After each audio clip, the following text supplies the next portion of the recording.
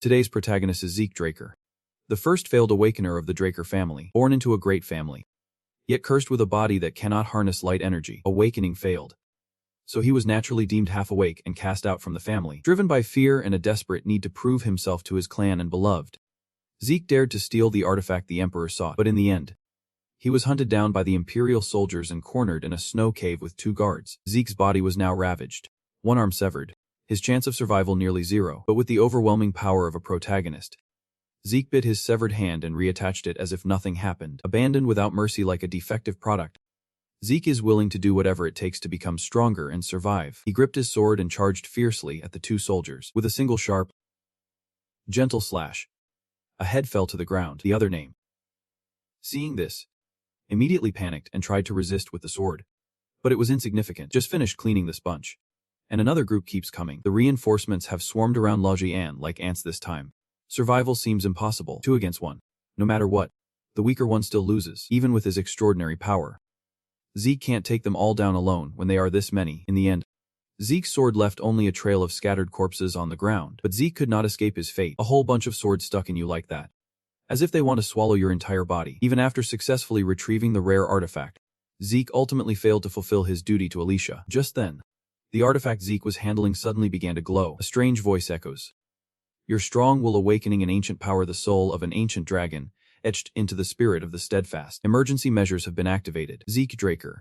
Do you agree? Zeke, nearing death, drifts in a haze, unaware of what is happening. Everything around feels blurry and overwhelmingly noisy. Unconsciously, he inadvertently uttered the words of agreement to the system. Immediately, an unstoppable force is being unleashed. Just 5 seconds later, when Zeke regained consciousness and awareness, he found himself in his own childhood body. Zeke could not believe it just seconds ago.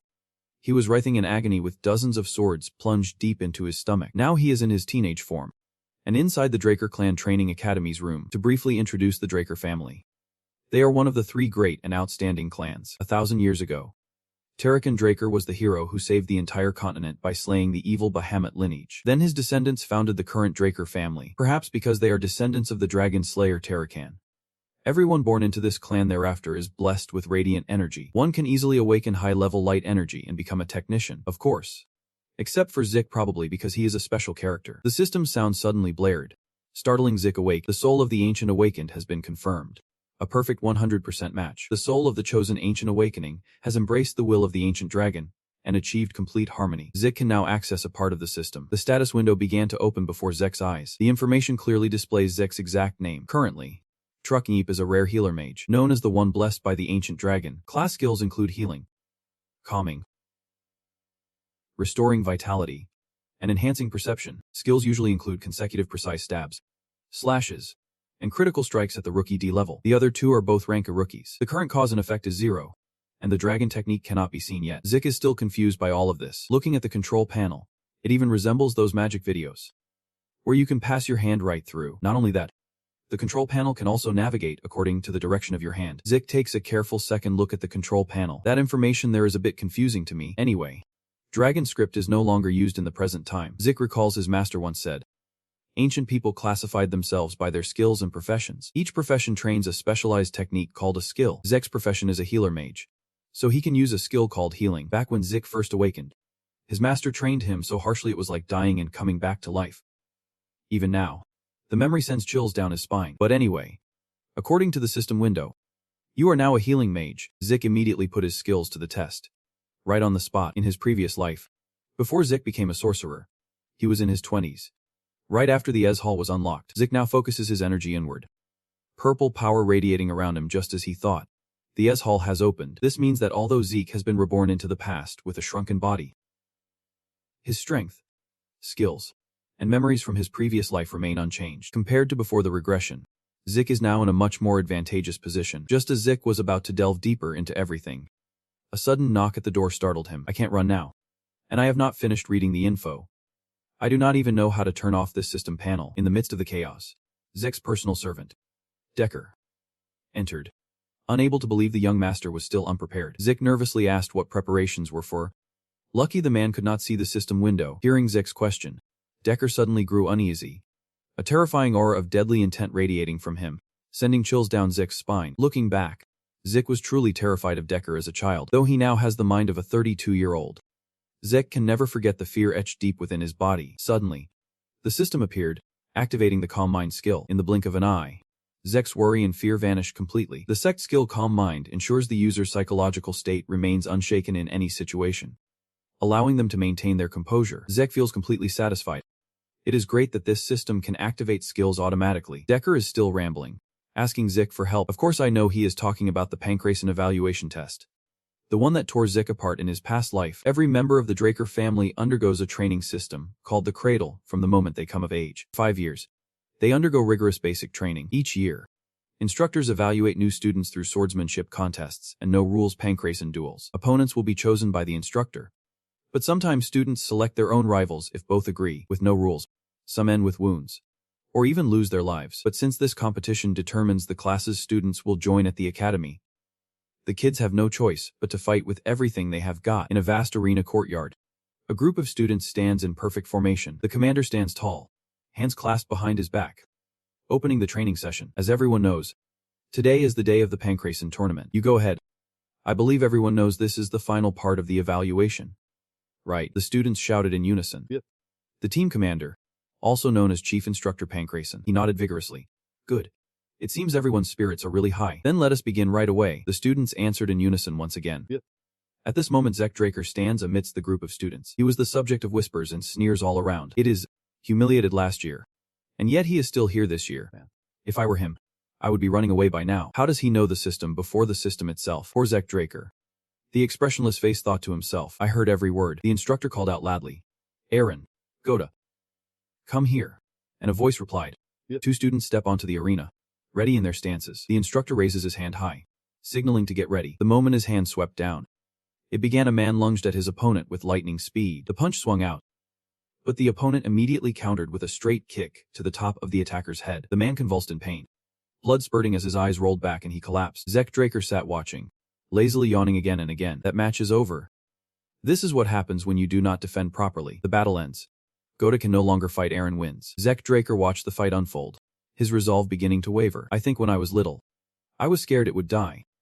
But these guys are nothing. He yawns once more, unaware that from the distant opposite stands, ruthless eyes are watching him. Leon Conrad cracked his knuckles, warming up, then looked at Zek Draker with a chilling smile. Next up, Zek Draker and Leon Conrad step into the arena. Bamat asked, Zek, Lee, are you both ready? He eagerly said yes. He warily said yes. I rubbed my eyes in disbelief, dreaming that my opponent was none other than Leon. Leon Conrad sneers. Look at you, turning back again. Looks like I did not hunt you down enough last year. Zek Draker says coolly. Pay up, whatever you want. He recalls how humiliating his defeat was in his past life, begging to live like a parasite. Leon Conrad, please spare me this time. Zek Draker knew this was a foolish plan set up to target him. After all, he was his rival every year. I am sure he played dirty behind the scenes. His family will whisper things like you have to overcome such dirty tricks to become a true dragon slayer. Looking at Leon Conrad's arrogant, hateful face, he could only feel exasperated. Why was such trash even his kin? Whenever he thinks of his family, Zek Draker always remembers his 4 direct cousins. In a past life, the 4 siblings of the direct bloodline never had the chance to meet. But there are plenty of cousins always ready to pick on me. Suddenly, Leon Conrad interrupted his train of thought. I have to admit, Zek Draker, your voice drips with sarcasm. You are really the last person who should come back here, after getting beaten to a pulp last time. Leon Conrad looked at him, tapped his head mockingly. Could it be the system activating the class skill? Calm Mind. Zek Draker took a deep breath. It has been a long time since he heard that mocking, irritating voice again. I looked him straight in the eyes and said firmly, I won't be so lenient if you call me that again. Leon Conrad was a head taller than him, leaning into his hair, even coldly challenging him. So what will you do, you lowly dog? Yep. Zek Draker stands firm, swinging one arm hard across Leon Conrad's face. Leon Conrad was caught off guard by the sudden echo. System alert. Critical strike skill activated. Critical strike skill, dealing critical damage to enemies. You could be counterattacked if your strike fails. The recent bludgeon left Leon Conrad clutching his face, screaming in agony. My face. My face. Zek Draker felt the breath of dark magic all around him. He was a bit stunned. Spreading his hand open, I only meant to knock him out, but my skills activated with a simple punch. I really can't control my abilities well. Professor Panmark shouted. What are you doing? Zek Draker. He crouched down, protecting Leon Conrad while criticizing him for attacking before I even declared the start. Zek Draker retorts, "Who said we are ready to fight on the battlefield?" He flashed a cocky grin and said, "The one who strikes first gains the advantage." In that moment, Instructor Panmark's eyes darkened with fear. "I am sweating. And what I just felt was a thirst for blood." Lecturer Panmark says, "Sir." As Lecturer Panmark looks at him with a feverish gaze, Leon Conrad slowly rises, blood dripping steadily. "You speak with difficulty. Please start the match." "I will." Leon Conrad stood before Zek Draker, his whole being boiling with rage. "You shut up, you damn trash." Zek Draker glanced at him with disdain. "Clearly the fool here is you. Unable to learn a lesson." Lecturer Panmark ignites the battle once again. "Begin." Leon Conrad charged at him, eyes burning with fury. What was that? Paranoid thoughts raced through my mind. I was scared from that punch just now. A jolt of electricity surged through Leon Conrad's mind. He shouted that if he had been alert, it would not have been a problem at all. "What I need for the room is..." Leon Conrad's gaze shifts to the left hand gripping Zek Draker. It's counterattack with the left hand, as expected. Zek Draker swung his left hand as you approached. Leon Conrad suddenly lowers himself. Seizing the weak spot on his leg, he wrestled his brother down, still laughing triumphantly. "Watch out, you low-lift bastard." Suddenly, Leon Conrad's face twisted, as if all his senses skipped a beat. You stagger back, too shocked to believe it. "Is that what just happened?" Lecturer Panmark stared in horror at Zek Draker, who just shrugged indifferently, lamenting the lost mountain. "Tight. It seems that is not enough." Lecturer Panmark's face turned pale, thinking, having witnessed it all, am I joking myself? Is this really the battle perception of a 12-year-old kid? Replay that moment in my head slowly when Leon dodged Zek's counterattack and tried to pin him down. I thought Leon would win, he kept analyzing. But Zek punched Leon's grip and broke free from his hold. It was Leon's mistake to let his guard down, thinking he had Zek cornered. But Zek remains calm despite the counterattack failing. The focus and precision required to deliver damage so effectively and accurately. Lecturer Panmark had to look at Zek Draker with completely different eyes. Could this really be the Zek Draker he knew? Leon Conrad, now with a battered face and a dizzy, spinning head, silently curses the heavens like this. He can't do anything, Leon Conrad thinks. First, he must widen the distance. In the next second, Zek Draker struck the weak spot in his leg with precision. The force was so great that Leon Conrad nearly collapsed. He panicked, thinking, he's so small. How can he be this strong? Leon Conrad tossed aside the growing twitch in his calf. He muttered, "This lowlife." Then shouted, "How dare you?" and threw a punch. But Zek Draker's eyes turned purple, and every movement within them now slowed down dramatically. The musketeer thinks, all right, this time I can control my power. System alert. Activating the Ascended Sensory Sect skill. Sensory system skill activated, temporarily enhancing all senses. Zek Draker smoothly dodged Leon Conrad's attack. Feeling a familiar thrill coursing through him, he channels power into his arm. Quietly proud now mastered the art of control. Zek Draker easily throws Leon Conrad over his shoulder to the ground. You have made your decision, so let us end this match. Damn. Zek Draker knocks out Leon Conrad with such force the ground cracks open. Dust clouds swirl wildly. The lecturer's hands and feet tangled in thick wires. You said what? Zek Draker just took Leon Conrad down. System alert.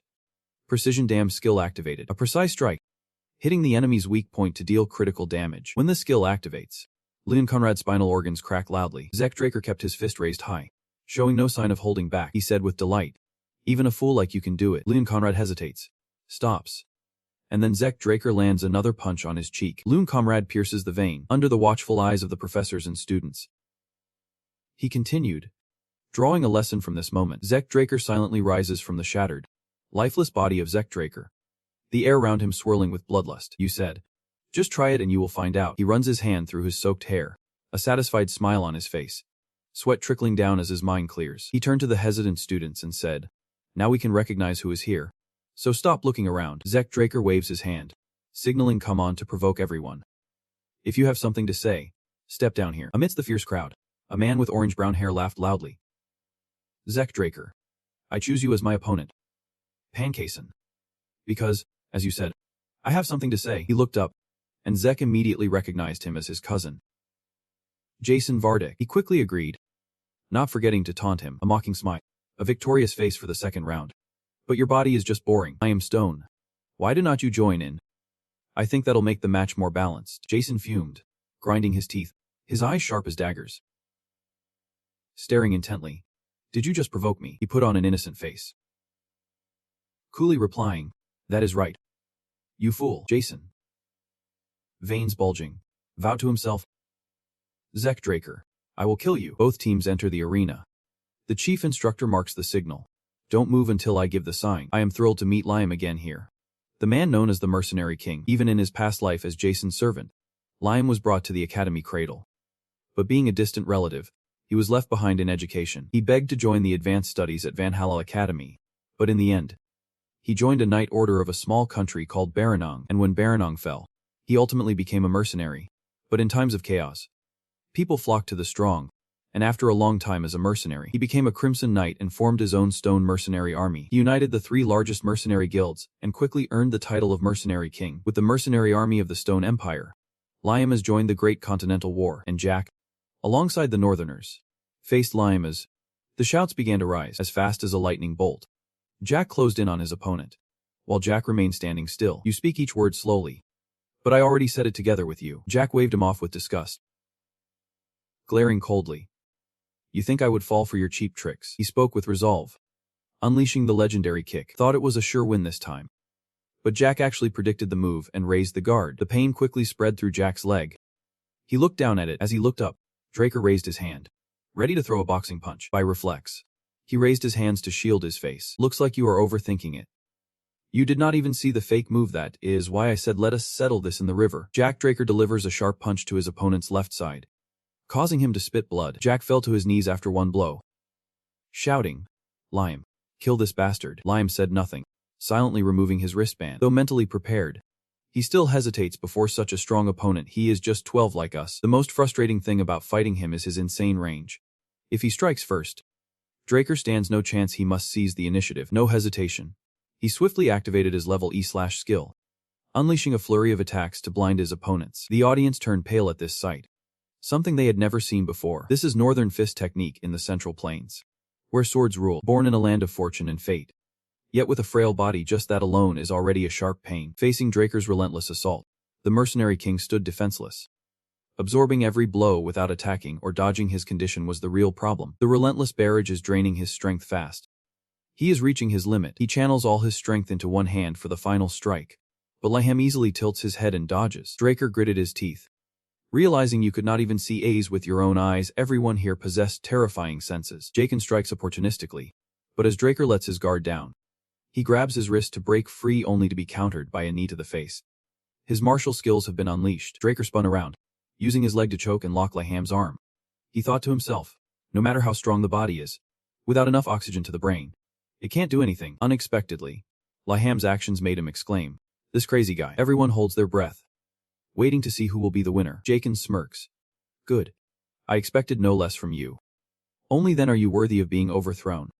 Draker, in Jack's private room. Draker's worried voice echoed. I heard you were seriously injured during the Pankracen match.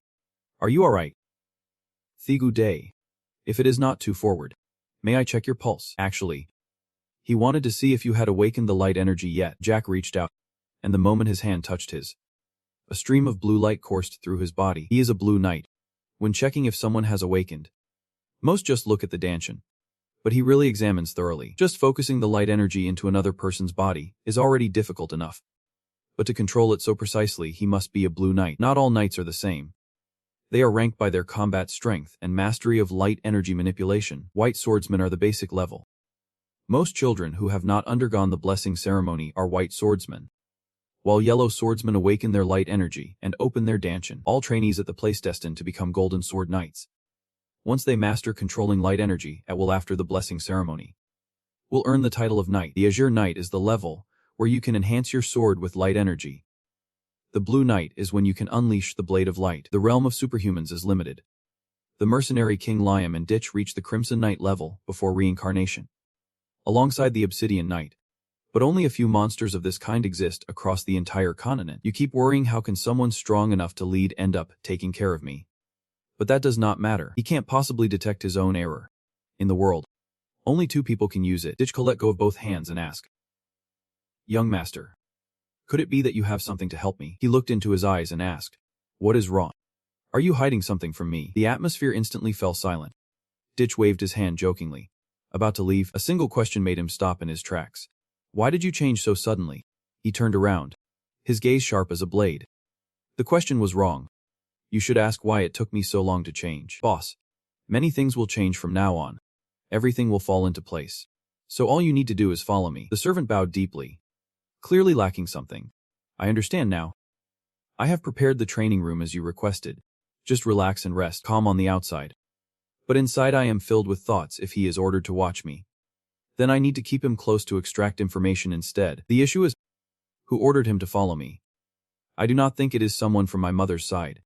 It must be one of the siblings. He stops before a room, glances around. Inside are complete training tools and towels. This is a private training room.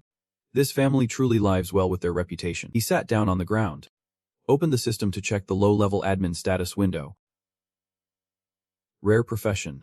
Healing mage blessed by the ancient dragon. The healing class skill calms, restores vitality, and enlightens to ascend. The current karma points are 0. Your sword skills have become proficient. Activated naturally through deep thought. So does that mean I have had them all along? If I learn something new, will it be added here as another skill? What is the difference between a skill and a faction skill? They activate the same way, and the dragon skill can't be viewed. You need 10 points to unlock it. The system prompts. You can earn karma points by killing monsters. Monsters dwell in the dungeon's depths, guarded by ranks of foes. But you must first become a knight of the order to reach them. Moreover, I am even more curious about why I was reincarnated into the past and what this system really is. This skill and profession tell me is definitely linked to that ancient treasure. But you have too little information. He raised the sword. Whatever it takes. As long as it makes me stronger, I will use it. Whether it is the system I am using or a family enemy, there are two known powers in the world.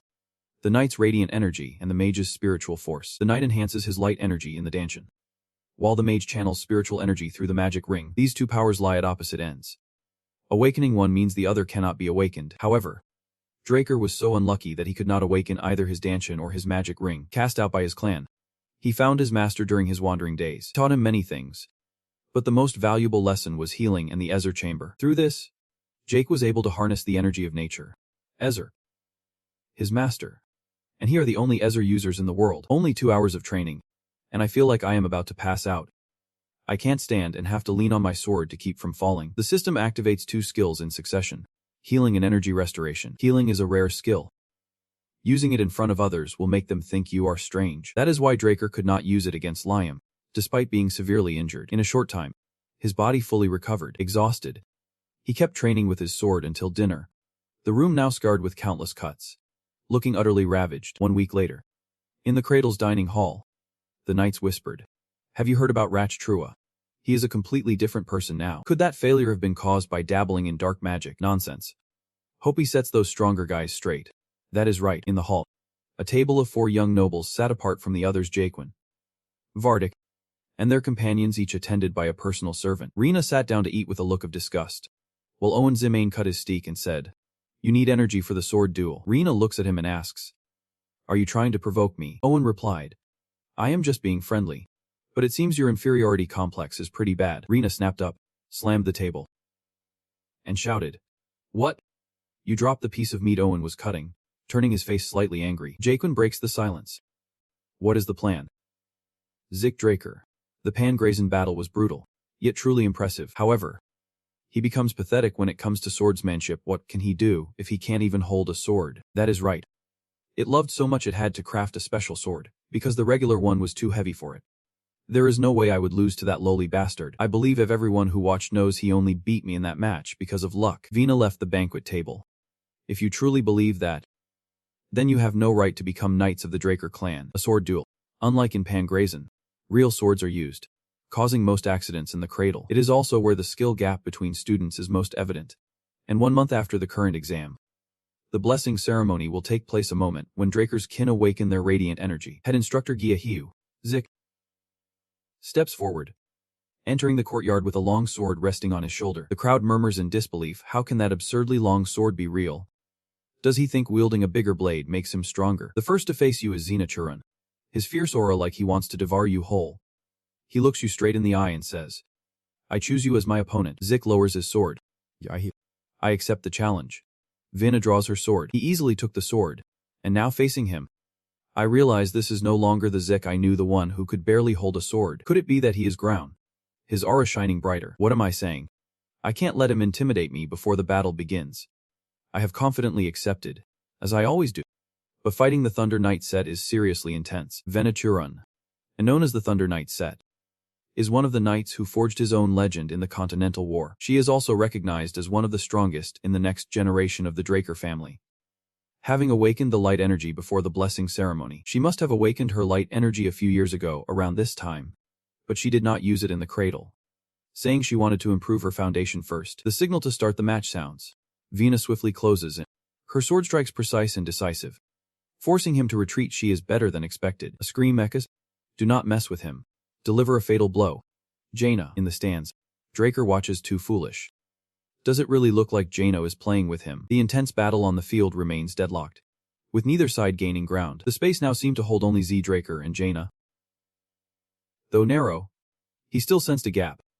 Yet no matter how hard he tried to seize the advantage quickly from it, his sword met mine as if praising my effort. And then a gap appeared, yes. This was like a training duel meant to teach Z after the direct confrontation. Both gained valuable insights about their opponent. So this is how the Thunder Knight judges the Chiu. When cradled, their sword is straightforward, just as expected from someone obsessed with their own essence. Yet it is also what holds her back. Let us see what happens if we try to help her break free. Thinking quickly, he dropped into an extremely low attack stance, aiming to close the distance in a single strike. Vena was mentally prepared. Her speed no ordinary feat. But she never expected Draker to be so fast, faster than a leopard. Vena squinted, focusing intensely. As long as there was distance between them, reacting to his moves was impossible. Slashes the ground, cracking the arena floor. 2 yellow stones fly up, smashing into Xena's face. She instinctively clutches her face as he moved to withdraw. The blade was already before him.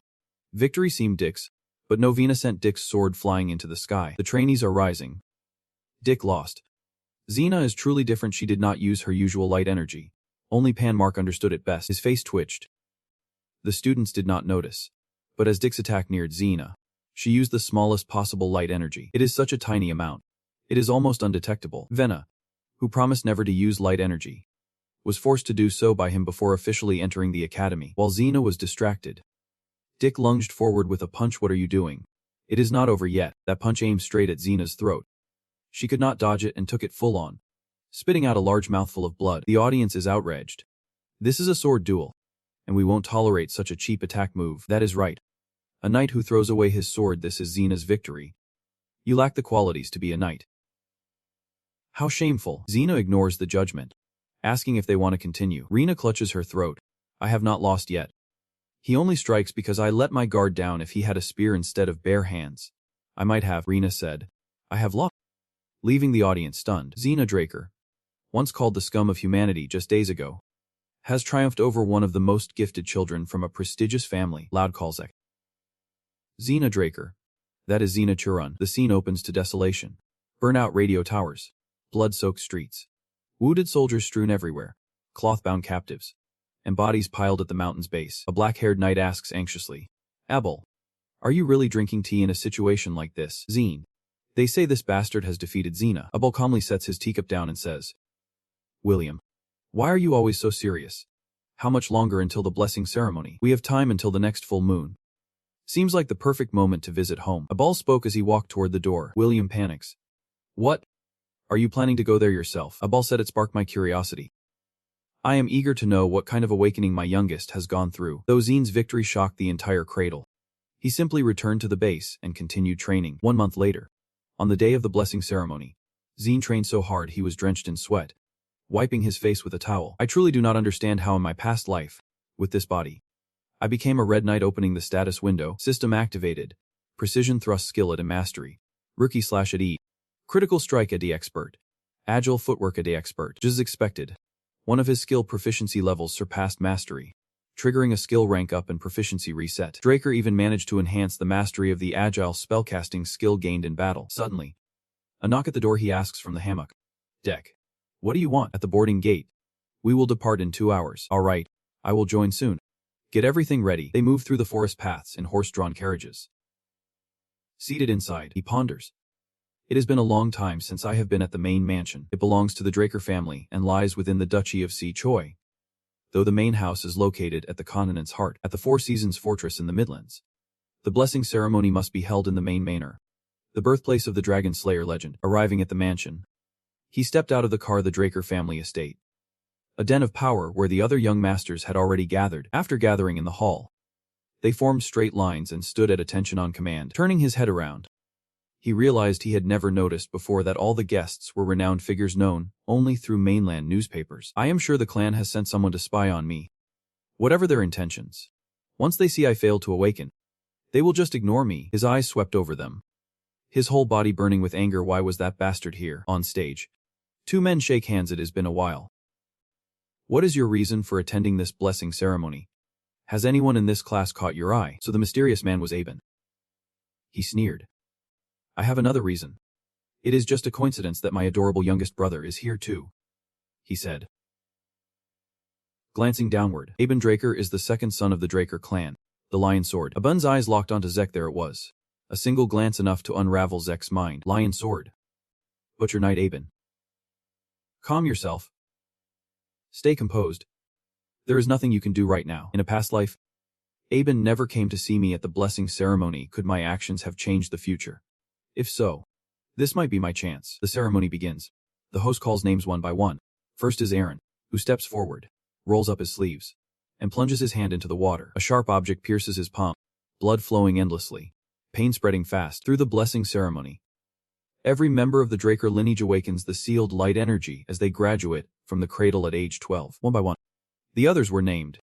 Compared to ordinary knights who awaken after 20, this was astonishingly fast. Among them, there are rare cases where, along with light energy, they also awaken a trait of the dragon slayer called spirit suppression. When it was Xena's turn, the spirit lamp suddenly flickered red at minimum.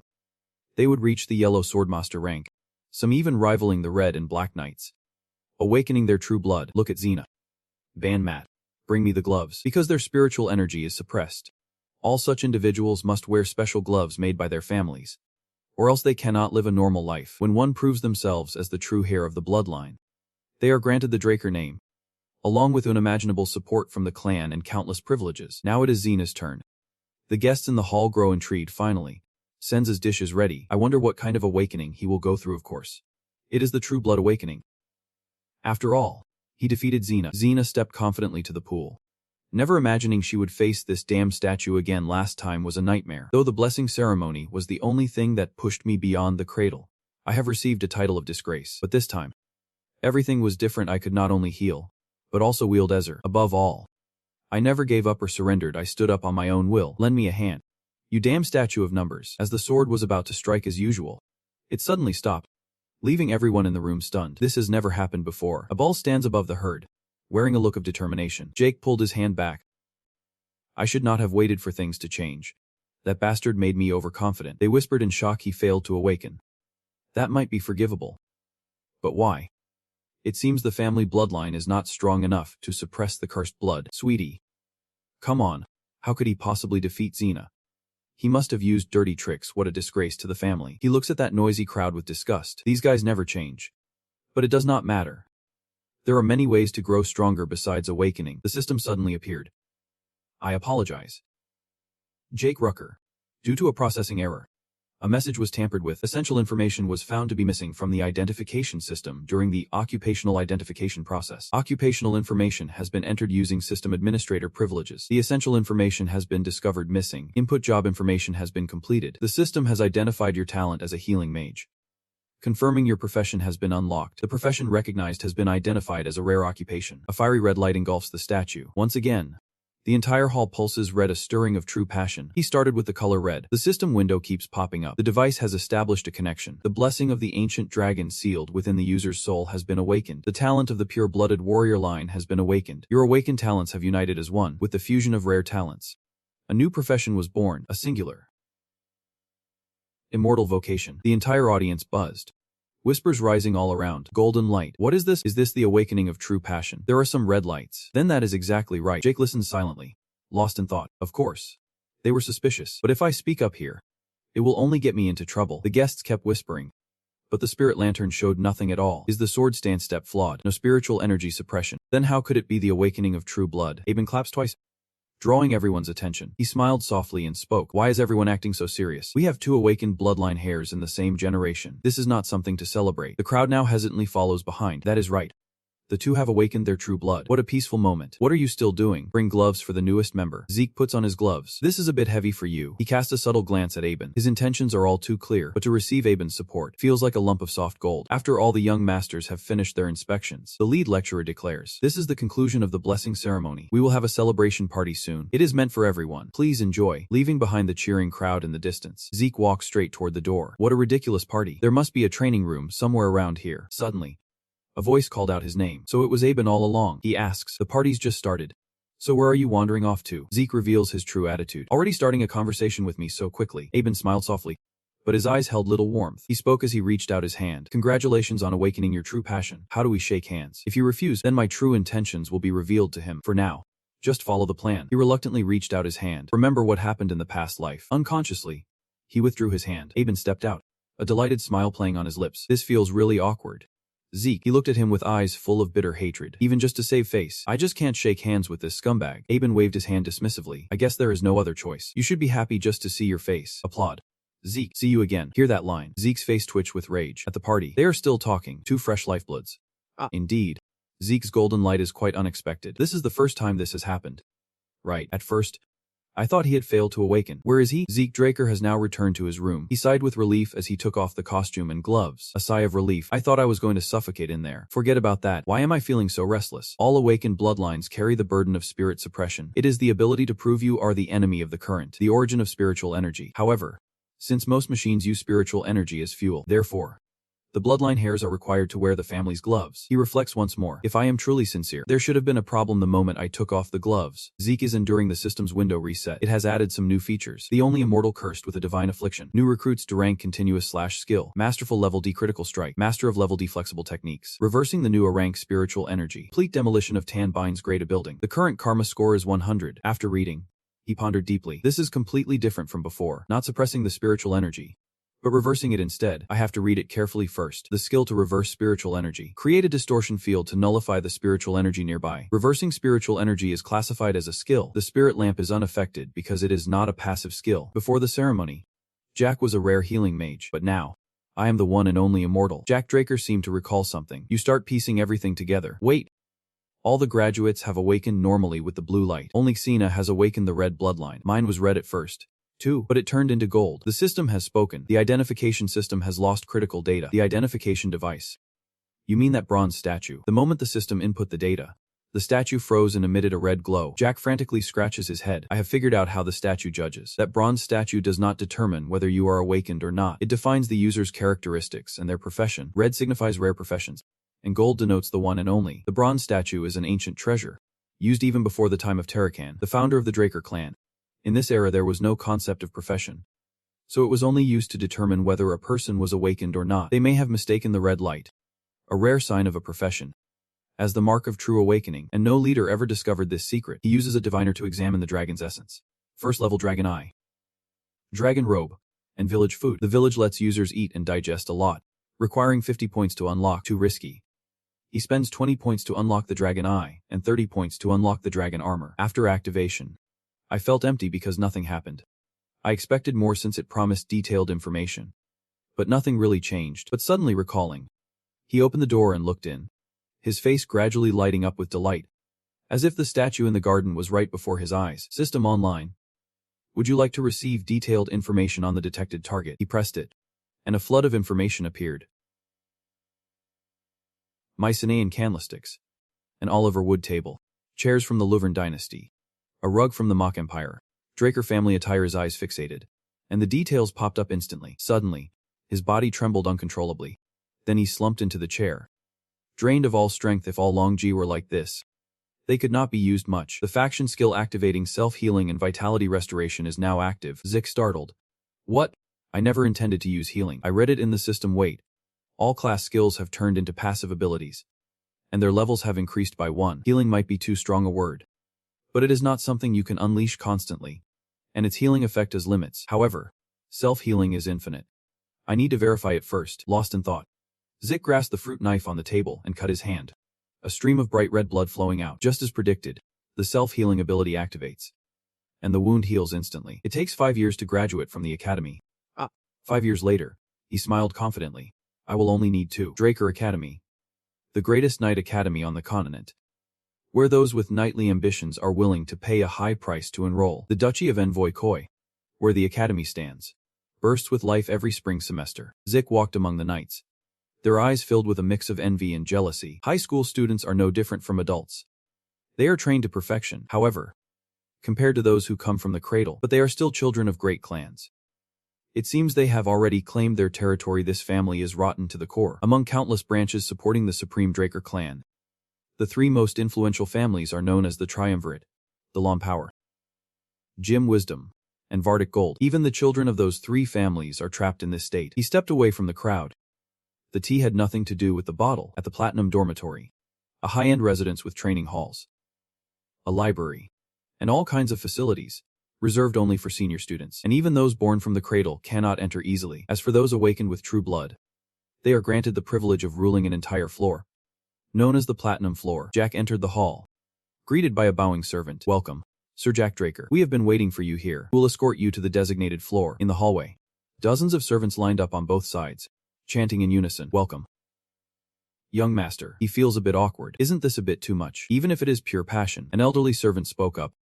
"Sir Draker is waiting for you in the room." Jack stepped in and asked, "What is going on?" "Draker." He left the document on the table. "I have something to deliver to you." He was instantly fascinated by the item. Smiling, it was on a whole different level from any temporary gloves. "I am glad you like it," Jack suggests. "Since we have got new gloves, we might as well get a new sword too. What do you think, Draker?" He agrees. "An excellent choice, sir." Jack gazes toward the desert, for the Formula territory lies near the giant mountain pass, rich in high-quality iron and skilled blacksmiths, so much so that many say a graduate's first weapon is a junk item. After hearing that, Draker quickly said, "Then I will find a skilled blacksmith." He raised his sword and said, "No need. I have already chosen someone." He handed him a paper with a bright smile, saying, "I will go myself. So please arrange the meeting." Dicker unfolded the paper, attached a hand batch. "I would never heard that name before. I will contact them immediately. Also, class starts tomorrow, so please review the related materials in advance." Alone in his room, Jack Draker sat reading documents, knowing that with the platinum layer completely isolated, he would have the freedom to develop his dragon tattoo. Someone knocked on the door. "Come in," Jack said. The person entering was the maid greeting him at the door. "Excuse me, sir. Rena, the floor owner, has sent an invitation to dinner." The moment he heard her name, he accepted without hesitation, stepping into Riena's place. He has got that sticky vibe, pretty intriguing. Like some southern gang, Rena was already waiting. "Welcome, Jack Draker. My family is a bit unusual. Apologies." She invited him to dinner in an open courtyard. As he sat down, he said, "Thank you for your concern, but your bodyguards can step back." She orders from the chef. He is surprised. The Thunder Knight judges. Blue light radiates around her. She is optimizing her dantian to control the light energy. "So you have set your sights on the position of the Knight of Death. But why is her swordsmanship so stifled? I sigh, such a waste of potential." After the meal, he was shocked by her appetite, surely 3 times that of Jack's. He thought to himself, "I eat a lot, but this is beyond anything I expected." Rena quietly wipes her mouth. "Now that we have finished eating, let us get to the main matter. Accept the Turon family support." "Jack Draker," you answered. "It seems you have forgotten. But we are both false awakenings of true blood." Rena explains to him. "It seems you misunderstood the false awakening of the bloodline. Indeed, we have received many privileges. This platinum layer alone is enough proof. Yet we gain no benefits when considering development. Centuries of academic and practical knowledge have been accumulated in the academy, with a personal instructor to effectively enhance capabilities. Without these, no matter how tough it gets, you will fall behind. That is why support from the clan is essential." Even Abel Drake, a pureblood like us, the youngest ever to earn the titles of White Knight and current Black Knight, received support from the Zyman clan, though the head of the Turon clan never told me why. But he told me you must not accept support from your mother's side. I will say it one more time. Accept the support of the Turon clan. Zeke Draker. Her gaze grew even more passionate than before, while Zeke wore a blank expression, waving his hand to refuse. Vina stood stunned, never expecting that boasting all those benefits would still be rejected. She asked why accepting the support of the Turon clan would not be a disadvantage for you. Zeke sneered, stood up and turned away, saying, "It is not about that. I do not need anything more than what I have already received, a false awakening of true blood. And that is enough. But in return for the meal, I will give you some advice right now. Your money holds too much power behind it. I guess you are too concerned about those people." Zeke touches a tree, causing its leaves to dance, creating a poetic scene. Listen closely. Xena. Your greatest strength lies in the flexibility that comes from a calm body. Don't meet force with force. Instead, deftly sidestep your opponent's attack and strike with subtle, precise power. If she can do that, she will grow far beyond her current self. After saying that, he thanked once more, then calmly left without looking back. Rina grits her teeth and pounds the table. Her mind flooded with thoughts. The Turon family is a symbol of power. She is simply following tradition, not caring about others. But on second thought, he is right. I have been obsessed with becoming a worthy Turon, and this consequence has unconsciously been forged into my sword. He simply saw right through it. When I was young, everyone called me a genius, but no one ever gave me real advice. She picked up a leaf. Zek Draker, who exactly are you? After all, walking home, he pondered everything that had happened. His entire skill set had changed, and their power was insane. How do you still manage to be fine after staying up all night training? Before, I thought this place was hell. But now, as a true awakened one, it has become paradise. Zek's face shows pure delight. Money and power are not everything, but nothing feels quite like this. Suddenly, someone called his name from behind. He turned around to see Owen with a group of people. He asked, "So you are in the special class too?" Owen Zimin is the third young master of the Zimin family, one of the three great families. Since Mew Moo is the Zimin family's specialty, he exploited others to bully me and cunningly maintained his image. No answer. He asked again, "I invited you to dinner last night, but you did not respond. Did you not receive the invitation?" Zik did not interrupt, just wondered why he was suddenly acting so friendly. Zik raised his hand with a mocking smile. "That thing on the table," Owen asked calmly. "Why did not you answer?" Zik replied softly, "You are funny too. Why should I answer you?" The moment he uttered those words, a massive foot stomped hard on the ground. He smiled, brushing his wrist threateningly. "You are really rude. Even though the young master has been so kind, let go. You are the king of resilience. You ask who they are, then sigh and walk away. Seems like those from the cradle hold no value at all. I get that you want to show off in front of your master, but remember who you are talking to." The man said nothing, attacking with light energy, but Zik blocked it with one hand. Seems advanced trainees can manipulate basic light energy. The giant with mighty fists. "My name is Durban Rosgale, but here they call me Durban the Mighty. On behalf of young Master Owen, I will teach you a lesson." Zikra Acker wielded light energy while sneering. Durban Heng Men, a mere trainee, yet already bearing a code name. Ridiculous. He wiped quickly like a gust of wind, punching straight into his gut, making that so-called Hung Man spit blood and fly 10 meters away. Zik twists his wrist. After Durban and Hung Man, who's next? "Hurry up, young Master Owen." Owen leaned in, whispering, "You really love basking in glory, do not you?" Zik raised the flag. After speaking, he dragged his men away, leaving the fierce man behind. Draco Academy is mainly divided into two classes. The regular class, where they teach that if you lack talent, you must overcome it through effort, following a strict regimen from dawn till dusk. And then, the special class, a place where you can freely choose your courses beyond the basics. Even within the academy where the greatest elites gather, that is the special class. So Zik had some hope. But most people here were just former trainees of the cradle. Not some special class, just the cradle's class. The lecturer on stage spoke loudly and orderly, encouraging the new special class students.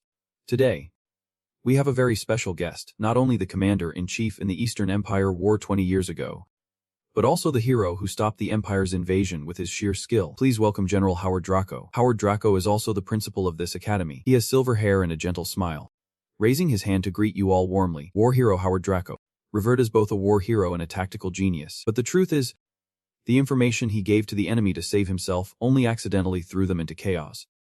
He was just a lucky traitor. Zik definitely hates him. Won't even look, that guy's no hero. He is the mastermind who got me expelled from the academy. I lost the only place left to return to and ended up wandering around the Choi Duchy. I was eventually captured by slave traders and sold to the Southern Cartel. I will give you a taste of it. After exchanging greetings, he walked out of the classroom. The lecturer continues the class. "I believe all the students have remembered the principal's words. Now, we will start the basic class right away. So grab your sword and head to the arena." The whole class answered in unison. "Yep, sir." Gathered here in the special class's indoor arena to learn, Jake was not very interested. Who would have thought even the special class had to learn the basics of dragon slaying? In my past life, because I could not harness light energy, I lost 2 years learning what should have taken only 3 months. Another teacher with blonde hair was appointed to take the class. "Welcome, students. I am Andre Draker, and I will teach you the basics of dragon slaying." The students below are confused, whispering among themselves, "Who is that?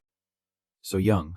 That is the official uniform of the Tok Draker family. Only Jake knew he was Andre, the Rose Knight, Though not a purebred awakener, he graduated early from Valhalla as valedictorian, a rare genius in a century bestowed with the Draker name. Even the special class teacher is on a different level. Known for his tough and unyielding personality, Teacher Andrew's face turned ashen, his eyes bloodshot, uttering 2 words sharply. The whole class held their breath. Not daring to make a sound, he continued, "If we are done talking, I will start the class. Everyone, draw your swords." Everyone drew their slender swords from their hips, but only Jake pulled out a long, heavy blade from his back. "That student. What is with that sword?" "Andre's a bit tall. You told him to step into the arena." "Student. Do not you know you have to choose a sword that suits your body?" Jake sighed, knowing this would happen. So he deliberately drew his sword to make an impression. But it was still not enough. He wished to reply, "I can defeat you with this sword, Master." Better to show him the skill. His face turned terrifying like before, activating the indomitable spirit defense skill of his sect. Andre Draker gently drew his sword. "I understand. Student, if you want to learn through your own body, if your sword touches mine even slightly, not only will you be excused for your rudeness, but you will also be exempt from this basic class on wyvern slaying, but it also comes from the dragon slaying technique class. Do not worry. I have no intention of using light energy on the students." Jack's joy is obvious. "Oh yes. No class today. I can beat Andrei since I know his weakness. But with Abel watching me, drawing more attention like at the cradle would be dangerous. I will just swipe his shirt and admit defeat." Then he swung his sword swiftly. But it was blocked by the master's blade. No wonder he is a blue knight. This won't be easy. Jack moves swiftly to every corner, but Andre blocks him with ease, not moving an inch. The trainees below are struggling. A true Draker Knight is on a whole different level 30 minutes in, and he has not even broken a sweat against their gear. The sword in Jack's hand began to spin, both sides growing wary. Andre Draker gritted his teeth. How could his strength be so absurd? Even if he was suppressing his aura, he never expected to lose to a student. Truly, the existence of true blood is an injustice. Jack saw through his flaws. His weak physique remained unchanged, and suppressing his aura like that was only harmful. Draker method of refining light energy is renowned for its uniqueness. You must activate the light energy during training. In everyday life, even while eating and sleeping, it must be maintained like breathing itself. In other words, with Andre, he is basically holding his breath. Cumbersome sword techniques drain more stamina, but losing like this feels wrong. There is no choice but to force him to use the light energy. Creating an easy situation is useless. I need something that will make him use light energy unconsciously. In other words, an extremely tough situation. Activating the agile martial arts skill, Andre immediately realized it. But he could not believe a student could use agile martial arts. Seizing the master's momentary lapse, Ditch appeared behind him and unleashed the fatal strike. At the moment the sword was about to fall on his head, Andre instinctively used the dragon slaying technique to dodge the strike. Section 1. A streak cuts across the sky. I could not dodge in time, so I took the hit that afternoon. My whole body got hurt. Damn. It really hurts. My body activates the faction skill. Self-healing. Now I can faint. Just thinking about it makes me feel faint. Andre Draker sheathed his sword and declared, "This student no longer needs to attend class. Any other student who wants to be excused, speak now." The whole class fell silent. "I will take that as a no." Andre continues the lesson. "Now, raise your swords from this moment. The students will witness one." Dick Draker was taken to the infirmary and received proper first aid. Though injured, his heart was full of joy. To be honest, that was quite a performance. Even if they did not manage to swipe their shirts. But I made Andre use the light energy he said he would not. And he acknowledged my power. In the end, Andre was taught a lesson. And I got the time I needed. Both of us won. Andre's final strike is the most basic move of the dragon slaying technique. Chapter 1. First paragraph. Streaking across the sky. However, since it was unleashed by a blue knight, its power is not particularly remarkable. Still, I can defeat a blue knight, thanks to my stamina and infinite healing. But that is not enough to live freely. To be without limits, I need to gain unstoppable power. The kind that ensures I never lose to anyone. A lingering voice pulled him back to reality. A long-haired man drinking stood by his bed. He laughed and said, "So you are Arthur's youngest son? With eyes just like that damn Arthur." A sudden jolt. Who is this monster? I could not detect him, even with that strong smell of alcohol. Not to mention, he dares to call the current master of the Draco house that. He spoke up, asking, "Who are you?" He did not answer right away but asked back, "How did you do it before?" "Kid." Then took a sip of wine. He is clearly acting on his own accord. "Let me ask again. What exactly do you mean by that?" He set the wine down on the table. Bewildered, how could the internal injury he suffered have healed so quickly? He stared at him intently. He broke into a sweat. Growing more cautious, he discovered the power of self-healing. The indomitable spirit defense skill has been activated. No, it must not be revealed. No one in the academy knows about healing. He denied it, then asked, so you will keep acting like that? Before striking him with his hand, by reflex, he dodged the strike, then slammed his palm into the man's face, activating a series of combat skills. The sword in his hand said, if he does not kill him, he will be killed. He easily wields the praised sword. Your adaptability is impressive, just like a seasoned mercenary. The enemy's sword was effortlessly blocked. He lipped smoothly, smiling, saying, just like that. At that moment, his eyes suddenly gleamed strangely as he continued, just a hired soldier. Then, at that phrase, Ditch swiftly lipped back, vanishing from his original spot in the blink of an eye. He appears slightly worried, wondering what kind of freak this guy is, and why the soldiers had to hire him. And what worries you most is, does he know anything about your past life? Yet now he still looks calm, playfully wielding his sword, then suddenly shifts it and steps back. After a moment of thought, he raised a finger. Duck looked at Ditch and said, I think you are more suited to being a mercenary than a knight. Hearing that, I was startled, thinking to myself, is that what he means? I have never been like that since meeting my master. After that preliminary battle, I was certain there was a vast gap in power between us, so wide that if he wished, he could easily kill me. He was at least an exceptional knight. He pointed directly at him and asked, that dual-handed sword is the basic supply of the cradle. Right, you have that talent. So why use that weapon?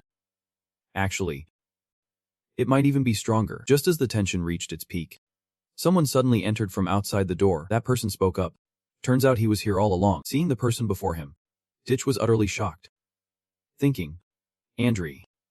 Why him? Andri kept staring at the foundry, then at the gardener Dexter. Hearing this, he stopped glaring and exclaimed, is that the gardener? That guy. At this moment, Duck spoke. How do you know I am here? You persistent bastard, Andri replied. He had been in the training room earlier. He continued, you are annoyingly quick-witted. Suddenly, Andri glanced toward the checkpoint, reminding himself that if the treatment was done, he could go home. Student. He quickly turned away and replied, yep. Understood. Just as he reached out to touch the door knob, a loud voice called out, kid. And it was none other than Duck who spoke. He said, if you have time, come to the west greenhouse of the academy. I will teach you useful things. That sentence left Jack frozen in place. Not understanding what was happening, after a moment of daze, he directly walked out, refusing forget it. Hearing that, Duck was so furious he was practically smoking. Look at his mouth, his feelings are just like Arthur's. After closing the door, Jack smiled to himself, thinking, Dexter the gardener. Who are you trying to fool? He recalled what he said earlier, so you are Arthur's youngest son. He thought to himself, if he could so easily name the current master Arthur Draker, then he must have had only one disciple. Andri. His entire life, Jack's mind, the image of himself as Draker, the Storm Knight, one of the fiercest warriors, capable of taking on an entire kingdom alone, emerges. He became the hot topic when he suddenly disappeared one day, only to be found secretly living within the academy. Maybe Andri came here because he knew he would find him. Jack walked silently, thinking that Duck was known as a person with terrifying determination. There are even rumors he was knighted as the Black Knight, just because he liked the color black, but that is probably just nonsense. Right now, Duck is showing strong interest in me, but receiving ordinary lessons just out of simple curiosity is not something I am eager to learn. At that moment, a thought struck him. If he was going to learn something, he had to master the master's secret technique, turning his fleeting interest into unwavering determination. At the same time, inside the main building of the academy, someone standing on the podium asked, in a situation like this, do you know what will happen? He is the professor of magical theory at Fanong Academy. At that question, the room fell completely silent. All the students dozed off together. The professor asked again. No one knew why. With no one answering, he forced a smile and said, ha. Then, when the formula is successfully created. Just as these words were spoken, a voice rang out sharply, do the resistance. You were truly struck. The one who just spoke is Jack. He raised his hand and continued, I do not understand the ley energy flow law the teacher mentioned earlier. Hearing that, the professor exclaimed in surprise. Ah, Jack called back. Professor. Professor. To which the professor replied, sorry. This is the first time I have received a question about spiritual energy flow. To explain the concept, it is fascinating. That is the way of the spirit. The waiter argued passionately, and before long, class was over. Everyone stood up, whispering, why are we studying magic theory at the Night Academy? Actually, it is bedtime. But Jack thought otherwise. This was a simple lesson, and he was no ordinary professor. Just as he thought this, someone called from behind him. Wait, Jack. It was the professor who called. Surprised, he turned and asked, what is wrong? Professor, He sighed and replied, It is. It is nothing much. He smiled and continued. It has been a long time since I felt like I could properly teach a class, thanks to you. So if you have any questions, come to my research lab anytime. I am still an alumnus of Delpho Magic University, so I know quite a lot. Hearing that, Jack was surprised, thinking to himself that he suspected the man was not an ordinary mage, but never expected him to be a former student of Delpho Magic University, the birthplace of magic.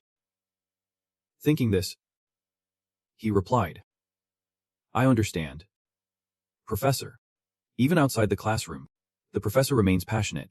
He smiled to himself, knowing there is nothing wrong with being close to a mage. Wizards excel at math and are often quick thinkers. They make better colleagues than knights. So, let us see if he is any good. Thinking this, Jack suddenly coughed, eyes wide open. In front of him, Duck was lying on the chair waiting, more impatient than he expected. Only about a week had passed. Truck glanced at him and asked, Are you done yet? Good. Jack continued.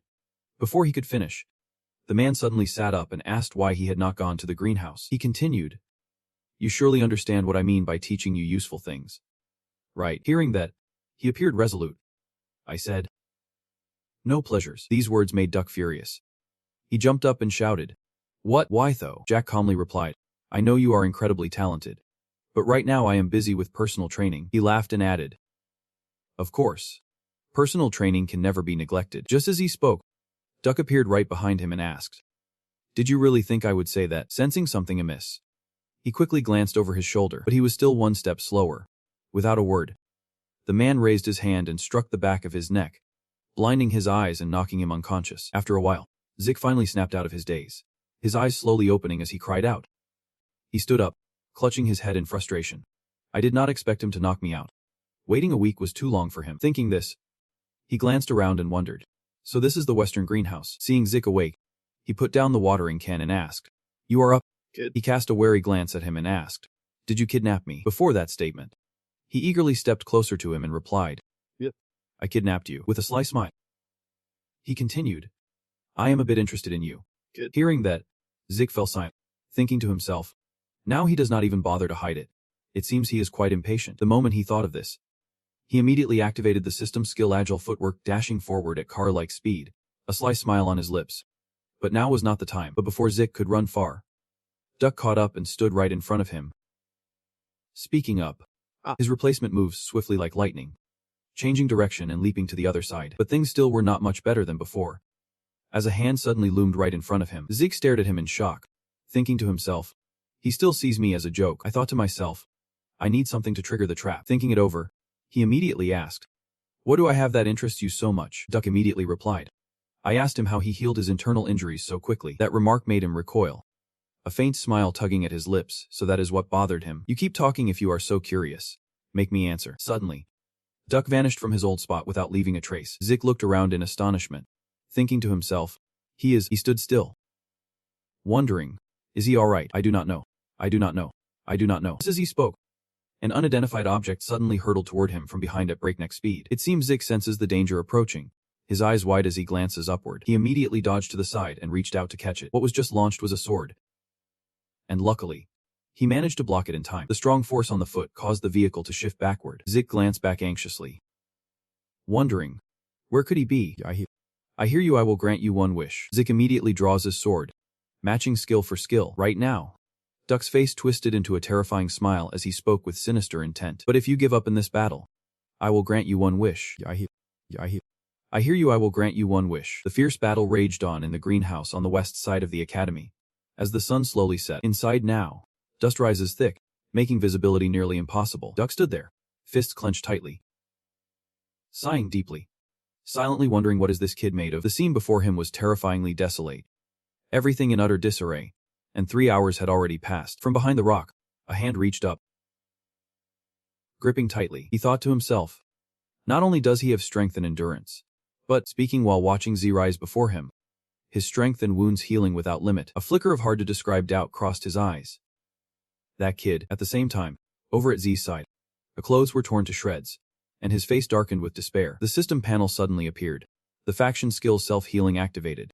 The faction skill endless stamina activated. The light glanced toward him, silently thinking, I could do this all day, but I can't win against the extreme. Longhua. It seems dangerous. So I have never used it. Thinking this through, he quickly wiped forward and made his decision. But facing the Black Knight, it would not be a problem. Both their eyes suddenly changed. Fierce killing intent surging as their power erupted. Come on. Duck saw that and immediately broke into a delighted smile. Exclaiming, that look in your eyes, he burst out laughing. Praising, good. That is exactly how it should be. Not a soul stood still. Whirlwinds rose, sending dust swirling everywhere. The system instantly displayed a notification. The agile footwork skill has been activated. And he dashed forward accordingly. And Din fiercely swings his sword. But Duck is no ordinary man. He effortlessly dodges every strike. He watched the sword strike coming, smiling quietly, thinking, he is repeating the same attack. He may be fast, but compared to that leech and Turan's girl, he is nothing but his malice. His malice surpasses all patience. I am utterly captivated by it, as he thought. He reached into his pocket. Maybe it is time to use a bit of light energy. But before he could even act, a terrifying golden gaze appeared right beside him, causing him to freeze. He immediately swung his arm, shattering the sword into many pieces. His face darkened as he thought to himself. Just now was before he could finish speaking. A thick cloud of dust rose, blocking his view. Duck glanced around, wondering if he had blocked his own view. But it would still be hard for him to find me. The train of thought was just interrupted as Detch appeared right behind him, eyes sharp as a blade. The system displays a notification. Dragon Seal. Dragon Eye. Activated. But the moment the sword drew near, Duck recognized it instantly. He startled, realizing the thing he just struck was not a person, but merely an illusion. He vanished from his old position without leaving a single trace. His speed was so fast it kicked up a cloud of dust and sand. At this moment, with a bewildered look, Detch exclaimed as the whirlwind spun around him. This is Duck Sao's secret technique. A simple quick swipe unleashed a powerful gust of wind. This is why he is called the Tornado Knight. While he was lost in thought, Duck quietly approached from behind and whispered. Hey. Startled, he swung his sword, but could not strike them. Auntie. Suddenly he lunged at Deck with a punch and a loud shout, saying, consider this a draw. Good. This punch caught me off guard, blood pouring from my mouth. His body was thrown backward with a violent crash. The system alerts. Due to excessive skill use, your exhaustion has exceeded the acceptable limit. Seeing that, he smirked and said, you get what you deserve. The system keeps warning, for your safety, your consciousness will be forcibly shut down. Suddenly, your vision blurs. Damn it. Damn it. After a moment of unconsciousness, Dekka's eyes finally fluttered open. Before him was the familiar room, and clutching his throbbing head, he sat up abruptly. Detch tries to look back once more, thinking silently, this is my room, taking me back. And with that thought, he sighs deeply. Come on, victory is ours. He collapsed onto the bed and exclaimed, truly worthy of the fierce knight. I think I have done everything I can in the present, and it is useless. I have tried to master the technique by repeating the attack hundreds of times. At the decisive moment, he created an opening with dragon power, added the use of dragon eyes to attack him. Yet it still was not enough. The skill Duck used in the final moment must be his secret technique. I truly lost consciousness from overusing the dragon skill, but thanks to that, I witnessed his secret technique, an absurdly fast movement mastered through his extremely trained body. That secret technique is definitely what helped Andre, despite his weak physique, rise to the rank of Crimson Knight. Thinking this over, Jake felt a pang of disappointment. It is a shame he lost the chance to learn the old man's secret technique. But it was still worth it. The spear's pressure is so intense it makes even the fiercest knights hesitate. Most shrimp and prawns will collapse upon encountering this skill. Suddenly, a notification popped up right before him, making him startle and glance over. The board shows you have an unopened message. Confirm or not. You wonder, why unopened? The system keeps notifying. Skill upgraded from D to C. Agile techniques enhanced. High-speed movement unlocked. Your soul has grown stronger through your unwavering will, evolving alongside your spirit. Your system functions have been activated. You can enable the next function using karma points. His eyes grow hazy. Girl. What? System notification. The minimap and geographical features visible through the map's layout are locked. 20 points required to unlock. Storage compartment. Capable of holding as many items as possible within capacity. Locked. Requires 20 points to unlock. Basic level task, including guidelines and assignments for the effective development of junior administrators, are locked, with 5 points needed to unlock. Current karma points at 40. After reading through once, he sat deep in thought. A flood of images appearing beyond the storage chamber as described. Decided. Instead of unloading, just press the agree button on the system panel. Check the storage bay first. An instant notification appears. Choose your item, and it will be stored in the compartment. When you retrieve an item from the inventory, You can think of its name or shape. The space an item occupies in the storage depends on its size and weight. To expand your storage, you can use causal points to increase its capacity. After hearing the explanation, he glanced sideways. Wondering how to choose the item he wanted, he quickly reached out and grabbed his shattered sword. If he can activate skills just by thinking about them, then storing items in the compartment should work the same way. Zik grips the sword tightly. Thoughts racing. Save, save, save. As the blade suddenly glows white and slowly vanishes, he looked into the compartment ahead. Thinking silently, the dual swords had vanished, occupying 228 slots in the storage. So this is what the system means when it says the space an item occupies in the storage depends on its size and weight. To retrieve it, I need to think of its name or shape, just as Zek had expected. The sword appeared right in his hand. He grinned slyly. Amused, I would thought of a secondary space lexicon. But this is even better. That container is expensive. Clearly.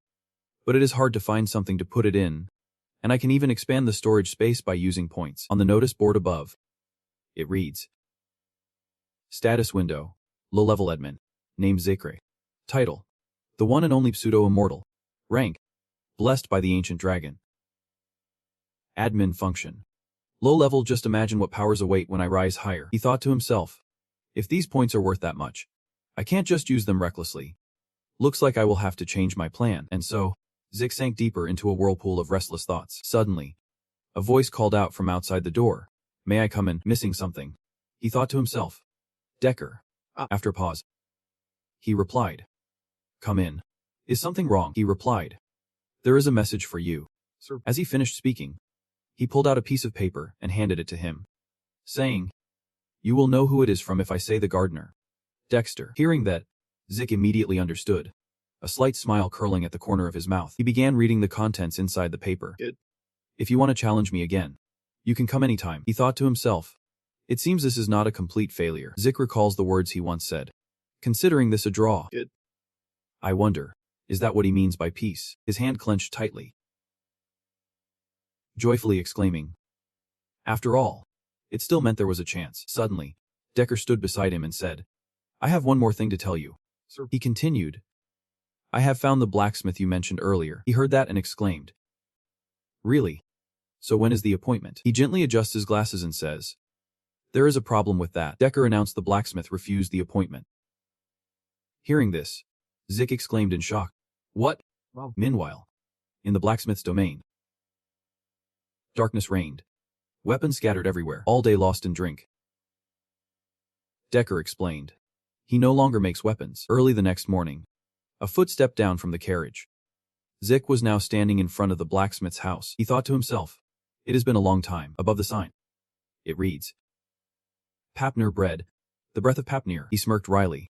Haha, truly a prestigious name for a tough guy. Thinking this, Zik slowly pushed the door open and asked, Is anyone in there? As you recall, the radiant sword of Graham is the masterpiece that Galen crafted. He said it is the price for studying his network, worthy of the title Soul Blacksmith. He is known to read the souls of blacksmiths before forging their weapons, and he lives up to that reputation, crafting the sword with the power I need most, the power to replace the light with Ezer, the greatest blacksmith on the continent. Forge this sword. Thinking this, Zik looked at the man mumbling in his drunken stupor, wondering what his current state was. Sensing a presence, he looked toward Zik in confusion and asked, What is this? This is not a place for children. Step aside. He is a soul smith. Galen handback. Before that remark, Zik paid no mind, scanning the surrounding chaos silently. Thinking, though he is emotional, it can't be this extreme what happened to him before meeting me. Immediately, he grabbed a large bucket of cold water and splashed it straight on a handback's face. Then, Zik tossed the bucket aside and stepped forward with a smile, asking, Are you awake now? Go on. I want to know why you refused my request. After a moment of daze, Hemback finally recognized the badge on Zik's gauntlet and gasped. Drake. Hemback bowed deeply and said loudly, I apologize for showing such respect. His whole being faltered with each word. Please forgive my rudeness. He pleaded, but for now, I accept no request. How can a bastard create something someone else desires, when he can't even make what he himself wants? Hearing that, Zik began to understand, so even Garlean went through a phase like that. Looking back now, he was already the greatest blacksmith on the continent when I met him, and Garlean never told me about his past life. Hemback clutches his head, lamenting, Why am I so useless? Can I even craft weapons anymore? His whole body stiffened. A blacksmith cannot forge a weapon this massive. Zik is too big. Garlean Handback, startled awake. He replied, "Please forgive me for my rude behavior earlier." Zik continues, "Do not worry. I want to see some of your failed projects." Handback quickly replied, "Let me take you to the back." He thought to himself, there was no other way. I have to guide him onto the right path myself. A moment later, the two of them were in the backyard. Handback spoke up, "I apologize, sir. I should not have let things get so exposed like that." Zik continues, It is. He looked at the weapon rack ahead and continued, saying it was truly captivating. Handback heard that and replied, "Thank you, sir." Saying this, he steps forward, while Master Zik raises his sword to observe. Handback warns anxiously, "Sir, please be careful though a failed product. They are still very sharp." Hearing that, Zik paid no mind. Each sword was inspected, this one, and this one. These ones, they are not failures. They match the quality of what he forged when he was hailed as the greatest blacksmith on the continent. The system flashes a message. "Dragon seal. Dragon eye activated." He exclaims, "Just as I thought." He immediately asked, "Is there something wrong with my furnace?" Hearing that, Handback was utterly shocked and asked, "How is that possible?" Sir, Zik replied, "I asked you. You have optimized your own unique metallurgy style, have not you?" Zik continues, "It seems he has mixed some metals to create a lighter, more refined material." As he spoke, he swung his sword, and with a single strike, the blade shattered instantly. "You spoke up, but your resilience was too weak. In such case, it is due to impurities not being removed during the heat treatment process." Handback looked toward Zik, thinking silently. Truly precise. He not only recognized my metallurgical method but even analyzed the key flaw and its cause if it were this person. Perhaps, thinking of this, he immediately spoke up, "Sir, this matter is somewhat very coincidental." He continued, "But I have something I need to ask you." A moment later inside the house, Zik stepped forward and asked, "What is going on?" Handback replies, "Can you take a look at this?" He placed a large roll of paper on the table and unrolled it. While Zik approached to observe closely, he thought to himself, this was Galleon's secret. Something he would reveal years later, the design of a magical furnace. I remember what Handback said, "Why hide anything from the one who saved my life? A furnace whose temperature can be freely controlled by magic. This is my secret." Thinking of this, he smiled and said, "With this, my metallurgical method will work perfectly." Handback cheerfully continued, "Sure enough. I knew you would realize it right away." Zik asks again, "You have the complete design, so why not build it?" Handback pondered for a moment, then replied, "The most crucial part, the blueprint for the man energy law, is still intact, but the cost to build the magic tower is 10,000 Vang." Hearing that, Zik thought to himself, a normal family of 4 has a monthly living cost of 10 gold, which means this is 1,000 times more. So it took him 10 years to save up that amount. Handback continued, "That skin is truly unnatural. So I want to ask you for a favor. You are a Draker and a true blood awakened being. So if you create this furnace for me, I will fulfill any of your requests for free and unconditionally until my last breath." Hearing that, he thought to himself, this is truly difficult. It would be possible if I were the clan's guardian knight, but it is impossible for me, even as a pureblood, to receive the 1,000 gold support. I cannot abandon Graham. The radiant sword. His deception is the law of spiritual energy. Just as he thought this, Zek's eyes widened and exclaimed, "Wait, are you talking about the spiritual energy law?" Without hesitation, he slowly rolled up the blueprint and said, "All right. I approve." Handback asked in disbelief, "Really? You truly care for him?" Zek replies, "I might recall a sorcerer I know. If I find the answer, I will tell you at once." Before leaving, he did not forget to remind me, "Please stop drinking." But before he could finish speaking, Handback fell to his knees, tears and snot streaming down his face. Thank you sincerely. This galleon will serve you for life as a life-saving benefactor." Voices echoed from inside the house. Thank you, sir." "Oh my, I know already. Stop it. I will tell you when it is done." Later at Racker Academy's research building, Jack walked silently, wondering why those damn magic tower guys charged such high fees when the structure looked so simple. Fanon's specialty is the design laws of spiritual energy, the focus of his research lab. Just as I thought about it, my whole body suddenly froze in place. A dark premonition flickers in his mind, his sharp eyes darting sideways. Right beside Jack was a dark alley. He thought to himself, what lies within that alley? A terrifying memory suddenly floods his mind. Jack was dragged into an alley by a group of men and beaten. "You have to kneel down and beg them." It is all my fault. Please." But those guys had no intention of sparing him. The leader shouted fiercely. "What did you say?" Jack cried bitterly, saying, I beg your forgiveness. Lord Conrad. For the lowly wretch I am dared to lay a hand upon your body. Hearing that, he immediately stomped hard on the head of the praised man. Well done, Jack. Well said, he continued with a contemptuous smile. To declare, I will give you the opportunity to clean up the ground you have soiled. Before those words, he could only kneel on the ground and say, Thank you. Lord Conrad. Back to the present. Jack could no longer endure this injustice. He slowly steps toward the alley. Damn it. At the same time, inside the alley, the relentless sounds of beating and scolding echoed. You, like me, are just a barrier to others' survival. Conrad exhaled slowly, then continued. That damn Jack is the same. An unprecedented golden light reaction.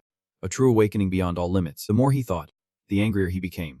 Repeatedly stomping hard on Vomine Choi Boy, the unfortunate one. Losing to that lowly bastard was inevitable, because of his surprise attack before the match even began. But why does that damned lucky bastard who beat me become a fake awakened bloodline? Just as we were talking, a figure suddenly approached from behind and said, Wait. Pockmarked face. Jack smirks and says, Already found someone to take my place. At this point, his smile slowly faded. His face darkening, he pointed sharply at his face. Warning. I am giving you 3 seconds if you are smart.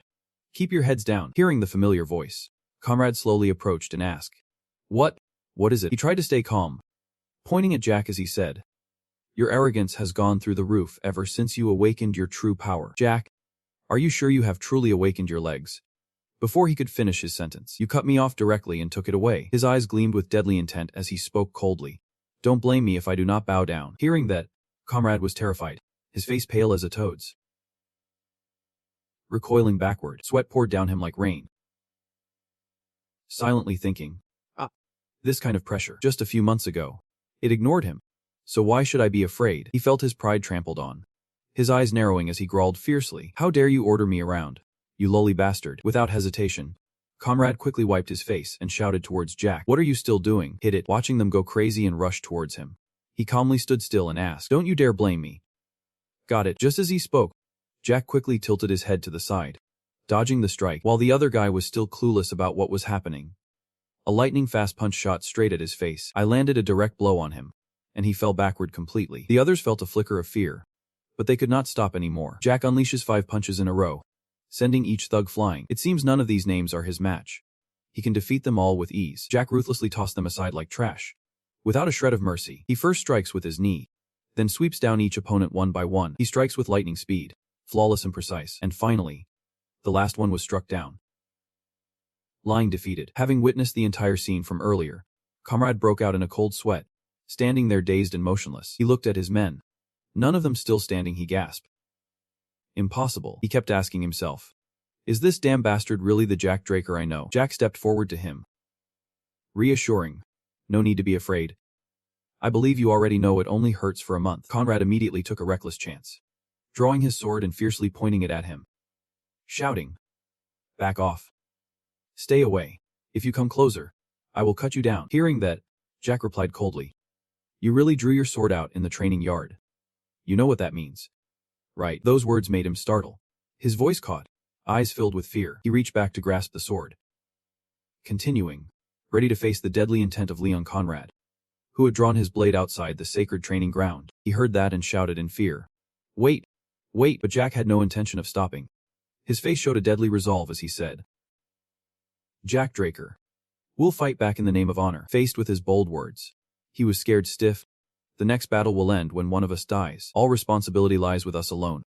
Our opponents bear no responsibility for the outcome. Just as I said that, I looked at the guy lying on the ground and continued, Limestone, you are the witness. Wasting no more time, Jack raised his sword. Now, let us continue. Seeing the serious look in his eyes, Conrad feared and hurriedly begged, I am sorry. He was so scared he wet his pants, kneeling on the ground, begging, Lord Jack Drake, please, please let me live. His whole body trembled uncontrollably, begging for mercy. Hearing that, Jack slowly lowered his sword. I remember I used to be just like that. Lord Leon Conrad, please spare my life. The more I think of you, the more my blood boils. You damn fool. In an instant, a lightning-fast sword slash aimed straight at Conrad's face. Jack directly rips off one of his ears. He sheathed his sword and said, I will take your ear as the price. Hearing that, he clutched his head, crying out in pain, My ears. My ears. He stepped forward, placing his hand on his head as a warning. If your ears are reattached when we meet again, The next thing I take won't be your ears. Jack grabs his hair tightly, almost shouting. But is his eyebrow? He grabbed Conrad's head and slammed it straight into the ground. Then he exhaled with relief and stood up.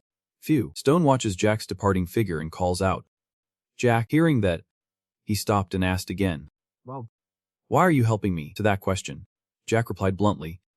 Don't think about it. He smiled and said, I am not helping you. Saying this, he turned and walked away, thinking to himself that he was actually helping himself. Jack scratched his head, sighed, and wondered if Garlean had influenced him. Thinking back, he realized he would just said something embarrassing. Back at Fanon's Research Lab Academy, a voice echoes from within. Is it feasible? Professor. Fanon looks at the design Jack brought back and says straight up, it is doable. You continue. Really?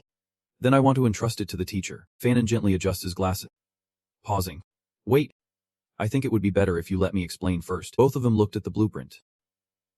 He continued, as you said, the overall structure is simple. But the problem lies in the core responsible for the scalp energy. The core is considered the heart of this machine, but the circuitry path has extremely tricky limitations. Even if it may be small, but it requires sufficient energy. And we will also need a way to adjust the scalp without suppression. Fanon exclaimed. This is unprecedented. Jack asked again. But is it really possible? He replied. Yep. There are two options based on the core's condition. I can personally adjust your design, but it will take at least a decade to redesign the core. No, it will take 15 years. Hearing that, he was utterly horrified. 15 years later, Fanon replied. Yep. It will take a significant amount of time. The second method skips core design and uses similar materials, saving time but requiring high-grade compressed spirit stone. Jack could not believe it and asked again. What did you say? Isn't that an ancient treasure that modern technology can't replicate? He replied. Precisely. That ancient treasures were rare to begin with. However, searching for treasures in the ruins is even harder than finding spirit stones that can withstand our design. It will cost over 3,000 gold. This sentence shattered Jack's hope, leaving him stunned and speechless. He brooded silently, thinking he might get fired if anyone found out he could not use light energy. But 15 years was too long. However, 3,000 gold is too high. I can't believe I can't give up Graham, the Sword of Radiance. Most people believe they are a light user because of what happened during the blessing ceremony. But it is just a reaction caused by healing and error. The fact remains that I still cannot use light energy. Error is considered a power beyond human control. Except for the spiritual skills my master taught me, no sword technique can harness the light energy. Even with that skill, I can only enhance and swing my entire body. Compared to others, light energy is easier to use and far more versatile. That is why I need Graham, the Sword of Radiance. Thinking this, Jack clutched his head in frustration. Damn it.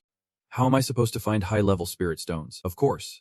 His fans speak up, and by the way, the creator of these designs is truly extraordinary, even considering the complex core. It is a design that loves Vietnam. He continued, saying it would be difficult to forge, even among the treasures of the Golden Age. Hearing that, he suddenly had an idea. His whole body froze as he exclaimed, a treasure from the Golden Age. The corner of his mouth twitched into a smile. Why had not I thought of this before? Wasting no more time, Jack slowly stood up and left, asking you to keep the design safe until I return. Professor, a fan asked confusedly. What do you mean? You want me to spend 15 years perfecting it? He laughed and replied. Haha, of course not. He reached out and firmly grasped the sword, saying, you will bring one. Jack is incredibly confident, like a high-level spiritual stone. The Golden Age, a war for liberation from the dominion of the dragons, ended with the defeat of the evil dragon Bahamut by Terracon Draker, ushering in a century of peace for humanity. During that time, many ancient treasures were discovered in the cave artifacts from the era of the Hero King, the pinnacle age of magic. All the treasures discovered possessed technology and magic far beyond modern standards. Among them were high-level spiritual stones, containing enough essential spiritual energy to sustain an entire village. A treasure from the era of the Hero King. Cut to Draker Academy. Central Library. Though rarely used, the Central Library is maintained, believed to have been established by Terracan himself during the Archive expansion phase. Golden Age relics have been uncovered, linking the Mage Tower and Archmage Nirvana, a key figure among the three great clans in the excavation. In those months, countless treasures from the Golden Age were uncovered, and news of them spread through the electric press. Or at least, that is what will happen 10 years from now. At the Central Library's archive room, Dick was present, glancing around, thinking no one had yet discovered the treasure or even realized its existence. Sighing with frustration, he said, we could search all day and still come up empty. The system flashes a message. Dragon Seal. Dragon Eye activated. One of Dick's eyes glows. He did not give up. Continuing to pace around the library in search, as he walked, he suddenly noticed something. His whole body froze, eyes wide open on the ground. A tile glowed with a faint red light. Dick exclaimed, "Here it is." He stepped forward, tapping his hand down, thinking to himself, it would make a hollow sound when tapped. Yes, that is it. He swiftly uses the spiritual skill of the primal spirit, cut, applying Ezer the unique technique of the primal spirit he learned from his master, because Ezer materializes the user's will. Applying certain attributes like cut and using them in various situations is feasible. However, it has a limitation. Users must spend a large amount of Ezer to perform any action. Just thinking about it makes my head pound like a hammer. Seems like using it is still too much for me. The final brick, after all this time, slowly gave way, and Dick slipped right through beneath it. Carefully closed the lid, as if nothing ever happened on the tiled floor. Below was pitch dark and damp. Dick had to grab a torch and light it up. He glanced around and spoke up. The report never mentioned it was this deep. Just as I was saying this, a sudden noise startled me in terror. Right beside him, two figures moved in the shadows. He thought in surprise. It would take at least another decade for anyone to discover these ruins. Dick took a daring glance, wondering if someone had already discovered it before him. But what met his eyes now were not humans, but two moving skeletons. He gasped. Dry bones. They are holding a spear and a shield, all right. Looks like it is not the spirit's doing. Dick immediately drew the sword from his bag. If that was the case, the system then displayed a notification. The critical hit skill has been activated. My brother struck like lightning, shattering those bone-thin foes. This was going to be easy. You handled them just like that, without breaking a sweat. After clearing everything, the system appeared, displaying, for defeating two skeletons, you have earned 2 karma points. The dry bones have been defeated twice. The cause and effect now hold 2 points. Hearing that, Dick burst out laughing with joy. Oh right. I can get points from Dick the Devil. I forgot because I was too focused on the treasure. Thinking about this, he became incredibly excited. Wait, is not this the perfect chance to grind points? Without hesitation, Dick grabbed his sword and dashed off at full speed. I'm coming. Beloved scores, 1 by 1. Each dry bone was relentlessly shattered. The system appears, announcing that by defeating a skeleton, you have earned 1 karma point. The dry bones were defeated 20 times. He smiled and spoke. So easy. The system keeps sending alerts. The current karmic point has already doubled. Status window. Low-level administrator named Dick Drager. The profession, the one and only immortal. The title, the one blessed by the ancient dragon. System functions, 2-year compartment. Mini-map. Locked. Need 20 points to unlock. Basic mission locked. Requires 4 skill points to unlock. Skills. The system must self-heal. Stay calm. Restore vitality. And gain power to ascend. Skill. Precise stabbing. Proficient at E level. Rapid strikes. Rookie level. Critical hit. Veteran level. Agile footwork. Veteran level. Reversing spiritual energy. A rank rookie. Full analysis. A rank rookie. Dragon soldier level 1. Dragon eye rookie. Dragon armor rookie. Village practice. Locked. Requires 50 points to unlock. Dragon scroll. Level 2. Inaccessible. Requires 50 points to unlock at the current karma point. 40. He silently thought. He must examine carefully in case he finds something to use the unlock point. The basic mission level is 4 years. And the miniature map is 20. Long human record. Farming. And level 2 lock skills all require 50 points. Looks like I can only buy the mini-map for now. The mini-map feature has been activated. Before Jack, a map appeared, showing even his exact location. He glanced over in awe, murmuring, "It is like a magic map." He reached out and pressed a button on the device, wondering, "What is this?" The system appears. The mini-map transformed from 2D to 3D. Seeing this, Jack laughed excitedly, saying, "Wonderful. This is exactly what I wanted." His eyes fixated on a room glowing with red light. But why was that room the only one different? The system is online. Would you like directions to the chosen location of the Dragon Slayer? The storage room. Yes, he heard that and thought to himself, what kind of storage room is this? Without hesitation, he reached out and pressed the agree button. After days of searching, the team finally found this place. Yet I found the location so easily. We will now provide the fastest route to your designated location. Ditch looked at the detailed instructions and laughed out loud. Haha. Unbelievable. With this, how could we possibly get lost? After some time moving, he finally stood before a large door. The system displayed, "You have arrived at the designated location." He glanced around, then spoke up. This must be the place. But how do I get inside? He reached out to touch the door and continued. It seems just pushing one open it. Just as we mentioned this, a strange red light suddenly emitted from above the door, where his hand touched. Not only that, it also carried a massive lightning strike that slammed Ditch's hand backward. He marveled silently, thinking the protective spell and the connection between the Phantom Tower and Grand Sorcerer Nirvana must be because of this door. Ditch stared at his smoking hand, silently grateful without the glove. He would have lost it. I can't break the spell. The system, no one can unlock it for me. The system responded immediately, confirming receipt of the administrator's request. We will connect to the security device. The security spell has been disabled. The automatic device activation failed. We will now proceed with manual activation, he exclaimed. What is it? Ditch, surprised, asks back. Wait, are you responding to what I just said? System responding. Yep. I have. Do you have any additional requests? Administrator Ditch Draker, hearing that, he stood there stunned for a moment. Can I really talk to the system? You keep asking. So why force me to be reborn? The system responds. I am unable to answer the question posed. Dig asks again. What exactly is this administrator system? The system responds. I am unable to answer the question posed. He still won't stop asking. Who created you? The system responds. I cannot answer that question. Do you have any other requests? Administrator Ditch Draker. Ditch Trang clutches his head, sighing deeply, thinking, damn it. I have not found any answers to these important questions. Thinking this, he said, all right, open the door. System response. We have confirmed the administrator's request. The Tomb of the Dragon Slayer and the storage room have been unlocked, and so, the massive door slowly creaked open. He stepped inside, taking it all in, and exclaimed, return at all of this place. I can't believe my eyes. Could it really be the treasure of the sun? The Yang treasure, as its name suggests, is a chest filled with precious treasures and valuables. Finding a single treasure can already be considered a miracle. Without hesitation, he reached out and opened a treasure chest. Inside, a golden light gleams brightly. Haha.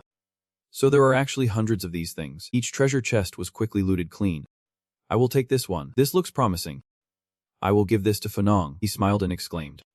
At last, I have found it. Inside this small wooden box are 4 compressed spirit stones, highly compressed. And having 4 of them is even better. Happily packed everything into the storage bay. I will use 1 point to unlock 4 more slots. I still do not have enough space to hold everything. Looks like I will have to come back often until I graduate. After gathering everything needed, he slowly stood up and left, deciding today was enough. But before he could act on that thought, a strange aura swept over him, sending a chill down his spine. He glanced around anxiously but sensed no one else was there. Ditch silently wonders. What is this overwhelming feeling? Suddenly, his arm accidentally brushed against the stone wall beside him, and a red light burst forth. Sensing something amiss, he jerked his hand back in surprise, but it was too late. Countless seals appeared, surrounding him, and he stared in shock, wondering, what is this? Before Ditch could finish speaking, he vanished without a trace. After a while of moving, Ditch appeared in a completely unfamiliar place, one he had never been to before. He glanced around in confusion and asked, System, where? Amidst the terrifying gloom, the system responded. The administrator is currently within the sacred Dragon Slayer's sanctuary. Hearing that, he glanced upward and continued. The sanctuary of the Dragon Slayer. The report said nothing about a room full of coffins. At this point, Ditch immediately opened the mini-map to take a closer look. He wore a pensive expression, thinking silently. Just as predicted, it was not far from the old location. But there was no path leading to the sacred land of the Dragon Slayer. If that is the case, this must be a place I never discovered in my past life. He did not hesitate to push a chest right in front of me. I could not just ignore it as the coffin lid creaked open, revealing a strange suit of armor lying neatly inside. Ditch gasped. What armor is that? The system alerts. The exclusive Dragon Slayer equipment has been detected. Hearing that, he could not help but get curious. So he stood up his armor to take a good look. He studies carefully before speaking. The exclusive armor of the Dragon Slayer. This definitely does not look like any Golden Age armor I have seen.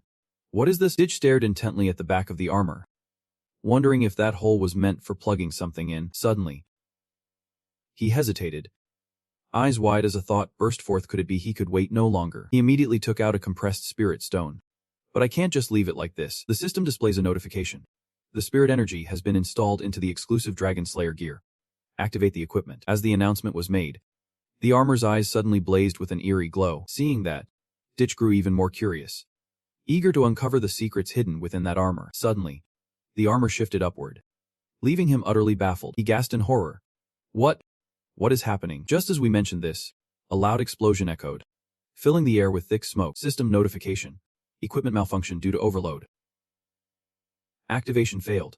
A small explosion is expected to follow. Please evacuate immediately. Hearing this, Ditch Tron Ren sat down on the ground, his face smeared with dirt, replying, It is already exploded. The system immediately felt remorse and apologized. He slowly stood up, gazing at the armor engulfed in flames.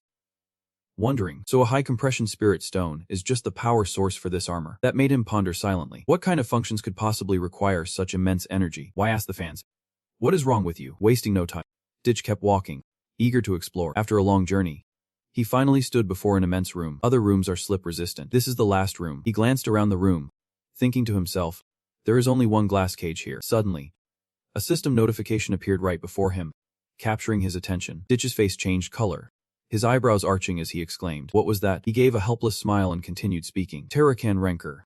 He is truly insane. The system panel reads, "You have discovered the heritage of Tarakan Renker, the cursed heart of the malevolent Bahamut." Ditch wonders, did he leave the heart of the bronze child as his legacy? So this is the very feeling I sensed in the storage room earlier. But now, his body moves slowly, a strange sensation rising as the system appears. His heart, cursed by Bahamut's wrath, reacts fiercely to the administrator. His hand rests on the glass panel, releasing a mysterious black aura as he says, "All right, I am listening." His expression turned strange. Eyes wide and vacant, seems there is no other choice. Fine. Ditch was like he was no longer himself. His mouth kept muttering, "I will kill them all." At the most perilous moment, the system activated the unyielding spirit defense skill. Thanks to this skill, Ditch finally returned to normal, clutching his head in confusion. Wondering, why me? Just as I mentioned this, suddenly one eye throbbed painfully, and the pupil turned pitch black. A strange black aura surrounds his body in the glass cage. He shouts, "What is going on here?" The airflow seems to be growing stronger, engulfing the entire surrounding space. Ditch, puzzled, wonders, what is this? Suddenly, a system panel appeared. Urgent mission. Mission rewards, and ownership of Tarakan's legacy. Seeing this, his mind grew even more clouded, skills activating one after another, now triggering the unyielding mental defense. Error. Skill activation failed. A strange, eerie aura emanated from Ditch's body, chilling and unnatural. His eyes were pitch black outside, echoing with terrifying laughter inside. In that moment, he wiped his head and slammed straight into the glass panel with a fierce strike. The impact was so fierce, even the glass cage showed a crack of moisture. She smiled slyly, jumping around without stopping. So annoying. Through the glass, he sees a version of himself that looks completely different. Is the speaker truly free? Freedom is something one must seize. You fool. With a sharp word, the glass shattered instantly into countless shards. The system displays a message. You have overcome the curse of the heart cursed by Bahamut, the evil dragon. Emergency mission complete. The reward for the Tarakan heritage ownership quest has been obtained. Hearing that, the entire Ditch clan knelt painfully to the ground, lost in silent thought. Damn it. I was this close to dying. Can't believe my skill just failed to activate. What was that just now? System activated. Initiating the self-healing skill. Activating the endless stamina skill. Beginning to absorb the cursed heart of Bahamut, the evil dragon. After a moment, letting his body slowly settle, he cast a wary glance upward. Right before him, the heart of Bahamut, the evil dragon, was glowing. Suddenly, Ditch was swept away by that force, his eyes turning white, veins bulging. He shudders in horror, wondering, what is this? Pure, concentrated spiritual energy is rushing straight at me, but I do not have the spiritual ring to receive it. The vast spiritual energy, with nowhere to go, is destroying the body itself. Things are getting more dangerous. I have to do something. Without hesitation, Ditch slowly raised his hand. Brother Yun Jian clenched his teeth, striving to form a large black sphere, the soul of a secret technique. Sealed away. Immediately, the spiritual energy that was spreading out began to condense. He thought silently, wrapping the spiritual energy in A's, then sealing it within Eze's chamber, when suddenly a terrifying explosion erupted, shaking the ground all around. From Ditch's spot, a massive column of black smoke billows fiercely into the sky. The ground beneath cracked open, forming a deep, gaping hole. At this moment, Ditch's body twisted violently, eyes blazing bright, as if ready to explode. After a moment, his face darkened. Then he let out a soft, relieved breath. He fearfully steps up, wondering, phew, am I alive now? Ditch slowly steps up to the glass cage, standing silently in deep thought. He watched inside the glass cage, thinking silently, the heart has vanished, so that spiritual energy must belong to the three addicts. Just as he thought this, he suddenly discovered something. His eyes wide open, through a shard of broken glass, he sees a strange mark appearing on his body. What is this? Ditch gently touches the dragon-shaped seal, wondering if this is the mark left by sealing the spiritual energy of the three realms. Suddenly, a system notification appeared before him, causing him to freeze. It read, "You have absorbed the corrupted heart of the malevolent vampire." Following that, a series of other system panels appeared. The absorbed spiritual energy had refined the administrator's body, transforming their physique into a celestial bone form, discovering an uncontrollable admin power. I sealed and compressed 95% of it. As the rightful heir, you have gained access to Terrakin Drinker's secure archive, initiating a basic level clearance review, providing guidance for junior administrators. Hearing that, Ditch looked puzzled, not understanding what was happening. The Tengu body, Terrakin Drinker's secure vault guide, somehow got filled with a bunch of weird stuff as usual. We will watch it later. For now, stay quiet. Just as he was about to speak, he suddenly stopped and exclaimed, "Wait!" He reaches out and presses the system panel, saying, "Hold on a sec." Zek's face now brimmed with intrigue, a faint smile playing at his lips. His ancestor truly was generous. The system is online. Would you like to unlock another legacy of the Terrakin Drinker? After a moment of waiting, a pile of items quickly appeared before Zik. The system announced the unlocking of Terrakin Drinker's second legacy. Staring at the pile in front of him, he gasped in horror. This is... That night at the Platinum Tower. Inside the room, Zik carefully stored all the collected items into a sealed box. It seems the cleanup is nearly complete. He smiles at the system board and says, "Let us take a closer look." A quick info panel appears, displaying status window, low-level administrator, name, Zik Drinker, profession, unique false immortal, title, Dragon Blessed, heir of Terrakin Drinker, sovereign of the Dragon Clan, physique, heavenly bone body, system functions, storage 650, mini-map, beginner quest, faction skill, self-healing, unyielding mental defense, endless stamina, heightened senses, precision stabbing skill. A rank, proficient, continuous/D rank, novice, critical strike D rank, veteran, agile footwork C rank, novice, spirit reversal A rank, novice, overall strength A rank, novice, dragon mark level 1, dragon eye novice, dragon authority novice, spell command locked, unlocks upon condition, farming locked, requires 50 points to unlock, dragon mark level 2 locked, requires 50 points to unlock, current karma points, dragon mark, spell command, channel power into your source, locked, unlock when conditions are met. Skimming through the info board, I clicked on the system panel. So many real expansions to explore the system appeared. Sovereignty, dominance, dragon lineage, grant dominion over the dragon clan, enable revival aid and command of tame dragons, celestial bone intelligence, optimize physical abilities, accelerate spell learning, and enhances transmission intensity. Though I have studied it over and over, it is still somewhat confusing. Just a description does not reveal much to me. And before that, I caught a glimpse not just Terrakin's second legacy, but also a system window connected to Terrakin. He sat down on the steps and commanded, "System, show me all notifications related to Terrakin." The system swiftly appeared. To access Terrakin's secure archive, data synchronization was required. Zik, hearing this, reached out and pressed the system panel. Pondering, "What about Terrakin's secure archive?" The system responds, "Please proceed to a synchronization point." "Do you want the synchronized coordinates to appear on the mini-map?" He sighed and exclaimed. "What? So I have to go to the designated location to access it." "Show me the location." Immediately, a miniature map appeared before his eyes. He whispered. In terms of Zik, it becomes utterly perplexing. "Is it all? From what you know, Valhalla is the premier academy for training knights." Thinking this over, he scratched his head in frustration. Only authorized individuals could access it, let alone enter, and even for him, sneaking into Valhalla was impossible. Coming to Valhalla was not part of my plan. As if there was some kind of Terrakin legacy waiting there. Swiftly, Zik pressed his hand on the system panel, thinking to himself, "This is worth changing my plan for. Looks like I will have to stay longer in this damn turtle clan." The system appears. The beginner level mission has been activated. Beginning guidance for the junior administrator. After the tutorial, tasks will be available to support the administrator's growth.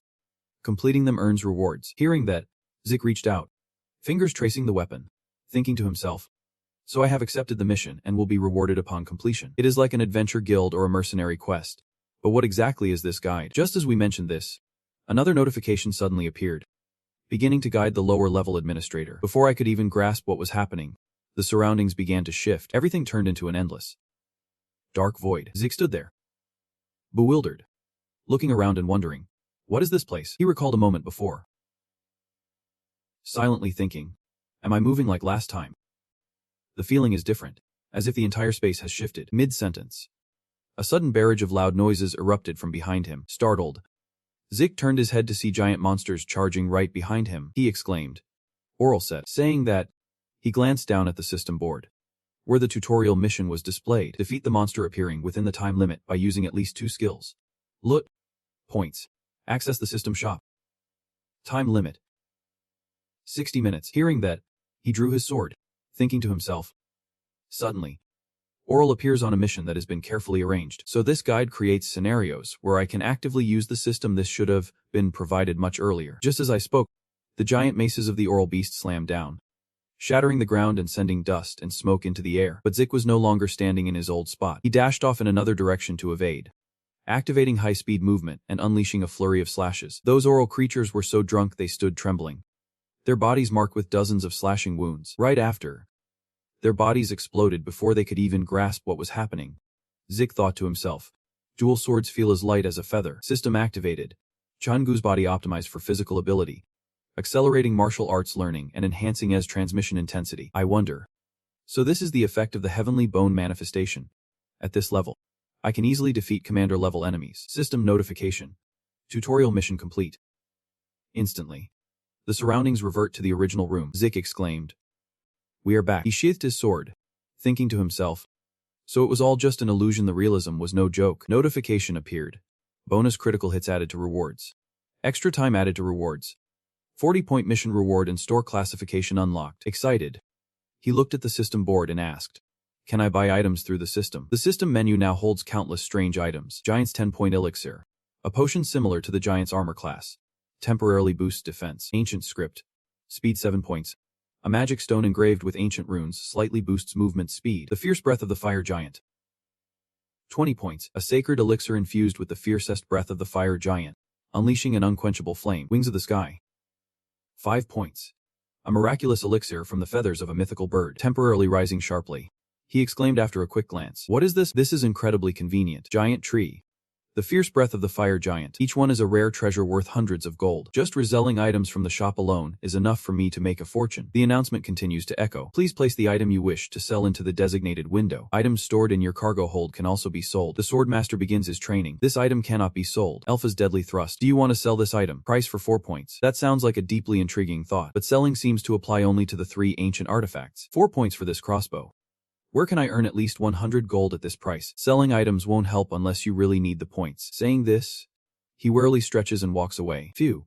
What a tiring day. The lights in the room were quickly switched off. Great door slowly closed behind them. Tonight, I think I will sleep soundly through the night. Early the next morning at Dragon Academy, in the professor's research building, inside Professor Fanong's room, he spoke up. You really managed to bring back a high-level spiritual stone in just one day. How did you manage to pull that off? Hearing that, Zik replied. It is a complicated matter. He slowly lifted the teacup and asked, when will the device be fully operational? Fanong replied, it is already complete. These words took him completely by surprise. You are truly extraordinary, teacher. He continued, saying that Zik bringing this here was even more extraordinary. Despite Zik's calm demeanor, he felt more certain that something was being hidden. Truly suspicious. Whenever high-compression spirit stones are discovered, the continent's great powers register diverse ancient characters as serial numbers to manage ownership of these valuable spirit stones. So by checking the serial number, you can determine the excavation time, location, and current owner. Zik thought to himself. But what he brought could never be registered in that book. The Encyclopedia of the Central Continent reveals a groundbreaking discovery. The highest compression levels of spirit stones. Entirely my own finding. Thinking this over, he slowly set the glass down. Ignoring the suspicion he must have sharp judgment and solid skills, he quickly stepped forward and asked, if the teacher has confirmed the registration code, can we go now? Hearing that, his fan startled and turned around, replying, I know why I'm just too talented for this place. Cut to Hambek's furnace room. A voice echoes from within. All right, I will activate it. A green seal swiftly materialized. It is like the central hub connecting all the surrounding parts of the furnace together. Everything is running perfectly flawless right now. Even Hambek himself could never have imagined that his design would finally come to life. Zik and his fans standing behind him could not help but feel joy for him. The professor spoke up. Now I have to go teach. Hambek replies cheerfully. Thank you, Professor. A while later, when everything was settled, he looked happily at Zik and said, I never imagined in my life I would see a fully functioning magical furnace. Truly grateful for someone special. He replied, it is just a translation. No need to go that far. As he reached into his backpack, fumbling for something, he continued, You have not forgotten the terms we agreed on. Have you? He replies. Of course. Please go ahead with your request. At this point, Zik took out an item and placed it before him, saying, make me a sword with this. Seeing the item before him, Hanbek could not help but be surprised, his wide eyes exclaiming in awe, if you love someone, this is it. Inside the wooden box Zik carries lies a fang, the dragon's fang, the strongest of the three Hamt, the fierce dragon tamed by the ancient turtle. Hanbek gazed at the item, drooling with desire. This size and condition. I have never seen anything like it. Help me find where it came from. Tarakan Dranker's second creation is this from heart to teeth. It feels like grave robbing. He smiled softly. It is complicated to explain. Before he could finish his sentence, Hanbek's sudden expression made him pause. His whole body is covered in sweat, his nose running and sniffling. You not only forged me a magical furnace, but also gave me the chance to sharpen my dragon fangs. Speaking of this, when his power explodes with a roar, I will surely repay your trust. Hanek's eyes burn with fierce resolve as he declares, Galleon Hanbek, will risk my life for your sword. These words instantly reminded Geek of a familiar scene from before. Galleon Hanbek, will risk my life for your sword. Before that statement, he felt deeply conflicted. Such words carry so much pressure. Please. Do not. Jack smiled with quiet satisfaction, thinking, he is truly resolute. All right, I will trust him. With a cheerful smile, he turned and walked away to forge the sword. I can't wait to see what he will create. Cut to the Platinum Tower. Jeek's bedroom. He sighs deeply, pulling at his shirt, as if wielding a truly exhausting sword. In his mind, the image of the battle with Duck appeared. It had been a week since he received the message. Bao told me to come back after the fish deal with Duck is over. Just as I was thinking this, he suddenly gasped, eyes wide open, realizing something was about to happen. From outside the window, a footstep slowly approaches, the air growing unbearably tense. Right after, a voice echoed from behind Jik. Why are not you coming this time? Good. Hearing that, his whole body trembled slightly, forcing a faint smile. Duck is furious now, eyes wide open, shouting, answer me truthfully. Seeing that look, I was terrified, thinking he looked like he wanted to kill me. Thinking it over, he waved his hand with a smile and said, well, you said to come back if I wanted a challenge. Naturally, I had no such intention, so I did not show up. Without finishing his sentence, Duck suddenly strode straight to him and asked again, I already told you the truth. His ear gripped Jack's collar, pulling him up. Right after that, he threw him straight backward without a word. Jack just flew out the window before he could even react. Big Brother's eyes wide open, he exclaimed in surprise. What is this? Realizing he is in danger, he glances down anxiously. The view below is truly dizzying. Way too high. To save himself, Jiek quickly sprang back up. At this altitude, I will die instantly with no chance to heal. His arm reached up, desperately grasping the railing. But before he could do that, a large hand reached out and grabbed his neck tightly. My face darkened as I asked, don't you want to challenge me again? I do not think you are clueless enough to misunderstand me. No matter what, it is the opposite. You did not show up after losing, not even at the infirmary. It is like you are deliberately trying to provoke me. Hearing these words, Jack appeared confused, lost in thought. What is it? He knows, yet he still goes along with it. He continued, I will give you 5 seconds. Answer honestly this time. 5. He softly jumped, smiling and exclaimed, it is utterly absurd. He tightened his grip around his neck and kept counting. 4. Jeek said. He did not even reveal his true identity. After 2. He continued, did I say something wrong? Dexter, the gardener. These words made Duck Kong pause, a subtle, knowing smile curling at the corner of his lips. Right after, he forcefully threw Jack rolling deep inside, leaning against the wall. He rubbed his aching head, groaning in pain. Oh wow. He continued, all right, you are right. Good. Having spoken, Duck stepped forward and extended his hand to Jack in greeting. I was once a fierce knight of the Draker clan. He pondered deeply, star by star. He said cheerfully, I am Draker the Smith. After a moment of daze, Jick raised his hand in a respectful salute to the clan elder and former member of the Scarlet Knights. He bowed his head slightly and continued, I sincerely apologize for the disrespect I have shown as a knight. Seeing this scene, Duck was amazed, pointing at him and asking with a knowing expression, as if he had expected it all along. What do you mean? He scratched his head in confusion, saying there was no such thing as winter. He stood up and asked again, but firmly, you said you were a knight of the Hack Sack. What does that mean? He replied, it is simple. I used to be a dark shadow, but now I am a crimson ghost. That sentence left Jack utterly puzzled, wondering, how could that even be possible? A knight's rank can rise, but never has it been heard to fall. He spoke up, cutting you off. Good. Duck warns, let us not talk about that anymore. Hearing that, he noticed the man's hand trembling with each beat. There, he confidently placed his hand forward and added, because he had been honest with me. Duck, I will answer you honestly as well. He asked, So from the start you guessed my identity and deliberately provoked me just to become my official disciple, he replied. Yep.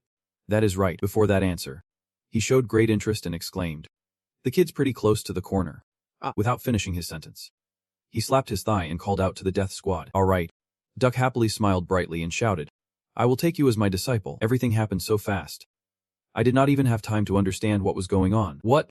That is it. Without hesitation, he knelt on one knee, lost in thought. Then before you change your mind, start reciting the oath. I, sworn disciple until the day the great Draker, knight among knights, is forged. I swear to follow my master's teachings with devoted cultivation of virtues and learning.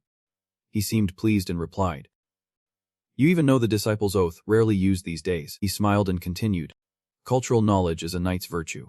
Is not sharp-witted kid. A smile now. But I will take that as a compliment." Having said that, he glanced up and asked, "Master, may I ask you something?" He replied, calling me master too quickly. Then asked, "Shall we go?" He asked bluntly, "What about me attracted you to take me as your disciple?"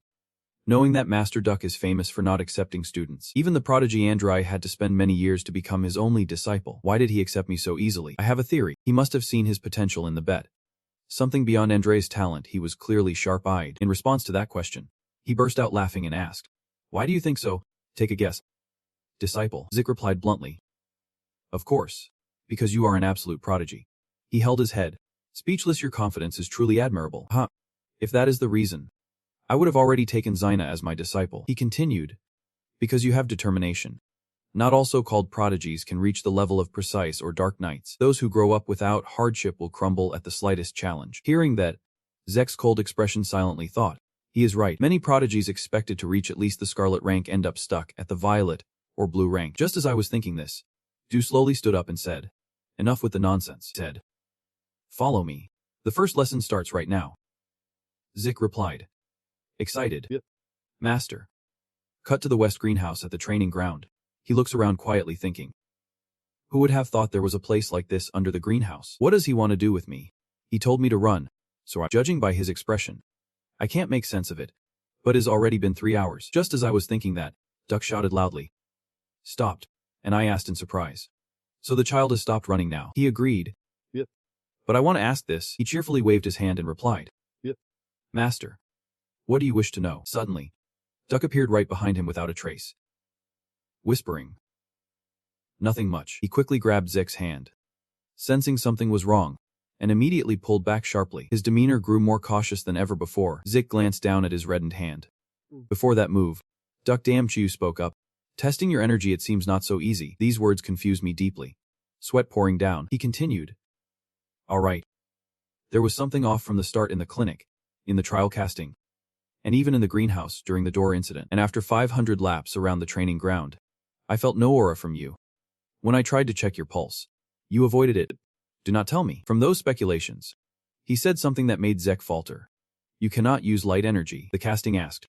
"The bronze statue has already reacted, has not it?" He slowly stepped forward and continued. "The unprecedented golden light caused a stir and brought the child here." As he stepped before Zik, he came to a halt. "Then why did you stop me from checking your circuit?" Hearing that, he did not know how to respond. Casting a cold glance toward Duck, he quietly thinks curiosity is not suspicion. A Draker who can't use light energy is a serious problem. But it seems his true passion is something else entirely. Lucky for me, the person I am dealing with is stubborn. Once I get the gram, I won't be suspected of lacking light energy anymore. Until then, I have to be extra cautious. No need for a long lie. Unlike in my past life, when I was the first failed awakener of the clan. Thinking this through, he slowly pulled off his gloves and replied, "You are right, Master." The system suddenly flashes a message. Spirit reversal skill activated. You go. Saying she even has the ability to influence spiritual energy.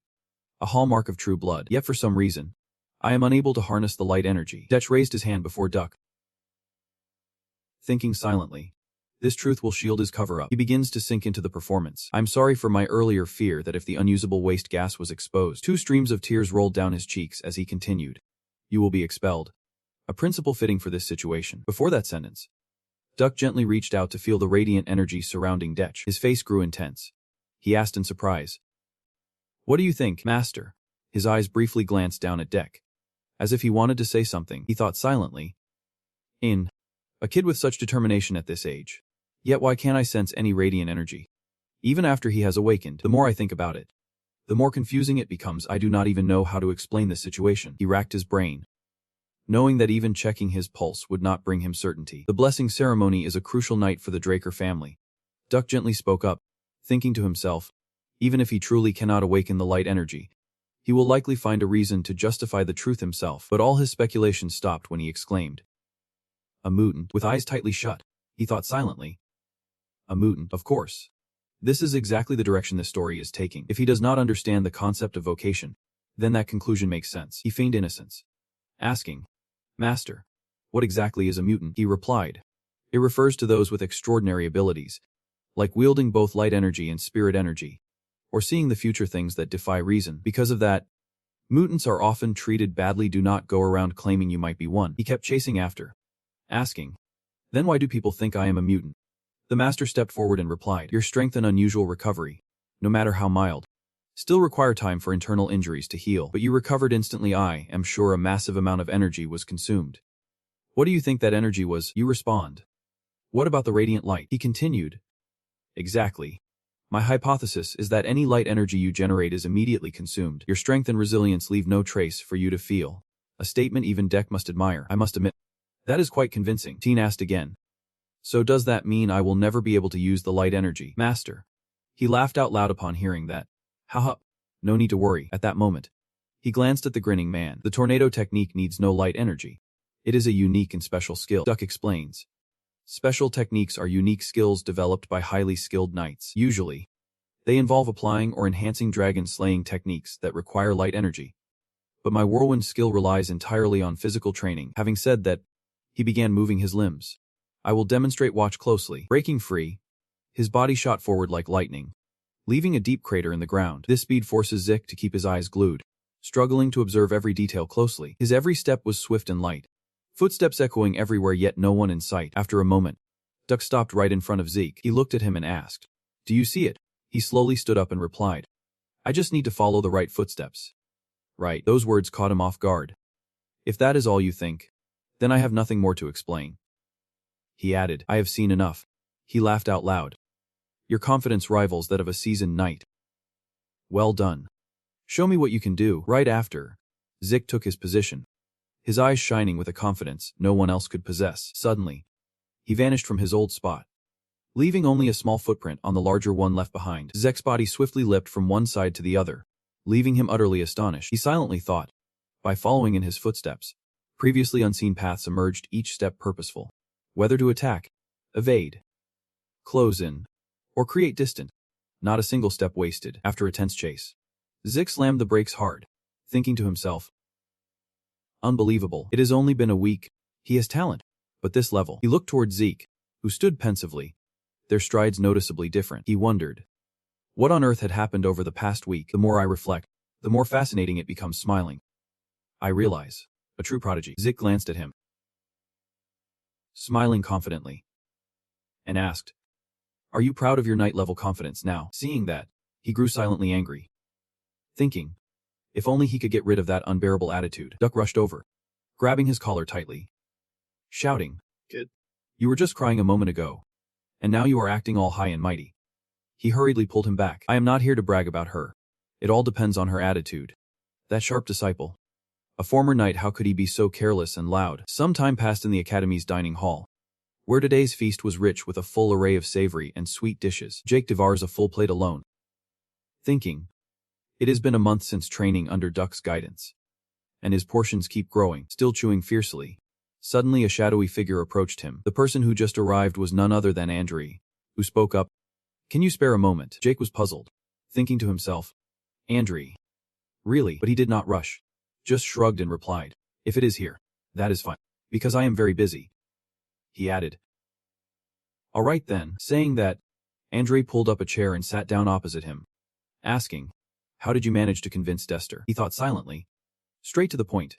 It seems he panicked because I had become his disciple, even though I had not truly become one yet. After a moment's thought, Jake chewed fiercely and replied, "Convincing or not, it did not matter. Dester chose me himself." This remark only fueled Andrei's anger. His teeth clenched tight. He cast a searching glance toward Jake, pondering for a moment. Then he spoke up, saying, "In the end, it is because you are the lifeblood." Hearing that, Jake exclaimed in confusion, "Auntie." Saying that, He slammed the knife and fork down on the table. Without hesitation, he asked him directly, "Are you really that burdened by insecurity?" Hearing that question, Andrei struggles to break free from the hands gripping him tightly. "Is that all you have to say?" You continue. "It is only halfway done." Jake wiped his mouth and continued speaking, even if he was initially drawn by the clear path. "Do you really think someone like Dexter would take on an apprentice for such a simple reason? The reason I could become his disciple, beyond that initial excitement, is because of my many talents." He waved the paper towards him and said, "So instead of wasting time on a little jealousy, use it to boost your confidence. Why do not you try harder to become someone worthy of being chosen?" Cut to the greenhouse on the west side. Training yard. Jake glares at Duck. "What is going on here, Master?" He replied, "I have the same question." Both of them looked towards Andrew, who kept running tirelessly despite being utterly exhausted. "I wonder what is wrong with that kid. He begged to stay close, even offering to serve as a retainer if necessary. I told him to run 300 laps without using light energy if he wants to stay, and now he is doing just that." Hearing that, Jake was stunned, thinking to himself, 300 laps without plasma energy. Duck hugged his head, sighing deeply.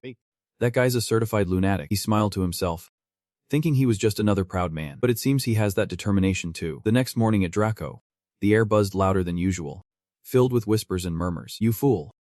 Did you forget what day it is? The family head is coming to visit today." Then, the thunder of galloping horses echoed loudly. A white carriage adorned with golden marks appears. A man shouted loudly, "The family estate of the clan is arriving." They stepped forward, stroking their beard as they spoke. "Everyone, get ready." The followers respond immediately. Yep. Principal. All eyes fixate on the halted carriage. The soldiers quickly stood on both sides, opening the door. From atop the vehicle, a person with platinum hair slowly steps down and speaks. "Long time no see." They are Goth. Hearing that, he respectfully bowed his head in response. "I humbly greet the master of the Draco family." As soon as he spoke, all the soldiers standing around shouted out in unison, "We respectfully greet the master of the Draco clan." An overwhelming aura of oppression radiated from the homeowner, Draco. He raised his massive hand. Reaching out, a hand rests firmly on Hogwarts' shoulder. The master of the house speaks. "I have been through a lot, I can imagine." He heard that and immediately replied, "My efforts are nothing compared to yours, my lord." The host smiled with satisfaction and continued speaking. "I will continue to rely on you." He is Arthur Draco, head of the Draco clan, one of the 3 great dragon-slaying families. Howard spoke respectfully. "The sun is harsh today. Let us go inside." But he was stopped mid-sentence. All the students heard the loud noise and simultaneously exclaimed, "Who is the master of the clan? Where are they?" Arthur steps forward, raising his hand before everyone. Then he shouted, "Young dragon slayers, you are the future and hope of the Draker clan. Focus deeply on training, again and again. Your growth depends on it." At this moment, a gleam of hidden meaning appeared in his eyes, a slight smile forming as he spoke loudly about Draker's development. Hearing those instructions, all the trainees bowed their heads and replied in unison, "We will remember them in our hearts, master." The sunlight grows ever more blinding, Arthur said as he turned to leave. "All right." Hogwarts replied, "Yep, master." A moment later, a voice echoed from outside the master's room. "Honored master of all knights and the esteemed guardian of the dragon slayer, Arthur Draker. I am Jack Drake, a member of this family." He stood before him and continued, respectfully offering his regards and greetings. Hearing that, he immediately turned back with a bright smile and said, "Even those at the Four Seasons Fortress no longer greet like this. Forget the formalities and have a seat. I heard you like tea, so I brought something exquisite, hoping it suits your taste." Jack replied softly, "Thank you for the tea." He sat looking at the man, eyes filled with doubt, silently thinking. Even his taste in tea was reported to the family. There is a saying that even the emperor may not know everything, but the Draker family knows all now. I truly feel it. Just as I was thinking this, Arthur spoke up. "The reason I summoned you is because I heard a surprising rumor. Duck has taken in a disciple." His words startled Jack, who thought to himself, straight to the point, no beating around the bush. Then he replied, "Sir, making the amulet is simply a way to show your generosity towards me." He replied calmly, "Is that? If you say so, then it must be true. I do not know what your goal is, but as long as you follow the teachings of Duck, you will become the strongest person on the continent." With those words spoken, Arthur's golden eyes gleamed with calculation. He spoke on, "Stronger than anyone else, so you could live freer than anyone else." After speaking, he gently set the glass down on the table. Jack says joyfully, "That is exactly my goal." Seeing that confident look on his face, Arthur's expression darkened, and he said nothing. Suddenly, the space around was crushed and warped by a sudden pressure. He asked again, "So it involves surpassing me, right?" Jack was frozen stiff, sweat pouring down like a heavy rain. He wondered anxiously, could it be that within this realm, the power over life and death of all beings is controlled? Though uneasy, he felt a surge of excitement, a silent smile playing on his lips as he thought. Seeking celestial bodies. The pinnacle of light manipulation. Attainable only by the chromatic knights. Arthur glanced down at his son. A faint smile tugging at the corner of his lips. Jack did not fall. He looked straight at him and responded confidently. Before that confident statement, he smiled softly, holding the teacup in his hand. Immediately after, the massive amount of light and gas in the room was swiftly absorbed. He spoke up, saying, "Among all I have heard lately, this is the most fascinating." Jack's face showed a hint of worry as he pondered silently. "This is it," he continued. "I came to visit the academy to encourage you. But now that I see you, encouragement alone is not enough." At that sight of him, you must say, the true master of Draker, the singing knight. At this point, Arthur placed a card on the table. I thought to myself, I already believed the casting level was absurd. But this is something entirely different. He continued, "As if a gift for you becoming a disciple of the Forge." You asked in surprise. "What is this?" Arthur continued. His tone dark. This made Jack startle and exclaim, "Are you really giving this to your child?" He continued. Watching his child's reaction seems like the child knows what it is. He took the card, silently thinking, a card issued to only a select few VIPs. Known for its incredible benefits and unlimited spending, never thought he would see this legendary card with his own eyes. Arthur smiles and says, "I will add you as a co-user. Feel free to use it." Jack replied, "Thank you, Father. I will definitely use it wisely." He glanced at the card, thinking to himself, the words were kind, but the meaning was clear. Keeping the information meant his actions could be traced more easily. Still, by using a method of tension instead of coercive force, it means he has not cared about me that much yet. Arthur continued, "I cannot waste any more of your precious time. Jack, the one destined to become the strongest." He waved his hand, signaling, "You may retreat now." He bowed in response. "Understood, my lord." Without another word, he quickly stepped outside and slowly closed the door behind him. Silently, he quietly walked back to his room. Inside the room, the air was thick with suffocating silence. Arthur leans back, eyes tightly shut, suddenly appearing from behind.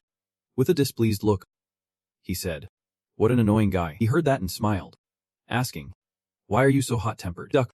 He curled the corner of his lips slightly in response. "The boy was abandoned in the cradle, and now you play the caring father." Arthur glanced at the words being the host. "I have no choice. You know that. And what you just said is an insult to the host." At that moment, Duck waved his hand, sat down with a sigh, and said, "Fine, take me away." Arthur reached into his shirt, pulling out something with a smile, saying, "This is why only you and I can talk so freely." What he just took out was a bottle of liquor. He smiled and said, "Let us drink and talk." Seeing this bottle, Duck was thrilled, exclaiming, "Dragon breath, and it is red too. Your move has style." They continued their conversation. He had already heard about the strange condition of the continent. "Right. I just helped out with Vietnamese studies." Duck Mim smiled and continued. "How would I know?" Arthur asked back, his hands and eyes still roaming across the continent, alive and well. His face flushed with mockery. "You already knew, so I asked." "You sly old Hong is obsessed with immortality, searching the entire continent like a madman.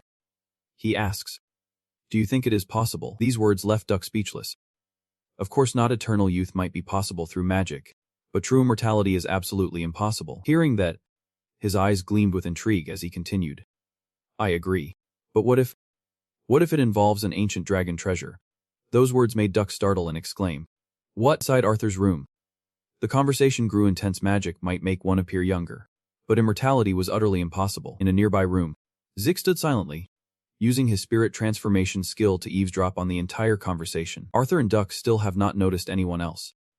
They discuss whether the artifact he is searching for is connected to the ancient lineage. Just a possibility. Duck wonders, could he have ever found the location of that thing? Arthur replies, that could be possible. The Black Knights have reported that the artifact is most likely located in the northern continent. He heard that and asked again, what about the northern continent? He pressed on. The Empire's people still unaware of this truth. Right, Arthur replied. Yeah. But it is only a matter of time before they find out. This reminds me of the past. The Mad Emperor just ascended the throne and already started the war to unify the continent. The war only ceased after half of the central continent was conquered. I thought he would abandon that dark, rotten dream. But maybe I was wrong. Just one of those relics granting immortality is enough to drive him. Before Duck could finish, Arthur was speechless. This continent would once again be engulfed in flames. He continued, realizing the importance of this. I have decided to journey alone to the north. Upon hearing this, Duck exclaimed in astonishment. What do you mean? Someone abandons their post while knowing that damn emperor will cause chaos everywhere afterward. He smiled knowingly and replied, That is exactly why I came to see you. Before Arthur's words, Duck sighed and asked, the duo in front is Holaya. But how is this partner so cunning? Both stubbornly agreed to go along with it, right beside me. Rich still has not said a word. I know I can trust you. The one who always makes me do the hard stuff. Just as I heard that, he suddenly collapsed to his knees. His face grew wary, lost in silent thought. I have overused the spirit power. Even after absorbing the hearts of 3 Hamets, I still can't overcome this side effect. Ancient Zuing. That is right. So the statue I am holding before the regression must be an artifact from Ancient Zung. The voice I heard in my head before dying, and the system message I saw right after reincarnating. Now everything makes sense. I have stolen the artifact the Emperor desires, and even sent dogs to chase me away. But I did not even care what it was. However, I still found a lead. The admin system that sent me back in time is a function of the ancient dragon relic. But who created and why? Lost in thought, he sank to the ground, a heavy sigh escaping as more questions flooded his mind. After the talk, Duck started to leave, saying, not bad. I will take action right away. Arthur waved him off, relying on you. After seeing his close friend off, he quickly returned to his room. With each powerful step, Arthur suddenly halted. Standing motionless, he cast a greedy glance toward the sealed room. He seems to sense something inside the room. Zig sat silent, pondering if this is truly the Emperor's treasure. What does reincarnation have to do with eternal life? Just as he thought this, a loud noise suddenly echoed, startling him. His eyes wide open. From outside the door, Arthur suddenly bursts inside. But for now, the room is completely empty, with no sign of anyone at all. At the most dangerous moment, Zik managed to leap out the window and escape. Stood there, wondering if he had been mistaken. After a while, Zik returned to the training area, and just as he was practicing, a loud knock suddenly echoed from outside the door. He heard that and immediately said, didn't I tell you not to bother me in the training room, Deacon? He replied, please excuse me, sir. A classmate has come to see you. Shall I send them away? These words left him deeply puzzled, lost in thought. How's school going? I do not have any friends at the academy. Is that you? Xena. Thinking of this, he replied, all right. Zik, wary, gazes at the man kneeling before him, lost in thought. It is Limestone again. Why am I even friends with him? He is now repeatedly kneeling on the ground, shouting loudly, please, I beg you to accept me. Hearing that, he sighed deeply, lost in thought. I should have walked away back then. I have thought it over. So, will you take him in or not? What? You mean like a subordinate? Liam bowed his head in response. Yep. My lord, I pledge my loyalty to you. Zik asked again, so what about Deacon? Hearing this, he clenched his fist on the ground and said, I have given up on Han. His face darkened, sweat pouring down like rain. He said anxiously, I need to get into Valhalla. Faced with his attitude, he wondered, was it the same in a past life? Why was he so obsessed with Valhalla? Lime never gives up, constantly begging, please, you babe, accept me. Zik replied, are you stupid? You should have chosen Jman or Churan instead. He spoke as he turned and walked away. I have no family to support me. He stepped forward, grasping a sword, and said, I am useless in helping you get into Valhalla. And in his eyes, a sharp question gleamed. Why should I trust you? To be honest, the words he spoke next darkened Liam's face like a storm cloud, fear dripping down in sweat. He might be the spy they needed to send. Suddenly, he pulled a dagger from his body. He stands more resolute than ever, determined to prove his loyalty. Liam gritted his teeth, bringing the knife close to his ear. Without a moment's hesitation, he directly cut off one side of his ear to prove it. Liam grabbed the knife and shouted, sir, it is only natural you doubt me, but I will prove it to you, no matter the cost. If you want me silenced, I am ready to cut out my own tongue. His whole body tensed with each word. If you want me crippled, I am ready to cut off my own legs. My life is in your hands, my lord. His words left Zik utterly confused, his cold gaze flickering back. He recalls the earlier scene. To claim that familiar life, I will take this ear. Lime, with a more serious expression than ever, said, so please, accept me. Zik recalls a familiar scene, where he once said, I want to become stronger. He stood before the master, spoke again, and surpassed everyone else. His eyes back then were just like Liam's now. Please, teach my child. Master. Back to the present, facing the image of my past self once again. Zik still does not know what to say. He keeps begging, please, I am begging you. That day. No sooner had he finished speaking than he lunged his sword straight at him. A single strike. He pointed directly at him and said, if you can take one hit from me, I will accept you. These words gave Liam renewed hope. He smiled and replied, thank you very much, sir. After a moment, Zik asked if he was fully healed. He replied, yep. While anxiously pondering, honestly, I thought this move would be easy. Because there is no denying I can use the Draker clan's aura. But was that day really my age? The aura Zik emitted filled him with fear, his whole body trembling with each beat. His eyes glazed over as he whispered, I can barely breathe anymore. Before Liam could get ready, Zik charged forward with his sword. No time to think. He dared to strike upward. The clash of two swords sends a powerful shockwave rippling through the air. Two swords clash, sparks flying in the heat of battle. Immediately after, a sword was struck and sent soaring into the air, and that sword belonged to none other than Liam himself. He sat down on the ground, seeing his terrified face. Zik spoke, Liam Stone, is that all you have got? He clearly showed his boredom and said, You are disappointing me. Zik looked straight at Liam and said, I admire your determination. But, he turned and continued, It is better if you give up your dream of going to Vanhality. Startled, he jumped up and shouted loudly, Sir Zik. Zik thought to himself. It seemed that he really had been abandoned by Jaken. If you were not Jaken's servant, someone as distant as you would not have been able to study at Gradle. Even a direct bloodline like mine was expelled from the academy. If Liam gets kicked out now, it would not be surprising at all. Just as I was thinking this, he suddenly hesitated clearly. He had a reason to worry. He glanced back. Liam was kneeling, gripping his leg tightly, but was it worth clinging on this hard? In his past life, Liam was expelled from the academy, and his knight squad was disbanded. Then, he reached the level of a knight's strength, and became the king of mercenaries. Liam, helpless and tearful, pleaded, Please give me one more chance. Seeing that, Zik struggled to hold back, thinking to himself, This guy really has no intention of giving up. Thinking this over, he said, All right, I will give you a chance. His face darkened as he continued. But there was one condition. Said if I wanted you to be mute, you would be willing to cut off your tongue.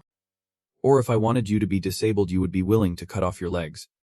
Right. Zik gently steps forward and places a hand on his shoulder. You almost gave the order. So let us cut off your right arm. These words made Liam freeze for a moment, his eyes wide with terror. Seeing him hesitate, Zik asked, What is wrong?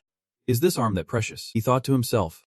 This was like asking someone to give up the life of a swordsman. No one sane would accept such an offer. After thinking, Zik stood up and said, I still have a mountain of exercises to practice. So if you can't do it, you would better leave quickly. After a moment, Liam slowly stood up, replacing him. I glanced back silently thinking, I do not know why you are so desperate, but I hope you do not lose heart.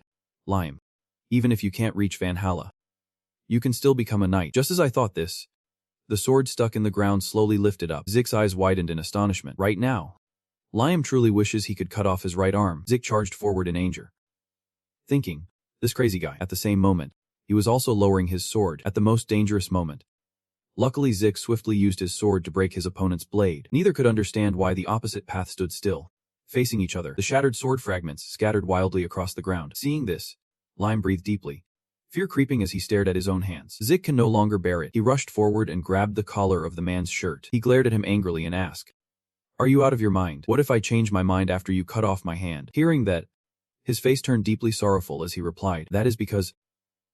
He continued, I can't give up something even more important than this arm. Hearing that, Zik turned around and said, If you pull a stunt like this again, I won't hesitate to kick you out, loyal or not. Remember this well. These words made Liam exclaim with joy. Sir Zik. That means you cut him off before he could finish speaking. Hurry up, Liam. If my subordinate had only one hand, what would everyone think? He replied joyfully. Yep. I understand. Sir. A moment later, inside the dining room, the two sat together, savoring the meal. One of Liam's hands has now been treated. He asked anxiously, Can I really be given such a good medicine? Zik smiled and replied, Don't worry. You are worth my investment. Saying this, he gently set the cup of tea down on the table. His face grew more serious than ever as he asked, What exactly is going on? Your right arm. What is more important than your very life? At this very question, Liam tightly grasped his own arm and answered, She is my mother. He explained that a few days after being kicked out by the family, I received news that my mother had collapsed from a high fever. Fortunately, the fever subsided quickly, but her body was covered in rose-like red spots, and she was growing weaker by the day. He collapsed in agony on the table.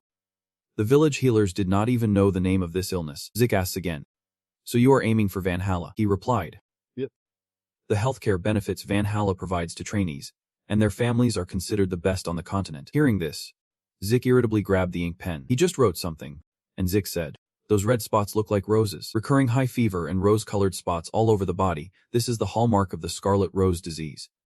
A plague set to spread across the entire central continent within 5 years. With its high transmission and death rates, It claimed countless lives until a breakthrough cure was developed, ending the pandemic. Thinking this, Zik handed the paper to Liam and said, "This is the recipe for the medicine that can cure your mother's illness.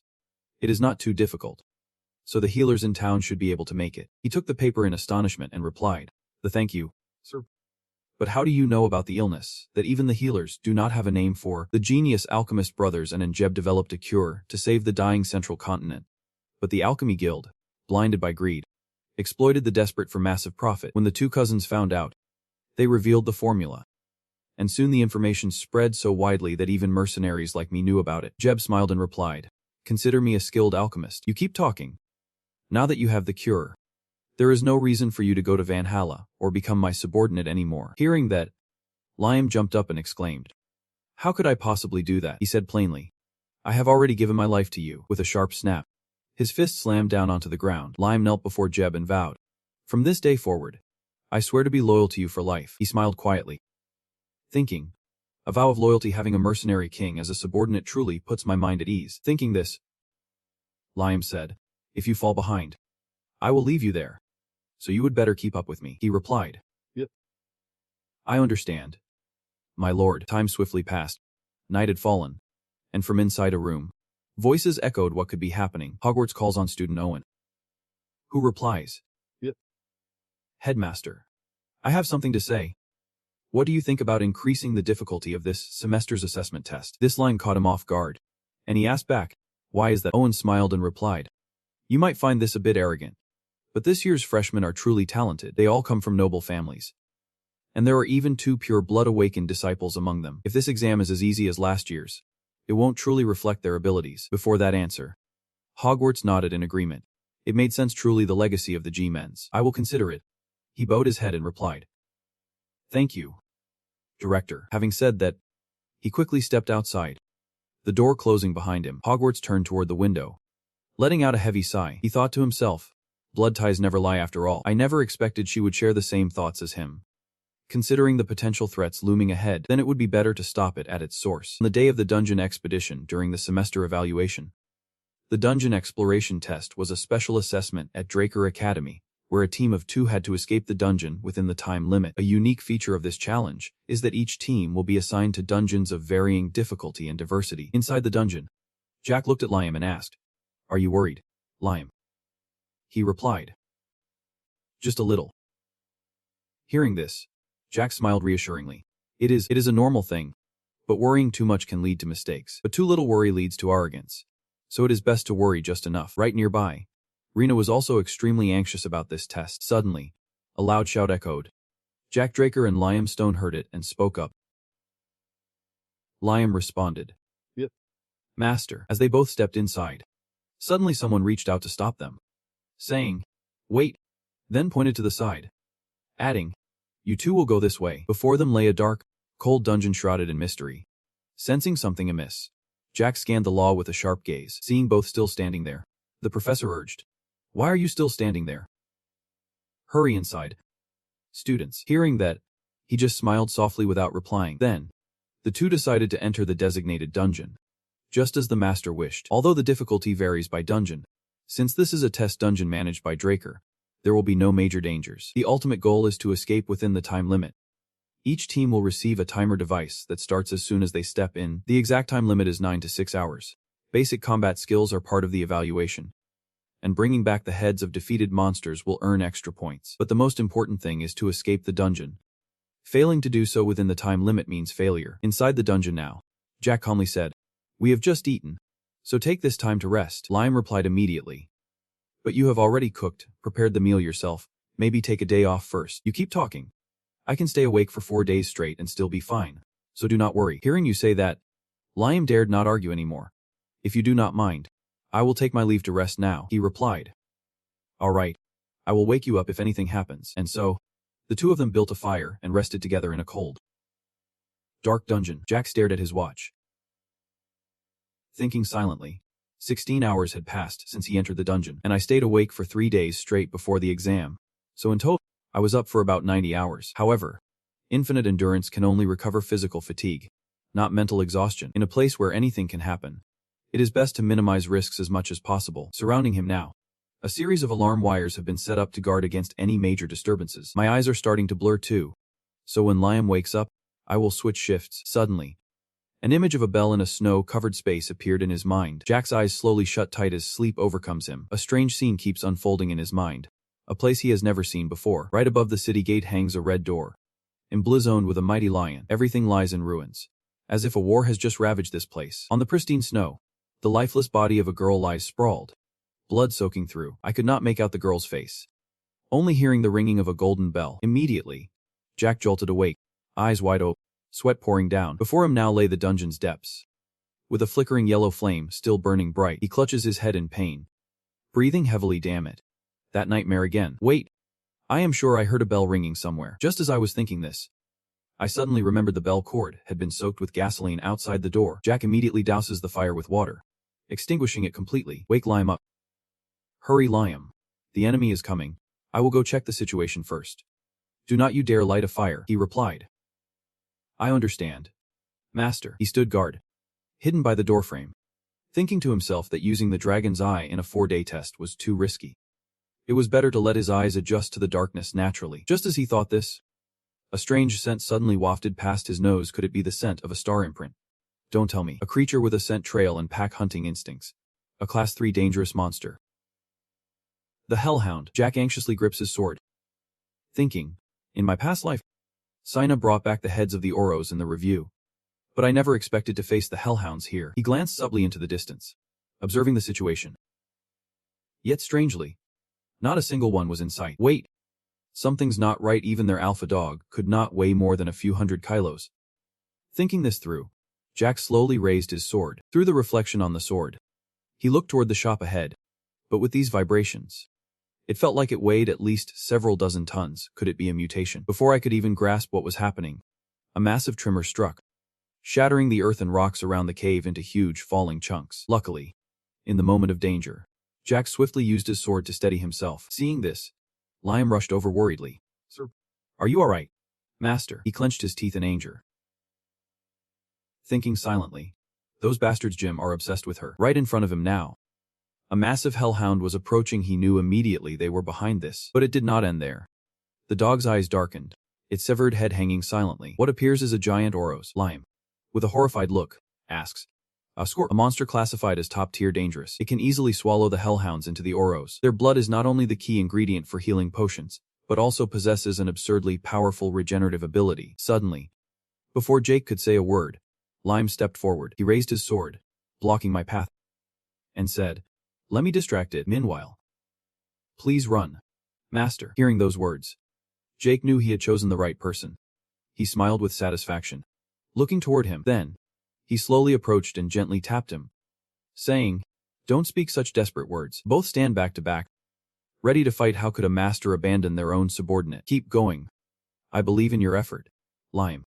You are not weak at all. I will back you up, so just go all out. Hearing that, though extremely tense, he felt more confident and replied, thank you, my master. Immediately, the two of them moved in perfect sync, rushing like lightning toward the monster before them. Before Chu could even react, he was struck by countless deadly sword blows. Jack glanced at it, thinking to himself, not bad. Pretty impressive that he managed to wound Chu's tough skin. What is worse, he even targets the joints with precision. I can't help but wonder, Liam, have you actually spent time studying these monsters? Thinking this, Jack exclaimed. But at that moment, Chu's mace suddenly struck. Luckily, Jack reacted just in time to block the strike, saving Liam's life. He swings again, cleaving Chu's mace in two. Seeing this, Liam looked back anxiously and said, I am sorry, Master. He smiled and replied, it is. Your first real battle went pretty well. Aiming for those soft joints was the right choice. But you underestimated its regenerative ability. Remember, Chu can heal minor wounds almost instantly. So direct attacks like that won't work against its regeneration. Jack looks at Chu raising his hand in front of him and continues. Seems like this is a bit beyond his limits. His eyes flashed with deadly intent as the sword spoke. Let me finish it. After a fierce assault, the Chu's head was finally blown off, and the system announced, you have defeated a Chu and earned 30 karma points. Jack spoke, saying it would earn us a lot of points. Hurry and collect them. Liam stepped forward, unwavering. As he tirelessly gathered the monster heads, he turned his gaze toward the system panel inside. It says above, urgent mission. 2 birds with 1 stone. Slay 100 monsters of 10 types in the dungeon. Time limit 7 to 2 hours. The quest reward doubles your karma points. Received during the mission. 2 random boxes. Seeing this, he happily improves what? Double karma points. System update. Mission status. 2 types of 14 monsters. Passive monsters do not count. Time remaining. 71 hours. 5 minutes. 9 seconds. Ratch glanced at the clock, thinking there were still 7 to 9 hours left before the test ended. So defeating 100 monsters was not a problem. But having all 10 types is quite a challenge. Even though this place is vast, it is a testing dungeon. So usually there are only 3 to 4 types at most. But since this is a trap set by those bastards Jaimin, maybe if we search carefully, we can find all 10 types. Complete the mission and get out of here. It is not going to be easy, Liam said, then fell silent, along with the timer. We were also given a bag to hold the heads of the monsters we had slain. Though it falls short of a space bag, it is still enough to carry the spoils. After thinking, he replied, "All right, let us go quickly. Don't fall behind, Liam," he added. Got it. Both kept fighting relentlessly as time slowly passed. 6 hours 7 minutes 16 seconds. 6 hours 4 minutes 7 seconds. 6 hours 1 minute 3 seconds. 5 hours 6 minutes 47 seconds. 4 hours 7 minutes 1 second. 4 hours 1 minute 41 seconds. A series of monsters discovered by both of them. 39 hours 8 minutes 4 seconds. 31 hours 33 minutes 4 seconds. Time is running out. The mission will end soon. 27 hours 47 seconds. 20 hours 8 minutes 49 seconds. 12 hours 26 minutes 26 seconds. After a moment, Ratch looked at Liam and asked, "Liam, we have hunted quite a bit now. Are you getting used to real combat?" He forced a smile and replied, "I am not sure either." You stepped in with a comforting smile. It is. Everyone needs time to adjust. Having spoken, Ratch continued to gaze at the system board displaying 50 minutes 54 seconds remaining. Mission status 9 types out of 99 monsters, he thought silently. Even after catching all the tiny blood-sucking leeches, there were only 9 types, no more places left to search. The more he thought about it, the more it hurt. These damn G-men could not help at all. Why did not they prepare another one for him? Just as he thought this, suddenly his nose blood, eyes wide open. Sensing something rushing in, he glanced sideways with caution. Suddenly, the ground beneath them cracked wide open. Ratch panicked, and Liam dropped the bag. Hearing that, he still did not understand what was happening, his face blank with confusion. Suddenly, a tremor surged, tearing the bag apart in 2 blazing flames. Beneath the earth, a colossal monster emerges, blood flowing everywhere. Liam was so scared his blood ran cold. His whole body froze stiff. Luckily, just now, Ratch rushed to save him once again. But Ratch's hand was injured too. After a moment of daze, Liam anxiously asked, "Are you okay?" He replied, "It is just that monster's blood." He raised his hand and continued, this time standing outside Liam. Right before us, a monstrous creature with a grotesque body and a mouth full of fangs emerged. Ratch spoke, "I do not think I can fight and watch out for you at the same time." He thought to himself, a hellish worm. It is a deadly monster. Usually only a dozen seasoned knights can control it. Thinking about it, I get even more pissed off. Damn those G-men. Are they really trying their hardest to kill me? The dungeon worm charged forward at alter speed, kicking up a cloud of dust. Liam called out anxiously, "Master." His face darkened, fear rising within him. Suddenly, he remembered something and quickly glanced back. Liam stepped forward, rifling through the contents inside the bag. On this side, Ratch is still struggling to block the monster worm's strike. He swiftly leapt to one side of the sword's path and slashed at its body. But it was unfazed. He thought to himself, even the alchemists would avoid clashing with dungeon worms in a place like this, because it tends to burrow and move underground, if we do not destroy it quickly. Just as I was thinking this, suddenly a large water crack appeared from beneath the ground. Ratch quickly sensed its presence and turned his head to look back. Just as you thought. A deeper hellhound lunged straight at my fanged mouth, ready to devour me alive. I was about to be buried alive. Without overthinking, he quickly jumped aside to dodge. Then, Ratch swung his sword forward. He plunged his sword deep into the monster's body. Then, gritting his teeth, he swung the sword fiercely, tearing through its flesh. The dungeon worm could not react in time, blood gushing violently from its mouth. Gritting my teeth with fierce resolve, "Keep coming back and I will tear you in two." His feet pressed down with such force that the ground shattered beneath him. A series of venomous spikes emerged from its tail. But now, Ratch no longer cared about anything else. In his mind, he wildly swung his sword, striking down that wretched insect. Just as I mentioned this, the hellworm's body slowly tightened. It clings to you tightly, leaving no way out. Once it has gripped its prey tightly, it strikes forward with both tail and jaws at the same time. Luckily, at that very moment, Liam rushed forward and plunged his sword straight into the dungeon worm's body. He took a sudden blow, his whole body aching as he looked up to the sky like a giant. Even now, I can feel that something has happened. I think to myself, the grip has weakened. Seizing the moment, he swiftly used his escape technique to slip away from the prison worm's grasp. The moment he saw Ratch, Liam asked, "Are you okay, Master?" He wiped the blood from his mouth and asked, "What did you do, Liam?" He quickly applied a vial of potion in response, saying, "I have coated the sword with anesthetic." Hearing that, he thought to himself, so that is it. The main ingredient of the anesthetic is the deadly nightshade plant, which only mildly numbs human sensation. But to a worm, that is nothing less than a deadly poison. In such a dire situation, you still remembered that the deadly nightshade is the worm's weakness, and then improvised by using anesthetic as a substitute. Truly the judgment and adaptability of mercenary king Liam Stone. Thinking this, Zik smiled and said, "Liam, when I give the signal, stab the sword into it once more. Bringing you along was definitely the right decision, was not it?" With the hook, he swiftly and deftly leaps onto the monster's back. He always dodges straight above its head, then swings his sword up with a loud shout. Liam, at the signal, swiftly plunged the poison-coated blade straight into the heart of the hellworm. The blow sent it reeling, head thrown back in a roar, its whole body stiffened by poison. Taking advantage of the moment, Zik wields his sword, unleashing the spirit transformation skill. He slashes straight down from its neck to below, making contact. Just like that, the monster Zik's body split in two, dying instantly on the spot. The system displays a notification. You have completed the urgent mission. The mission points earned during duty have been doubled. You have received 2 random boxes. The current karma score is 780. The trainees have successfully escaped the dungeon. Come here quickly to tally the scores. Those who are done may leave now. A professor gazes at the pile of monsters Zaina has captured and speaks. All right.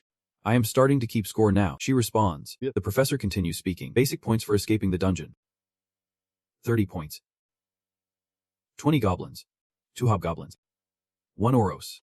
Total 180 points. Hearing that, the other students could not help but whisper among themselves, almost matching Aben's record of 200 points. As expected, the pure-blooded awakened is truly on a whole different level. The professor praised wholeheartedly, truly worthy of the Turan family name. Surpassing the 130-point mark, she reached out her hand, defying the odds. Thank you very much for your kind words. After speaking, the professor turned back to Owen and said, all right, I am starting to keep score now. After a moment of tallying the scores, the professor announced, total score 120. You have surpassed the passing mark of 70. Well done, his teammate said cheerfully. Thank you, Owen. Furious, glared at Xena, his thoughts burning silently. Vena Turan, you won't be arrogant forever. Then he smirked quietly to himself. But anyway, if something goes wrong, just handle her the same way you did with Zeke. Just as I was thinking this, a familiar voice suddenly echoed. How long has it been since I last saw the sunlight? He immediately turned his head back, thinking to himself, that voice, just as he thought.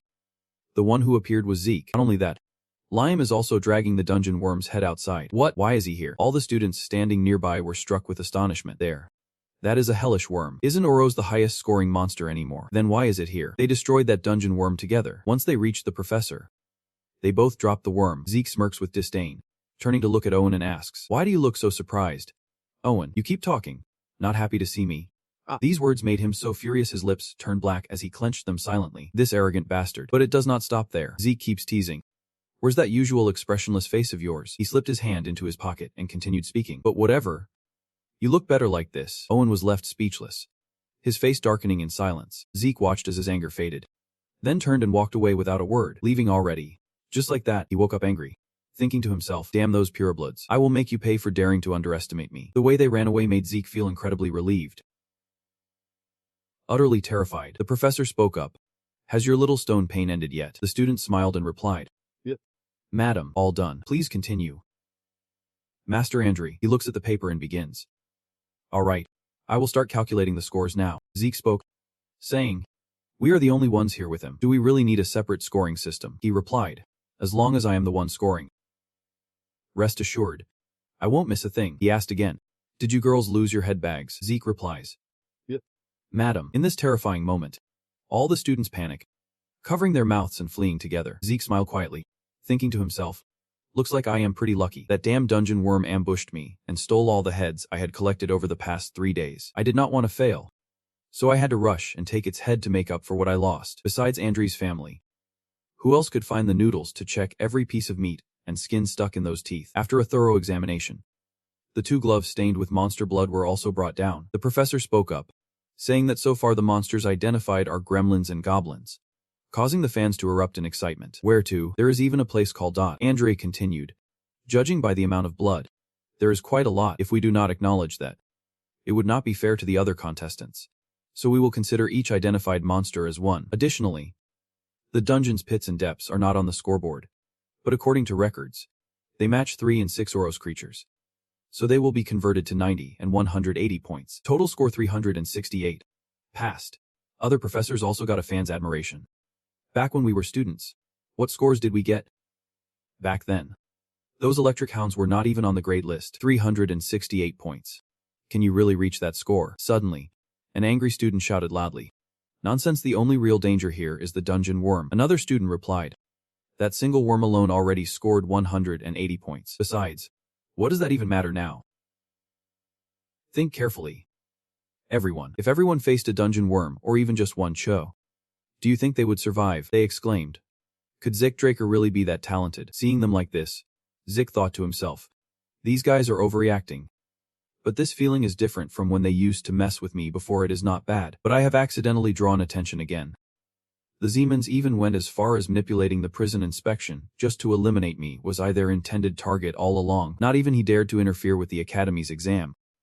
It might have been Zeman himself who got involved. Thinking this through, Zik grew anxious. He was being watched more than he thought, and hiding his power so clearly might backfire. From now on, it is best to go along and observe quietly. Suddenly, a fairy called out from behind him. Zik Draker turned to see none other than Xena approaching, and he exclaimed in surprise, Rena. She glanced at him, saying, let us say you win this time. Having said that, the whole group silently walked away. Zik, confused, thought to himself, did I really win? What does this mean? A moment later in the training room, he looked at the system board and said, is this what people desire? System online. Dragon skill level 1. Gluttony. You can eat a lot and digest even more. Requires 50 points to unlock. Current karma points. 780. He said right away. I ignored it because it seemed useless. But now spending 50 points is no big deal. The system asks, do you want to activate Dragon skill Devar? He answers. Yep. No sooner had the words left my mouth than the system board suddenly underwent a major change. Jack gasped, thinking to himself, has the skill description changed? The system displayed, Dragon skill level 1. Devar. When used, everything can be digested and converted into energy. Moreover, consuming monsters with bloodline powers allows you to absorb their strength. Hearing that, he smiled with interest. Absorbing the monster's power, he should have activated it before the test. To understand better, I will try converting energy first. The system activates, unleashing the dragon skill. Devouring all. Before Jack could bite into the meat, a sudden surge of dark energy pushed it away. He startled. Glancing back, the scene before him was utterly strange. He gasped. What is this? On the ground, a piece of meat is slowly being pulled down by some force. Jack thought silently. It looked like it was sinking into a swamp. The piece of meat slowly disappearing into the darkness. Suddenly, the system announced it was replenishing lost energy with the energy just absorbed. My headache from the alcohol is gone. Like I just took a short nap. Could it have eased my mental fatigue? Not only that, my whole body feels full of vitality. Mentally and physically exhausted. Even my easer, though just a little, has definitely been restored. Activating dragon skills. Devouring all. Thinking this, he added even more meat below. It truly deserved a full 50 points. With this skill alone, I can reduce the risks of all other skills. Mental fatigue can be relieved by a feast, while physical exhaustion is handled by infinite endurance. The more I think about it, the more I feel the scent of powder tilting its head back, laughing out loud. So I can train for 24 hours straight without eating or sleeping. Let us get started. Just as I was saying this, a sudden knock on the door killed my mood. Exhausted, he asked. Decker, did not I tell you before? Don't bother me when I am training. He stands outside and replies, sorry, young master, but this is an urgent message I must deliver to you immediately. Let me ask again. Is the message really that important? He said. Your sword is ready. Hearing that, Decker exclaimed with joy. Finally, a moment later at Hamber's forge, Decker spoke up. Galleon, is my sword ready? He replied. Yep. Please wait a moment. He sat lost in thought, silently recalling how in his past life, the sword he received from Galleon was forged from Mycotron and pure iron. The legendary sword Graham can also be recognized. This is a masterpiece blade. Even though this time I used Fang lineage as the material, I think it will still look like Graham. But all his hopes shattered the moment he saw the sword. It was not a gleaming golden sword, but a solid black blade resting on a wooden box. Here. What is this? Decker holds the sword up before him, eyes fixed intently. He silently judges. From the outside this sword looks simple. Decker immediately spoke up. Addressing Hanbeck, deliberately did not sharpen the blade. Did you? Hanbeck replied. This sword was always meant to be this way. Decker glanced at him once, then placed the sword into the display case. So this is the form you think suits me best. Hanbeck is hiding something. Yep. Hanbeck looked at the person before him, deep in thought. Most would deceive it, but you grasp my true intent perfectly. Seeing Decker's pensive look, Hanbeck thought, if only it were that day again. Hanbeck told Decker, the master, that this sword actually has no name yet. He tried naming it but could not think of any. Then he asked, will you name the day yourself, master? Decker pointed at his own face in confusion, saying, self-appointed. Decker's eyes shifted,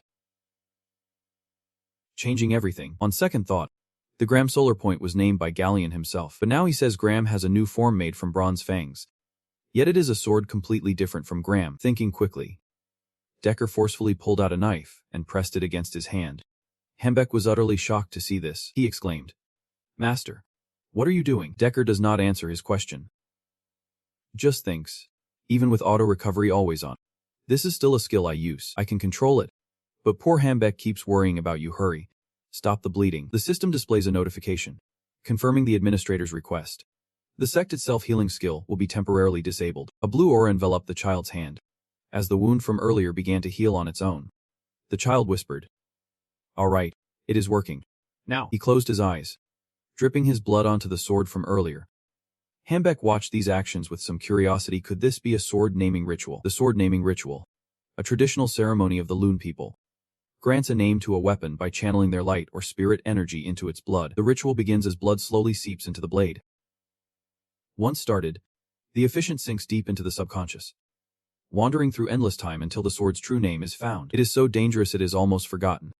Yet you know the ancient ritual. How is this possible? Among countless rising names, you must find the one to move forward with a name for a new path, a new beginning. Zik has come up with a new name, Singing Sword Lady Hamut. Then the system displayed a message. Hakimba Hamut has been registered as equipment. Zik looked up at the glowing sword before him. The sword's name was given by Zik, yet he gazes at it with doubt of all names. Why did I pull out that of a demon dragon? Is my subconscious alright? Habat did not pay attention to what Zik was thinking, only endlessly praising him just as expected. You are truly amazing, master.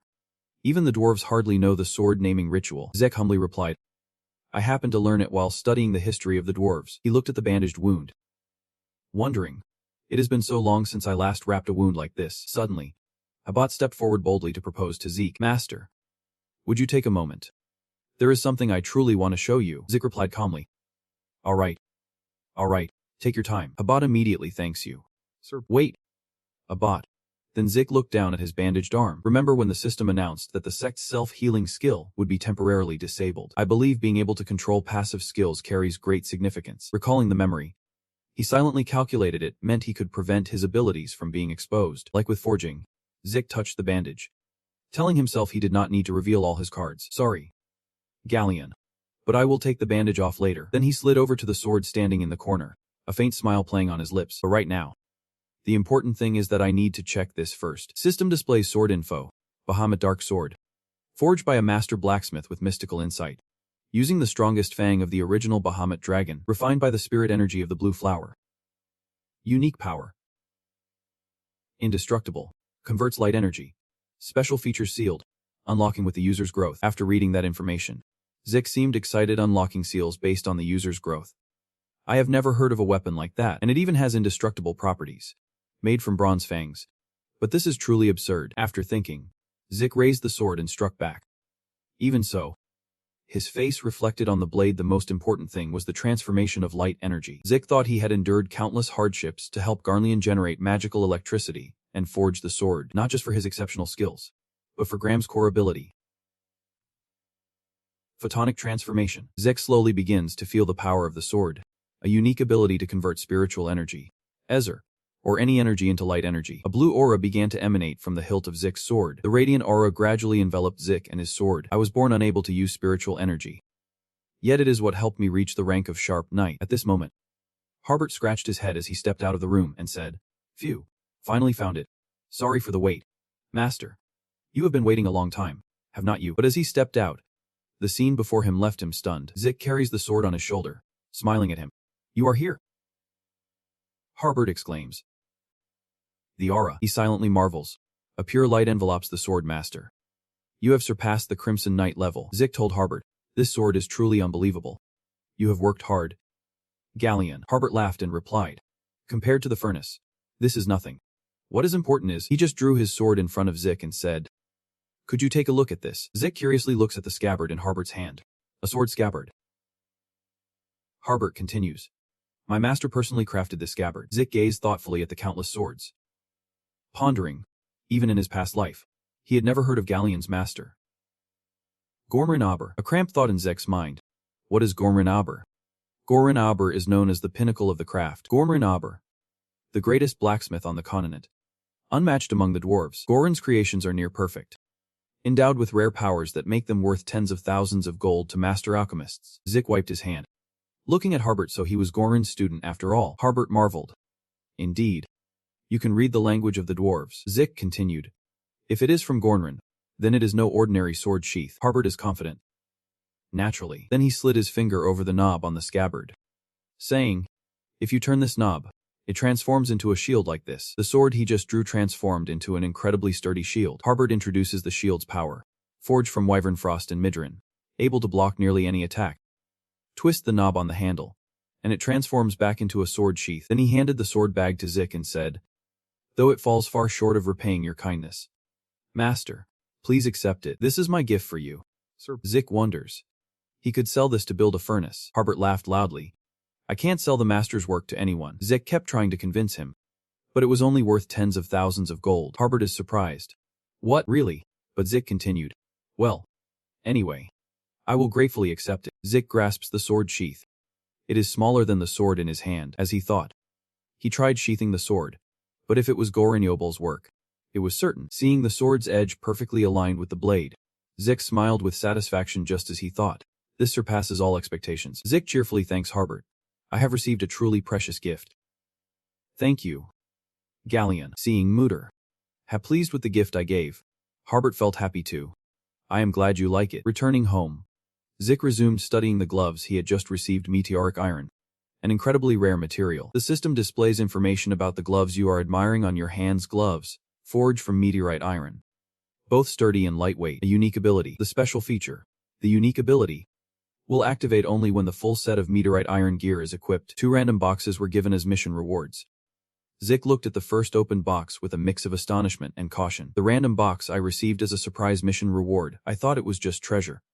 But what is inside is far more valuable. There is still one unopened box. Zik quickly unboxes it. Now, the second box slowly opens. But when Zik saw what was inside, his face was full of question marks. What is this? Zik picked up an old, worn piece of paper. Curious, what could this be? A map. Suddenly, Zek's eyes widened in astonishment. The system flashed a notification before him. We have detected a map containing traces of the Grandmaster Kaiser. Zik wonders. Kaiser. Could it be the Hero King Kaiser?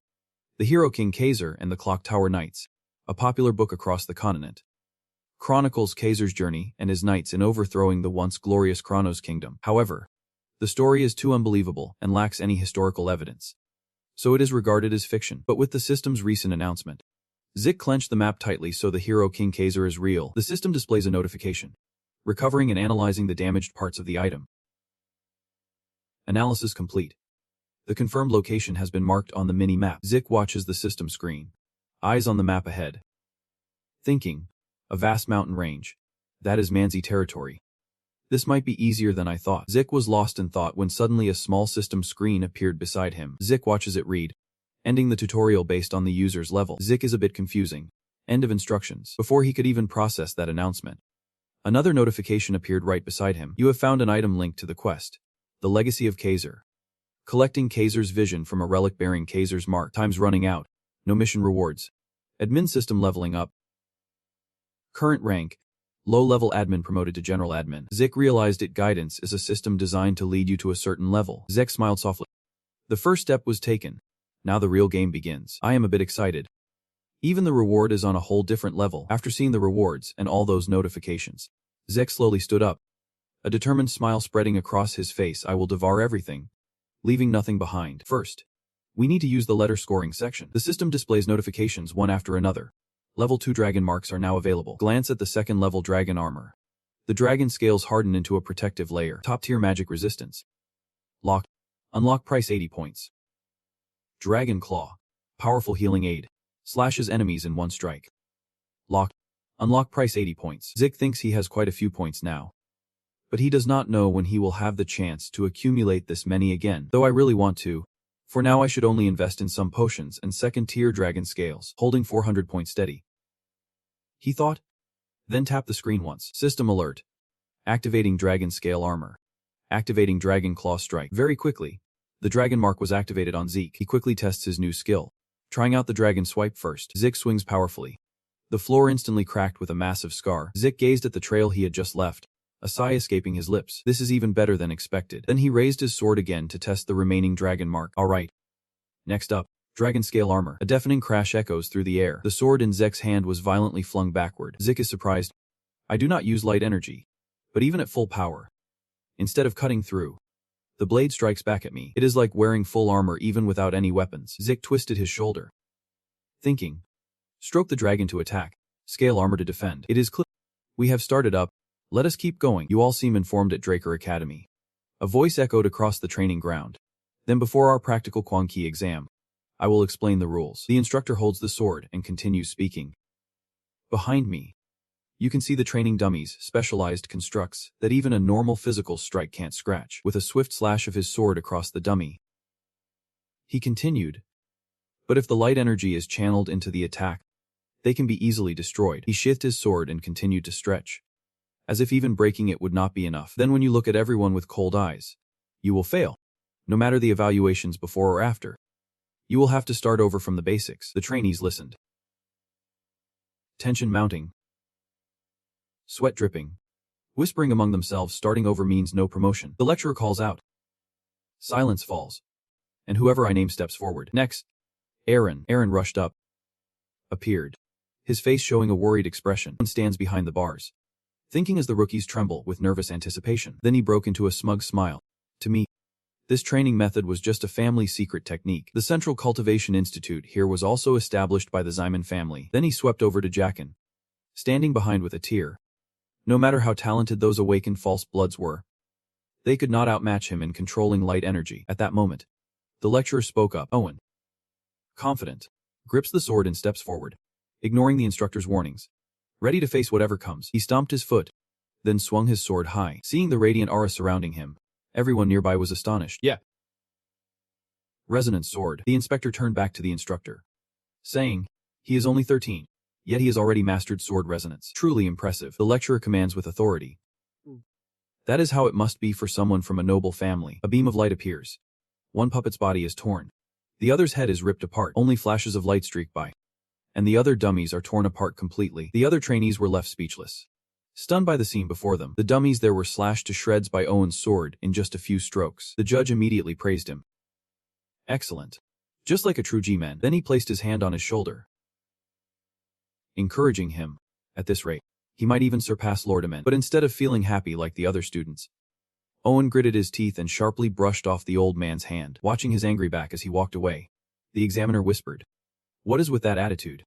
The lecturer crossed his arms and frowned, muttering, "This brat's got some nerve." Then, the next sound echoed continuously, as other trainees took turns performing their tests. But it seems they all failed to do it well. The examiner glanced at the flawed score sheet.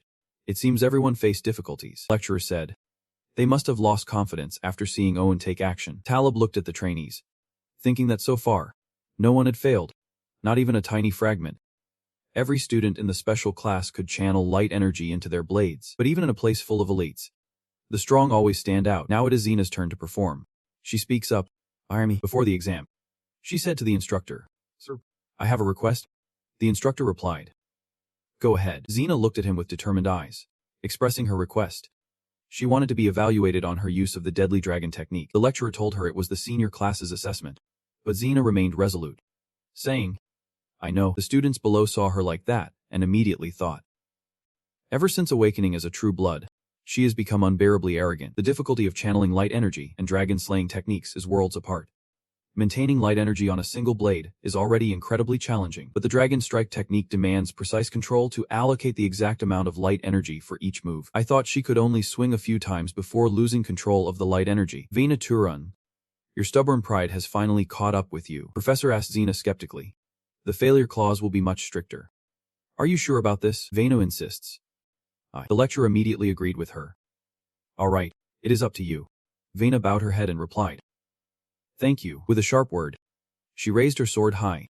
As the other students watched Xena's test with solemn focus, a beam of light swiftly enveloped Xena. She swung her sword down fiercely, slashing across the dummy. Then, countless beams of light streaked through, shattering the dolls into pieces. At the final puppet, Vena decisively thrust hard, shattering it to pieces. Vena has finished her exam.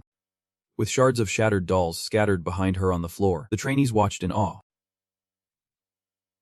constantly exclaiming, just looking at it, there is no way to compete. I thought Owen was the best at controlling photoplasma, but compared to her, he is far behind. Hearing such gossip, Owen clenched his teeth, veins bulging in fury terrifying. Vena exhaled sharply and spun around, pointing her sword straight at Owen. Catching him off guard, he furrowed his brow, guessing, what is this? Is she mocking me? But then his gaze suddenly shifted. He slowly turned around, his entire face tensing up. No. It was like that from the very start. The sword is pointed at him, but a formidable foe stands right behind. Jack sneered. Not even worthy of my attention. Jack scratched his head, thinking to himself, this looks like trouble. I remember the look in Xena's eyes when she was staring at me. If she could deceive me like that, I can't just turn a blind eye. Well, maybe I should meet her expectations just a little. Hearing that, the professor's face twisted with discomfort. His eyes sharp and cunning. He spoke up. Your name is Jack, right? Do you really think the death spell is easy just because you saw student Xena perform it effortlessly? He continued. Trainee Xena is a pure-blooded awakened. But before he could finish, someone else interrupted him. Grading criteria will be the same as Xena's. No problem at all. Hearing that, Jack smiled confidently and replied, of course. Without hesitation, as he stepped into position, while the professor remained unsatisfied and questioned again. Why would you allow this? That student is marked present in every class, but I have never seen them attend even once. The professor replied. That was the result of this student defeating the formidable Andre. Well, you just got here, so you probably do not know yet. A pure-blooded awakening with unprecedented golden light rumor has it the trainee shattered Lord Abal's dungeon exploration record. It is the person standing over there. Jack Draker. The system notification appeared. The singing sword Bahamut has detected as activating Bahamut's unique ability. Aura transformation. Converting ease into aura. His face grew worried, thinking silently. Damn it. The needlework is harder than I thought. After a moment of calm, he gripped the sword tightly, forcing a smile. This should be fine now. Without hesitation, Jack raised his sword high. The moment Vena saw the strike, her eyes widened in shock. This was the technique Jack was using. Dragon Slayer art. Chapter 1. Part 1. Heaven Cleaver. She is worried about taking a break, but compared to Professor Andre, it is almost perfect. A single strike, a direct surge, splitting the scarecrow in two. This is the Dragon Slayer technique I have honed and repeated for 2 years before returning. From the sword swing to foot placement, even the flow of aura, my body now moves instinctively. Without thought, here, Jack firmly plants his feet on the ground, restraining his body, his eyes fixed on the sword in his hand. Silently thinking, though he has grown tired of practicing this technique over and over, revisiting the basics is not so bad after all. This afternoon should be enough to push Xena forward. Just as he was thinking this, sudden whispers echoed, startling him. Wait. He definitely just wrapped his sword in aura, did not he? That is right. I see it too, the entire sword.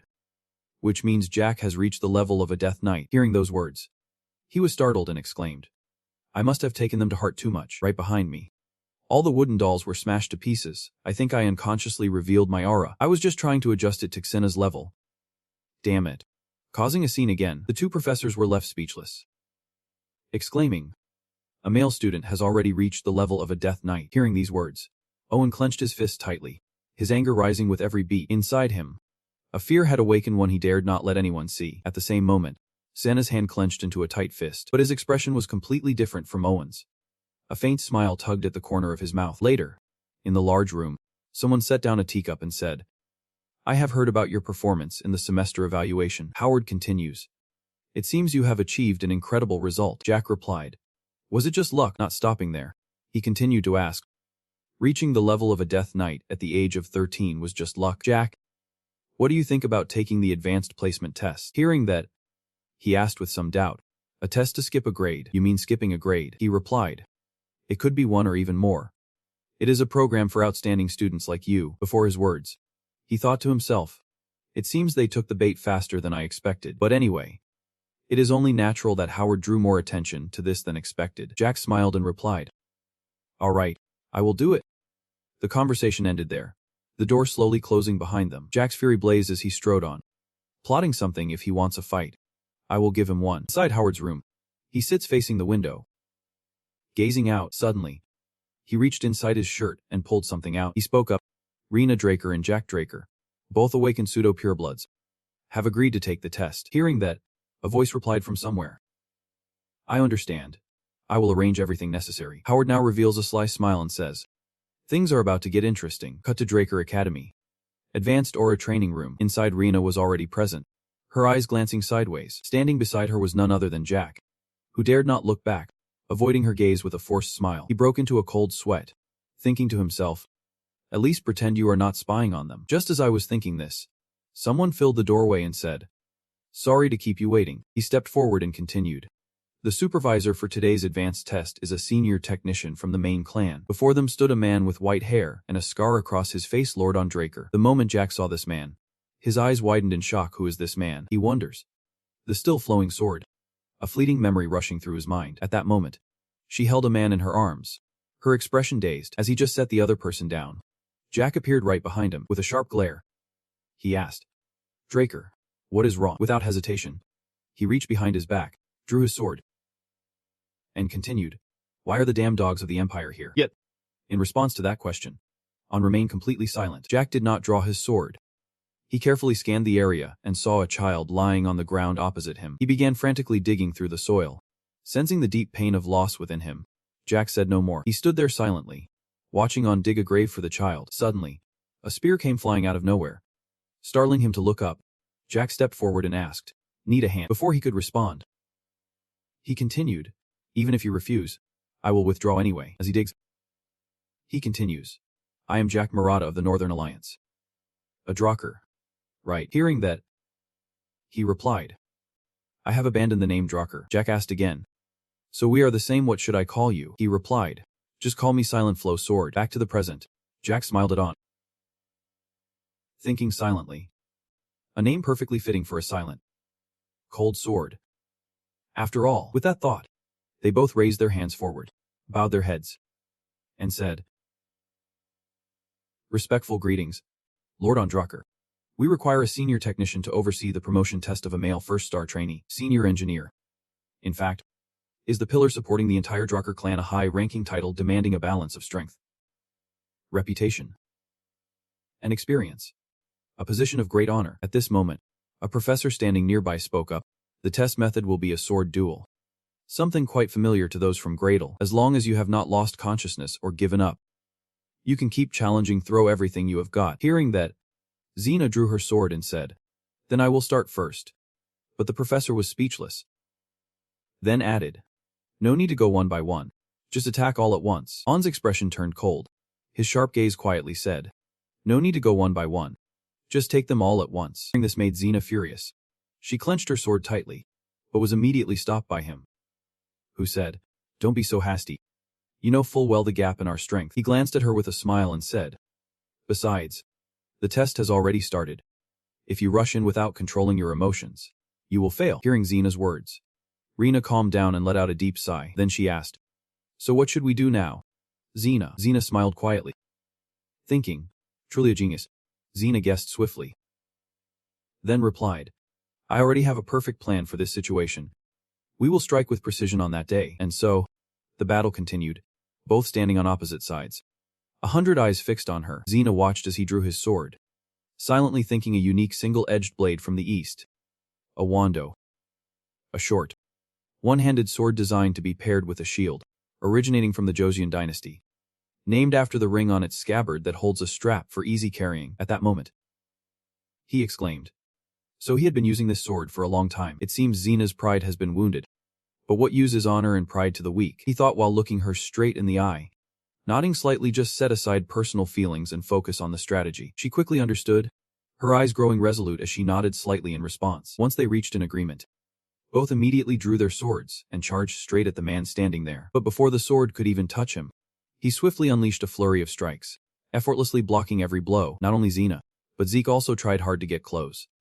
Yet he could not reach her. Neither of them gave up easily, continuously coordinating with seamless precision. Suddenly, a loud crash echoed, knocking both of them back with a resounding force. Seeing those moves just now, Xena thought to herself with awe, so this is what a high-level knight looks like. Though I kept targeting his blind spot as Zeke instructed, I could not land an effective blow, nor even weaken his strength. Without hesitation, she directly used the technique. Dragon Slayer Art. Chapter 3 Part 1. I must be ready to kill. Lost in thought, a sword slash cut straight down right before on, the crescent blade grazing him, but he was no easy opponent. Quickly retreating, he dodged and then swung a kick straight at Xena, leaving her no time to react. That powerful kick sent her flying backward, crashing hard onto the ground as dust and smoke billowed up. The others standing around saw this and rushed over to Xena, asking, "Miss Xena Draker, are you alright?" Hearing that, she reached out to grasp the shard on the wall and replied. She wiped the blood from her mouth. "Warning everyone. It is dangerous here. You all need to retreat quickly. Though only for a moment. I truly lost consciousness. Creating a critical vulnerability, there is no way I could have done that with my current strength." Thinking this, she looked toward Xena, wondering if she really believed she could do it. Xena Draker. Xena recalled his words from before. She had been furious, thinking, there is no way I will ever take part in such a cowardly tactic. So you want to tarnish an honorable match? Xena Draker. He laughed and asked, can honor be eaten? This is not a duel between knights. It is a test. They are assessing our ability to finish it quickly. In these perfectly reasonable words, Xena did not know how to respond. She sighed and said, all right. After all, I was the one who asked for your opinion. But who really thinks that strategy will work? Our opponent is a senior engineer. He smiled. We just need to create a situation that forces him to be effective. Just like when you fought me at Gradle. Think back, why could not you dodge that stone? She continued. It is because I did not expect you to use that trick. He replied. Exactly. Xena, with the faintest smile, continued. Senior technicians are just the same. Wait for my signal. It will definitely work. Even the smallest slip is enough. Back in the present, seizing the moment on struck Xena, he unleashed his technique wielding the Dragon Slayer art. Wind magic. And the shadowless step. Seeing this move, On whispered in surprise. This is Lord Duck's technique. No sooner had he finished speaking than he sensed something, his sharp eyes glancing back behind him. At the critical moment, he raised his sword just in time to block a strike from the attacker. He smiled and said, from now on, you should be more serious. Before he could realize what was happening, the light suddenly went out, plunging the room into darkness. He looked around in confusion, thinking to himself, the lights went out. I get it now, they are using the mana suppression trait of a pure-blooded pseudo-awaken. Realizing he had fallen into a trap, he swung his sword fiercely, sending it flying far behind him. But it did not stop there. Detch kept striking relentlessly from the shadows. Watching this move, he sighed in frustration, thinking, what a childish trick. You kids think that just by blocking my view, you will have a chance to defeat a high-level knight. This thought quickly vanished as the figure of Detch suddenly appeared right beside him. Swift as a flash, he wondered in confusion, but what is this strange feeling? In this thick darkness where I can barely see. Does she move as if she can see right through everything? Wallen was still lost in deep thought. Detch began to take action. This is the perfect chance to test out my new dragon technique. Anyway, I am not the type to go bragging everywhere. Then, the system alert swiftly appeared, activating the dragon technique, the dragon swipe, on the warm side.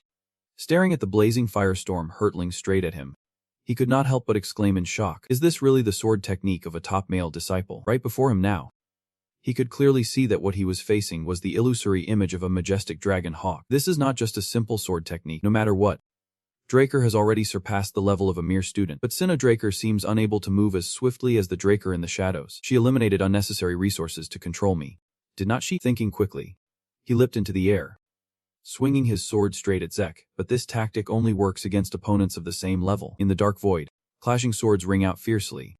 The battle rages with intense tension. Zek was surprised, thinking to himself, his movements almost unchanged before the lights went out. Could it be that he has already adapted to the darkness? Just as he thought this, a lightning-fast sword slashed straight at him. The one who just struck was none other than On. Luckily, he dodged just in time at the moment of danger. He suddenly shouted in anger, then vanished. I could only faintly see her silhouette, as if she were fighting a shadow, while he was still standing firm. Zek's shadow appeared right behind him. As if sensing it, On continued to swing his sword straight behind. But it was not a person, he wondered. What about the mana light? It turns out that right above Zek is using all his strength to slash through every falling light bulb. This sound is masking the presence of Zek Draker. Then a lightning-fast slash came down from above him. Un immediately raised his sword to block the strike. Zek did not even realize when he had come to stand opposite him.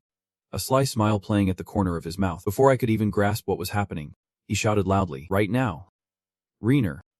You recall the professor's words about the structure and materials. They are simple, but can only be used once. What kind of magic are you planning to transfer there?" Hearing Zek's words, the professor exclaimed in shock. "What? A magic explosion?" Zek smiled and replied, "Just a flash of light and a loud bang is enough." Back to the present. The orb was thrown straight at the source of the radiant light, an echoing sound. Zek smiled quietly, thinking, "Perfect aim, Reiner." This strike was truly beyond my expectations. He could not react in time, only able to slump to the ground, covering his ears with his hands. His eyes went white with rage, teeth clenched tight as he cursed. "Damn it. I fell for the trap. Underestimating Xena was my biggest mistake." Just as this thought crossed his mind, Reiner and Zek combined forces, swords flashing straight ahead. He wore a face full of fragrance, a smile curling at the corner of his lips, but there was not enough time for either of them to carry out their plan. On surge forward, unleashing the technique. Dragonslayer Art. Chapter 4. Part 1. Touch of the Sphere. The blow sent Zek flying backward, slamming hard into the ground. Reiner met the same fate, unable to react in time. On stood there dazed, teeth clenched tight, pain itched across his face. At this moment, the wounded from the brawl are being brought back one by one. A girl approaches with encouragement. "You have worked hard." Before I could answer, a tall man approached. "You bastard. You have completely destroyed someone else's disciple." "So that was your master." Seeing him review, I immediately bowed my head. "Greetings, master." He waved back, still as stiff as ever. Duck slung an arm around his shoulder and asked, "How is my disciple doing?" He listened, silent, saying nothing. He reconsidered that moment. Zek Draker. In the fleeting moment when their strike lands true, he deliberately discarded his sword and switched to defense. He could have fought back, so why did not he? His goal is not to win, but to improve and learn. He only revealed just enough strength as necessary. On looking at his hand, he said, "Zek Draker is beyond your ability to comprehend." Cut to the Academy promotion meeting room, where I assume everyone agrees with this proposal. Everyone in the meeting spoke up. "Excuse me, Director." Andrei replied, with no objections at all. Venna and Zek were officially promoted to 5th and 3rd year. Then Zek remained as silent as possible. After receiving all the guidance from the Duke, Andrei took over Zek's position. Zek maintained a good relationship with Professor Fanon, but they gradually grew apart when Zek was chosen by the Delparch Royal Magic Institute and left the academy. Zeka no longer has any ties to the powerful noble families. But then something interesting happened. On kept challenging Zek relentlessly. Then suddenly he realized something. Took leave, and locked himself away to train in seclusion. 2 years passed, and Zek graduated from the academy. Congratulations to Zek, the youngest ever to step into Valhalla. You must be very proud. Zek Draker is now 15 years old, Decker said happily. The director rarely writes admission recommendation letters himself. Zek replied, "Thanks to that, so you think the title of youngest rookie, after 2 years of silence, no longer means anything." Zek spoke. "There is about 3 months left until enrollment." "Right. Decker. You should head to Atlas first." He was stunned but stammered. Yep. "And you?" "Zek. I am packing up and leaving for a quiet place alone." "You said you do not want anyone to bother you." "Got it." Decker obeys orders. "Yes, sir." The Kazet ruins lie within the vast mountain range, disguised as a retreat. Zek plans to use the Argos Kingdom's Adventurers Guild to launch an expedition. "No need to inform any suspicious person about your whereabouts." There is a knock at the door. Zek says, "Come in." Liam approaches and kneels, and bows his head. "I salute you, Lord Zekdray." "He's back." Liam said it already. "That cold distance makes me feel trapped. A simple hello is enough." Hearing that, Decker said, "Then I shall take my leave." "Young master," you replied, "why did you summon me all the way to the Platinum Mansion?" In this room, only Zek and Liam remain. "I have heard you have been transferred to the special class. With Zek as your master, how can I just stand by with my arms crossed? I have gathered everything you will need during your time at the academy. Expected questions for academic assessments, study guides, and essential exam materials. Go see Fabner and show him this. He will provide you with all the items you need, and when you reach your 4th year, you will need another proper sword. You can also request it from Fabner. I have already paid, so do not worry. I trust you will do well." Liam, "I will never betray my master's trust." Liam, moved to tears, clenched his teeth to hold them back. Then he bowed his head with determination. Just a minute ago he said that made him feel completely defeated. "Will correct my words. The kingdom of Axe lies at the northernmost part of the central continent, alongside Delpar and Alengia. It is regarded as one of the 4 great kingdoms in the central continent. A colossal mountain range that separates the land of magical beasts from the mainland. The temple holds countless dungeons, drawing adventurers eager to seek their fortune. Seeing this, the first king of Argos united adventurers and dungeons into the kingdom's main industry. Backed by the royal family, the colossal mountain range was divided into hundreds of zones with transport routes and outposts established for control. This is the origin of the Axe Adventurers Guild, which later spread across the continent. Next is number 546. But number 546 is not here, following number 547. Congratulations, Jack Murray. You have become an adventurer. Please submit your documents at the Islite office. They will issue you a registration card. Murray replied. Thanks. Draker thought, while disguising himself as Jack Murray with a wig and magic glasses. It was best to create a spy identity for easier movement. Going around with the name Draker would stand out too much. Now, Jack thinks it is time to start the leopard hunt at the gathering point. Some carriages have already started moving while others wait for the remaining adventurers. Among the carriages on the road, Jack thought to himself, lucky to have found a seat during peak season. Suddenly, a voice called out, Hey there. Are you an adventurer too? You seem tense first time in a dungeon. Why not join us? We may look casual, but we are veterans. These dungeons are deadly now. One wrong step alone, and you are monster bait. Trash like this is everywhere. They say the first group you enter the dungeon with will shape half your adventurer's life. Have you ever heard that? They secretly thought their real purpose was to lure inexperienced adventurers to use as bait for monsters, or sell them to slave traders. Jack remained silent, listening without a word, while they smiled, waiting for his response. Suddenly, Jack stood up and said, Shut up, leaving them stunned.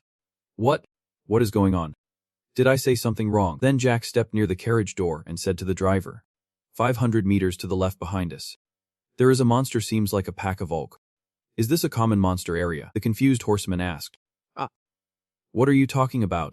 This path leads to the safe zone. Hearing these words, the adventurers with you burst into laughter, as if this rookie is starting to panic. Don't you know that the main routes of the Adventurers Guild are directly controlled by the kingdom? Not to mention monsters.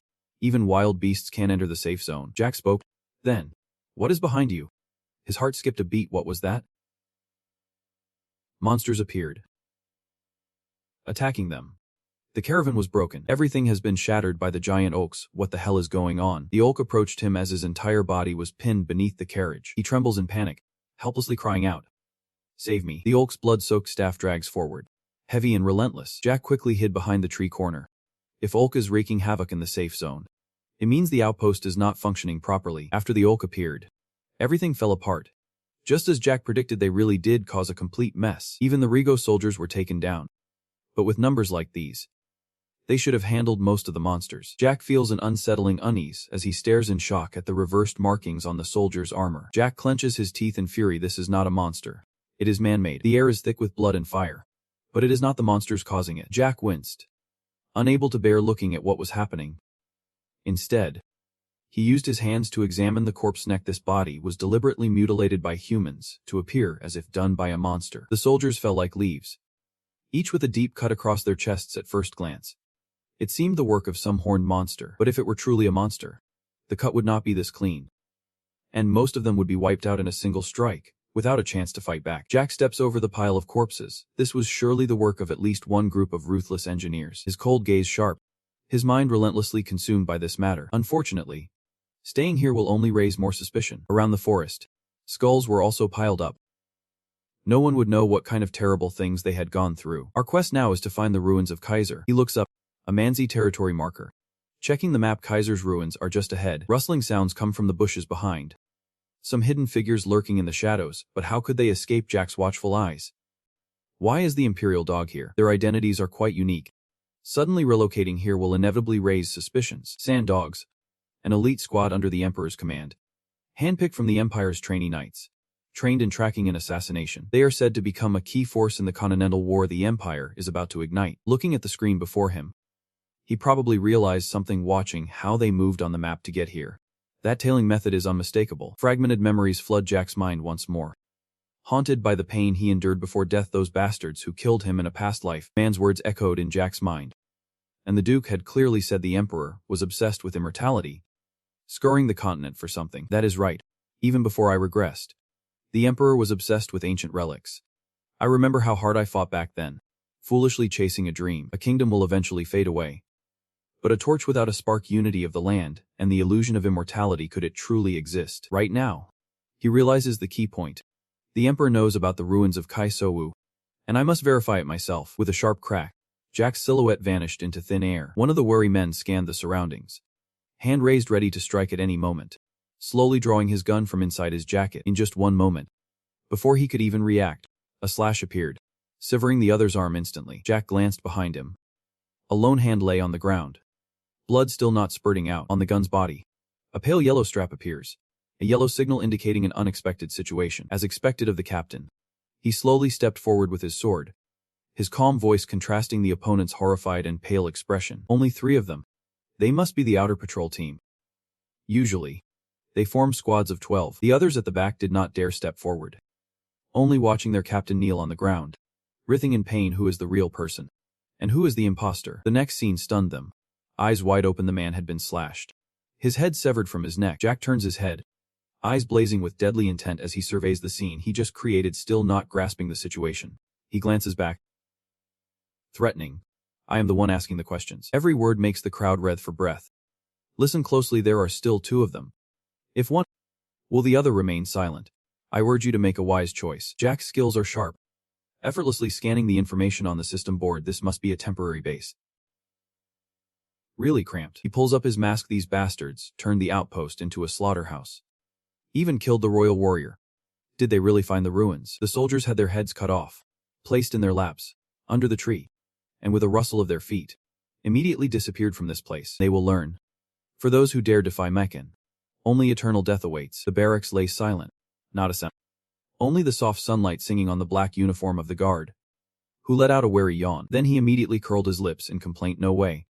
What kind of madman guards the territory of the Manzi people? Honestly, in an instant, something shot straight into his head. His comrade barely managed a faint, muffled cry. Immediately after, the second man fell, the signal light swiftly flashing across the training ground. They gradually realized it and whispered among themselves. Why do not you come here? Wait. Did not you hear anything at the main gate? They do not understand a thing. I did not hear anything at all. He was completely exposed when attacked too swiftly. The scent of blood awakens primal fear within a man. The intruder tried to speak but was silenced instantly. A swift slash across the neck ended his life. This stirs memories. When our leader, exhausted from the turf war, ordered us to raid the Pavla gang, it felt exactly like this. The leader recognized that fighting style, the southern assassin's spear technique. Meccan, Pavla, it does not matter. Anyone who comes here must die. Surrender now, and I will grant you a merciful death. Breaker, disguised as Murray, finds it laughable that guy is Captain Yu, nearly at the level of a lamb-satch knight. But compared to the sheet sus I faced in my past life, they are all too weak. Then he spoke up. A peaceful death. You, is that what you say to the one who killed your comrade? Instead of mourning their comrades, they show mercy to enemy you, typical of the thugs from the central continent. He ordered the army to attack Murray. Let him die a good death. Tear him apart. The 2 swords met Masach. They fought head-on, neither side yields. And of course, he takes them all on alone. I feel something's off. It is strange these Shiitus are always so weak. Is it because they are weak?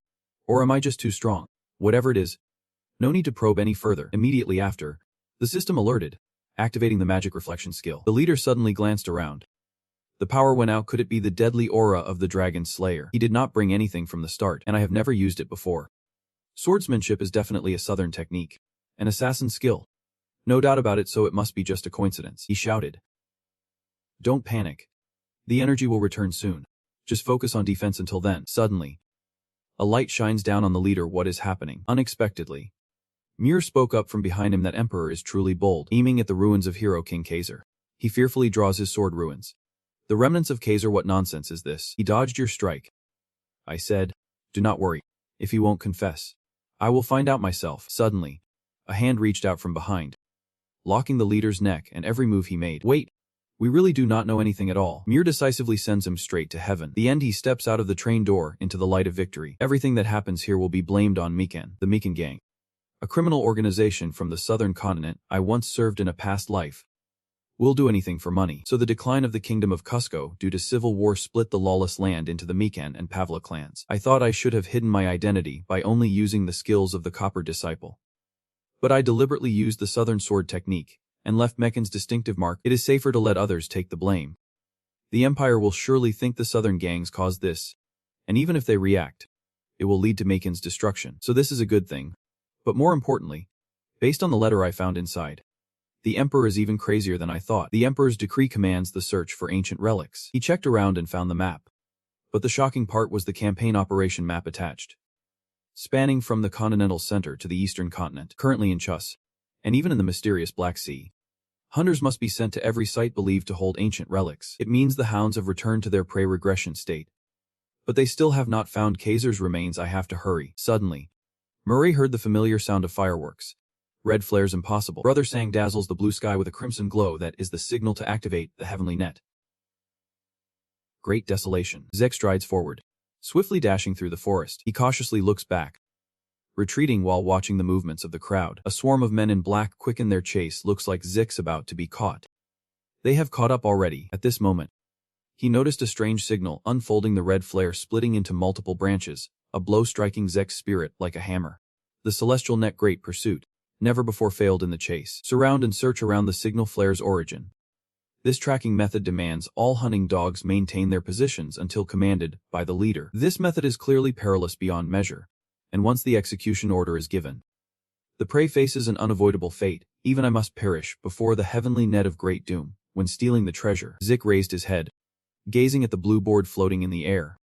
But now he had the system. He spins the spiked helmet, dodging the sword thrust aimed at him. With two swift sounds, the black cloak darted out to block from behind.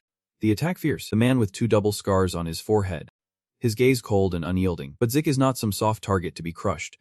His body moves with agility, dodging every sharp strike without losing a single hair. Let us see who ends up dead. A fierce thrust forward, all strength focused in the hand, the situation hanging by a thread. Unlike the others who were dazed, Zek quickly gathered his strength and fled the battlefield. He lifted his eyes forward.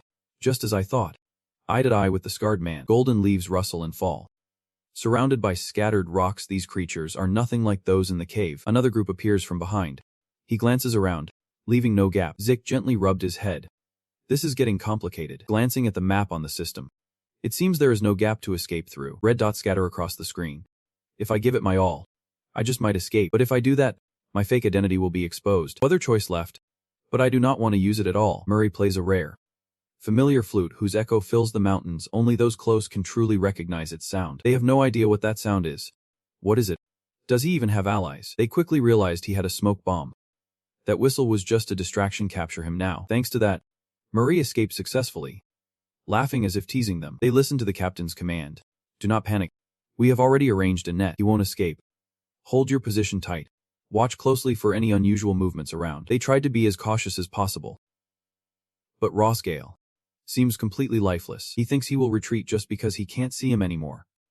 Or maybe the earlier whistle held a hidden meaning. Unexpectedly, Murray called out every name, breaking him down completely. What is this? He is terrified. Truly insane. Carrying what kind of burden? What the hell is going on? I did not even touch them. Maybe. But a whole crowd like this. They tried to attack those savages, but failed, could not land a single blow. The madman attacks one person after another. This is bad. Why are they suddenly so agitated? Our people will all be dead soon. Then Rosgale grabbed his gun and shouted, retreating. But the barbarian tribe surged even more fiercely. Charging forward, they run with all their might. Retreating. Running fast. Meanwhile, Murray hides in the mud with paint to fool Rosgale and Gile. This trick works better than I expected. I invented a device based on Manji warrior tactics to control the chaos on the battlefield. In my past life, I bonded with a Manji tribe and learned how to craft and use it. I use the whistle to communicate. Foreign invaders seek to conquer this land. Though they are savage rulers, they have their own traditions and customs. They will do everything to protect it. You understand? With their crafting skills, it can only be used once. Next, we continue the journey now. It is time to seek the true ruins. Murray has reached a cave, but it is tough. Too many obstacles in the way. I saw a terrifying creature with many cobra heads. You have found a thunder system creature corrupted by demonic energy. I did not expect that. There are also storm creatures. According to the map, The correct path is through that door. Can the system open it? System acknowledged and reported. Administrator's request confirmed. Accessing now. Connected to the management system of the Hero King Sanctuary. Opening the Hero King Sanctuary, the beast sensed an intruder.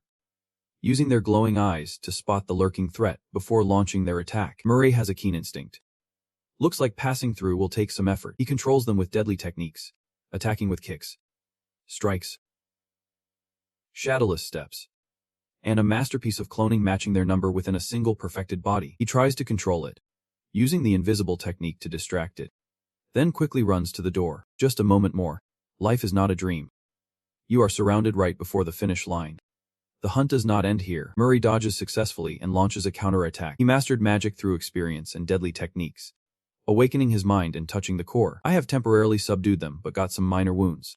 Wait, are they poisonous too? Activating healing skill. He thought again, a 9-headed elemental monster. In my past life, Master said no one could defeat it, the 9-headed Hydra. Now, let us see just how strong you really are. Dust and smoke swirl thickly all around, his hands struggling to block them with his sword. Right after, he was slammed hard backward and crashed violently into the wall behind him. As the dust settles, a hand remains clenched tightly around the sword's hilt. He wiped the blood from the corner of his mouth and muttered, "Damn it. What kind of dragon-slaying magic is this? In an era where the dragon lineage is extinct, the closest thing left is the monstrous dragon breed." He stood there muttering to himself, barely paying attention to the many-headed serpent before him. A monster of this kind, using the dragon-slaying tower, is completely useless. No matter how many times we strike, they quickly recover instantly. It is so frustrating. Then he glanced toward the stone door.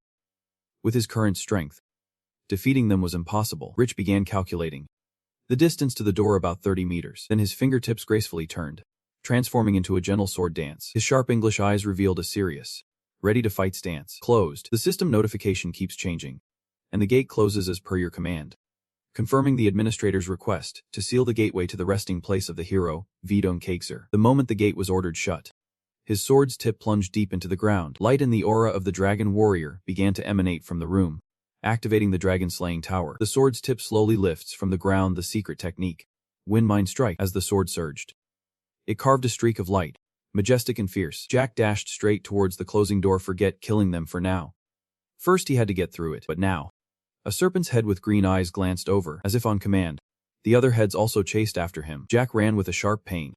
Stealing a glance behind him, he made it. His eyes widened in shock as he saw its sharp, gaping mouth. What the hell? Right after, his hand was bitten, blood spurting out in sharp pain. Stop right there. It quickly drags you away. Its whole body is trembling now.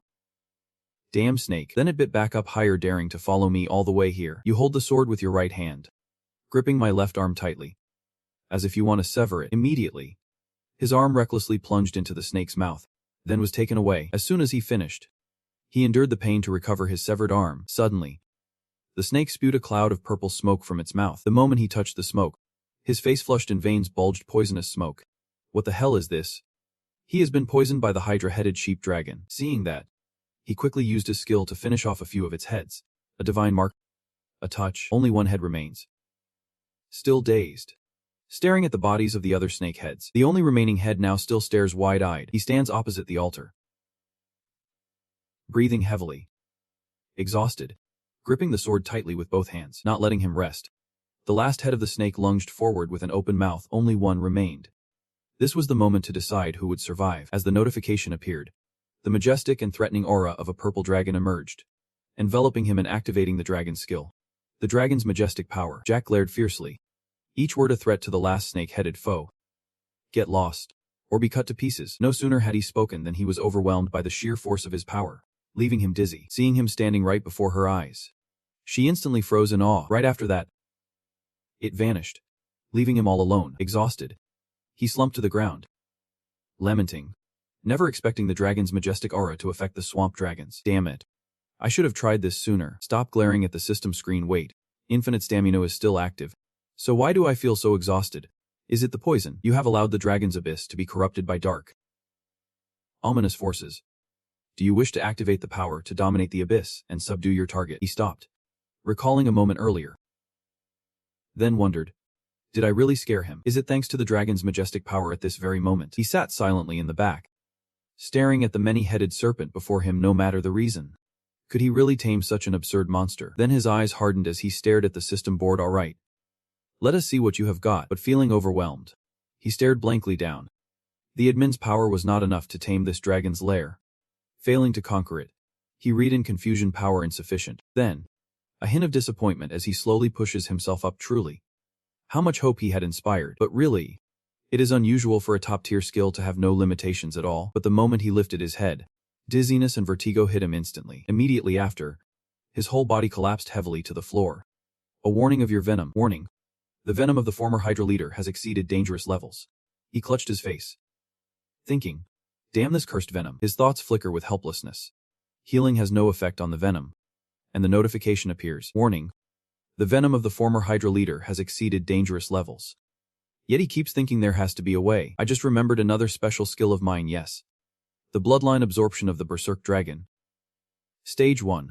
In Berserk mode, I can digest anything and convert it into energy. Moreover, if you absorb a monster with bloodline abilities, you can absorb that monster's power. If the will to endure and rise is strong, a creature harboring such potent toxins surely possesses immunity tied to its bloodline. He swiftly activated the skill, unleashing a dense black aura, triggering the fierce dragon technique. Immediately, he avenged all the fallen dragon heads. Then, the thick black gas, after sealing the dead head, slowly retracted towards him.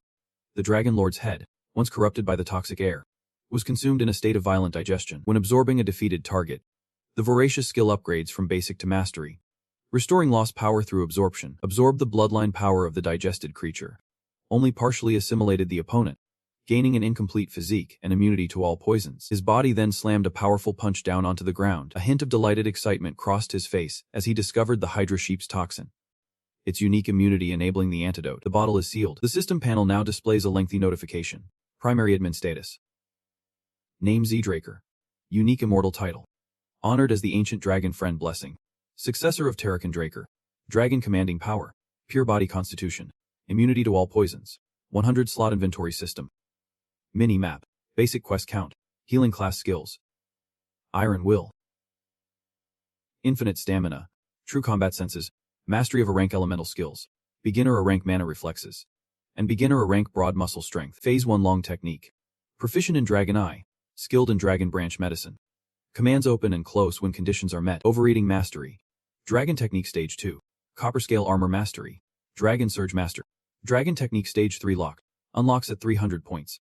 Current Karma points 465, though majority may raise some doubts. Physalis.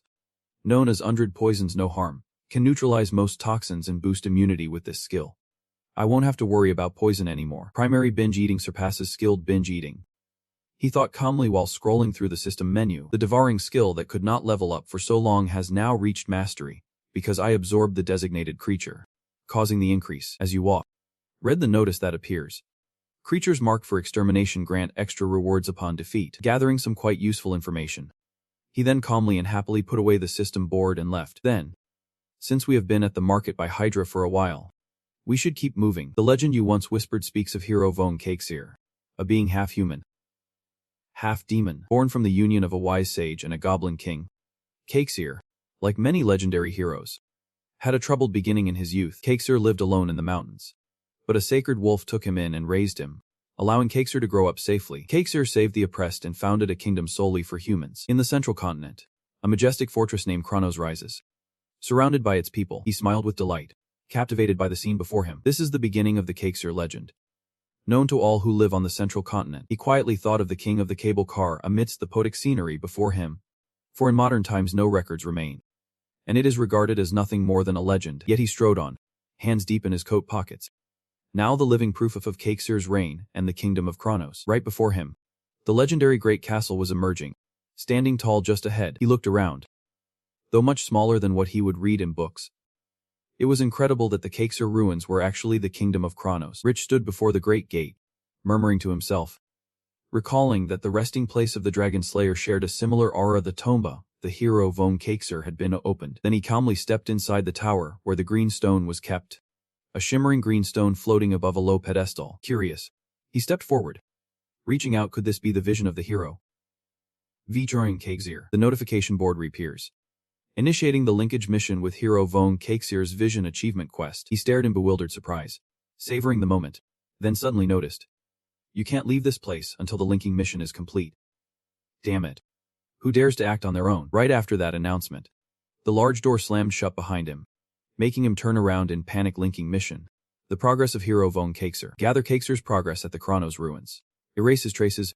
No time limit. Reward. King Kakser. He anxiously reads aloud the mission. The link tasks. The progress of the hero von Kakser. Don't be stunned. The reward is the tears of the fairy clan. The mother of the hero Kakser. A being who can make human wishes come true. Are those really the tears of the fairy clan? He was stunned. Thinking of the V15 mission. Mother the hero Vichen and Kakser. An entity that could grant human wishes. Could those be the tears of the Vevi Rekind Tefsi teen? Then he still decided to reach out to the stone and ask the system a few words. Unsure of its purpose, but certain it was an incredibly powerful treasure. System. How can I make progress with it? A notification swiftly appeared, revealing the details of the shimmering blue stone. Before the administrator's request was verified, the party extracted data from the magical recording device, uncovering 546 videos of the hero Veden Kakser's magic. Then, simultaneously, the film reels appeared around him. Among the 546 magical recordings, only 12 matched the administrator's criteria. The party released the first of 12 magical videos, revealing an ancient Chronos language. Now lost. Captured on film. He thoughtfully added that the system will automatically translate into the common language of the mainland center, used by the administrator. A man from the demon tribe of love is now appearing on the system's projection screen. What exactly is a sword? This person. He was relaxed, speaking with a hint of sarcasm. A sword is just a sword. Nothing more. He has also realized that his identity is the legendary hero, King Kakser. He kept on hurling taunts without mercy. These pretenders do not know their roots and spend all day spouting nonsense. It is just nonsense. Pointing forward without a clue. Everyone. Focus up. The screen's glitching out. He focused intently, beginning to discern the identity of the person capturing the images. If it is Atung, then he is Kakser's most loyal soldier and legend. He stared intently, lost in thought. As expected, this person is indeed a real figure. Kakser's voice echoed from the image of the projection system. How can I master the art of swordsmanship? Immediately after, he swiftly drew the solid sword as a demonstration. It is nothing big at all. Just swing your sword diligently and often. Immediately after, a slash came down, his gaze an enchanting smile full of pressure, cutting the man in two. You must be wondering just how far you will go. I will set the goal for you. Blood immediately poured out as his body slowly collapsed, his face turning pale. Not scared at all. He fell backward and slammed his butt on the floor. He gasped in fear, reaching out in shock to confirm the truth, the overwhelming dominance over his opponent through just a single screen. His eyes on the screen now looked down with contempt, filled with a twisted joy. This is the progress of Mar Hung Vong. A thrill lights up his lips, a smile of pure excitement. He is hooked. He sits there and gives the orders. System. Please replay the video I just watched from the beginning. Administrator request confirmed. Day after day, I have been steadfastly swinging my sword. It has been about 4 days since I was imprisoned and trained here. In his mind, he swung his sword while pondering. 3 doors stood opposite the entrance. Each room behind the door corresponds to a specific living need. The first room is a food storage, stocked with enough supplies to last for months. The second room is a resting space, fully equipped to maintain your well-being. And the final room houses a diverse array of briefcases and military equipment. He swung his sword fiercely, beginning to grasp the nature of the place where he was imprisoned inside. So this is a training room prepared for the Kakser hair. Yet I only focused on practicing and swinging my sword tens of thousands of times. I still remember the fear I felt at his power back then. Though I could mimic his appearance, that feeling could never be recreated. The notification panel reappeared, revealing the progress of hero von Kakser in mastering the basic elemental sword. He was stunned with surprise as he read the system board. Elemental sword. Completing the basic phase and moving on to the application phase. Reading the system notification, he was even more astonished. The star application phase.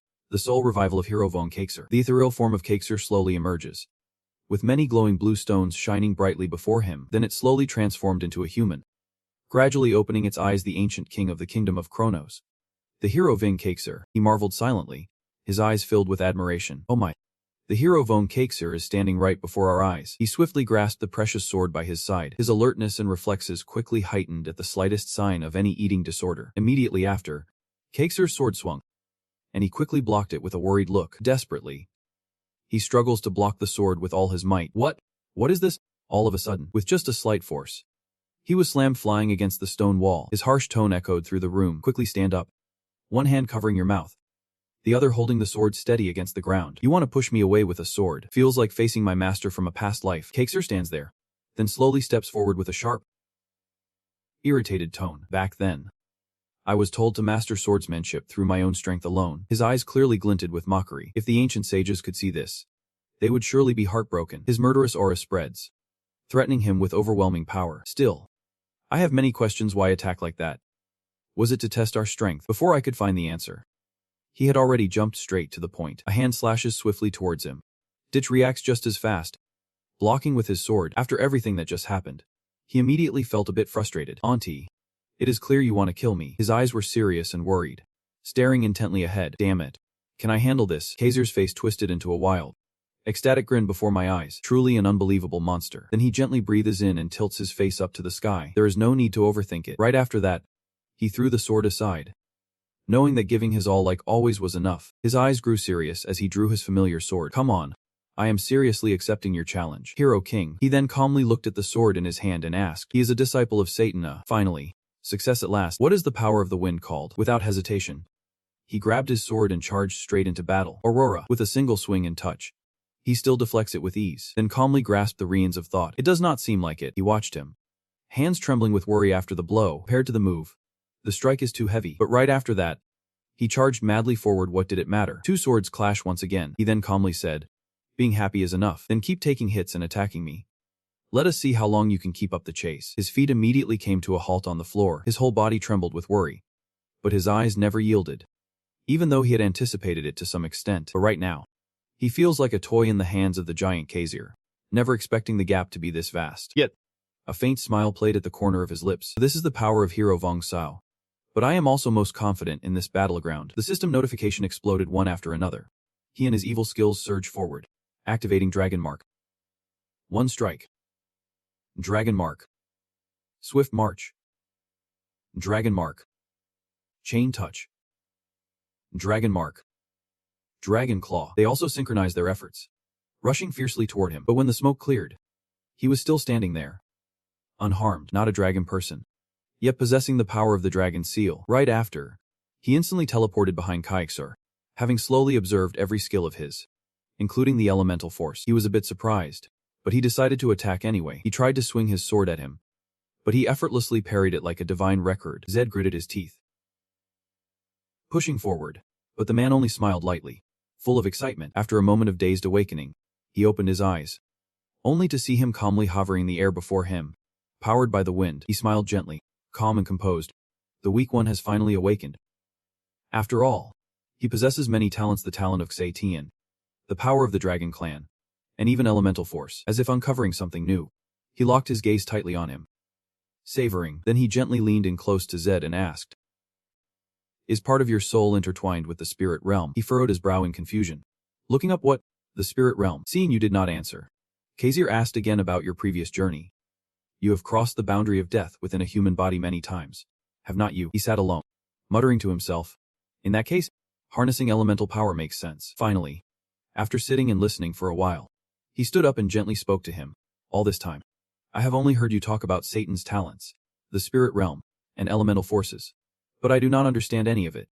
Could you explain it to me clearly? Kaiser sneers lightly, glancing sideways with a smirk. Then he bluntly asked him, is not a person with purpose more important than those trivial things? What are you surprised about? He then pointed at me with an innocent look, pretending not to understand, while I was making real progress. Then he immediately showed him the elemental powers. He possessed the very elements the learner was mastering. The elemental force, pure natural power that creates all things. Ditchley raises the sword high, as a surge of concentrated energy gathers around it, summoning water, fire, earth, wind. They all spoke solemnly. The elemental sword is based on and expands from these four elements. He thrust his sword down, a powerful spiral of energy swirling in the sky, as he solemnly continued. Elemental sword, wind force barrier, violent wind sword. She rested the sword on her shoulder, her eyes soft yet her face showing disdain, as she explained the technique. This is a technique using anemo energy, wind barrier, and gale blade. The elemental force of the sword element is what people call Ezer. Zek Murray stood frozen, eyes vacant as he watched Zek Draker's move, sweat beading on his cheek, pondering its technique and power. It is more like sorcery than swordsmanship. While deep in thought, Zek Draker suddenly turned and spoke. All right, now it is that person's turn. Zek Murray froze, his mind in chaos. Wait, the elemental force comes from Ezer, but I can't sense any trace of Ezer from this superhuman. Is there a secret to transforming it into a fundamental force? He still stands like that, waiting for your answer. Zek Murray hesitated for a moment, then asked, "How do we convert Ezer into a force element?" Zek Draker stood frozen, unable to grasp the meaning behind his words. Suddenly, his sword burst into fierce flames, glowing gold as if ready to burn everything around, then coldly replied, "It's just, what more is there to explain?" Zek Murray froze for a moment,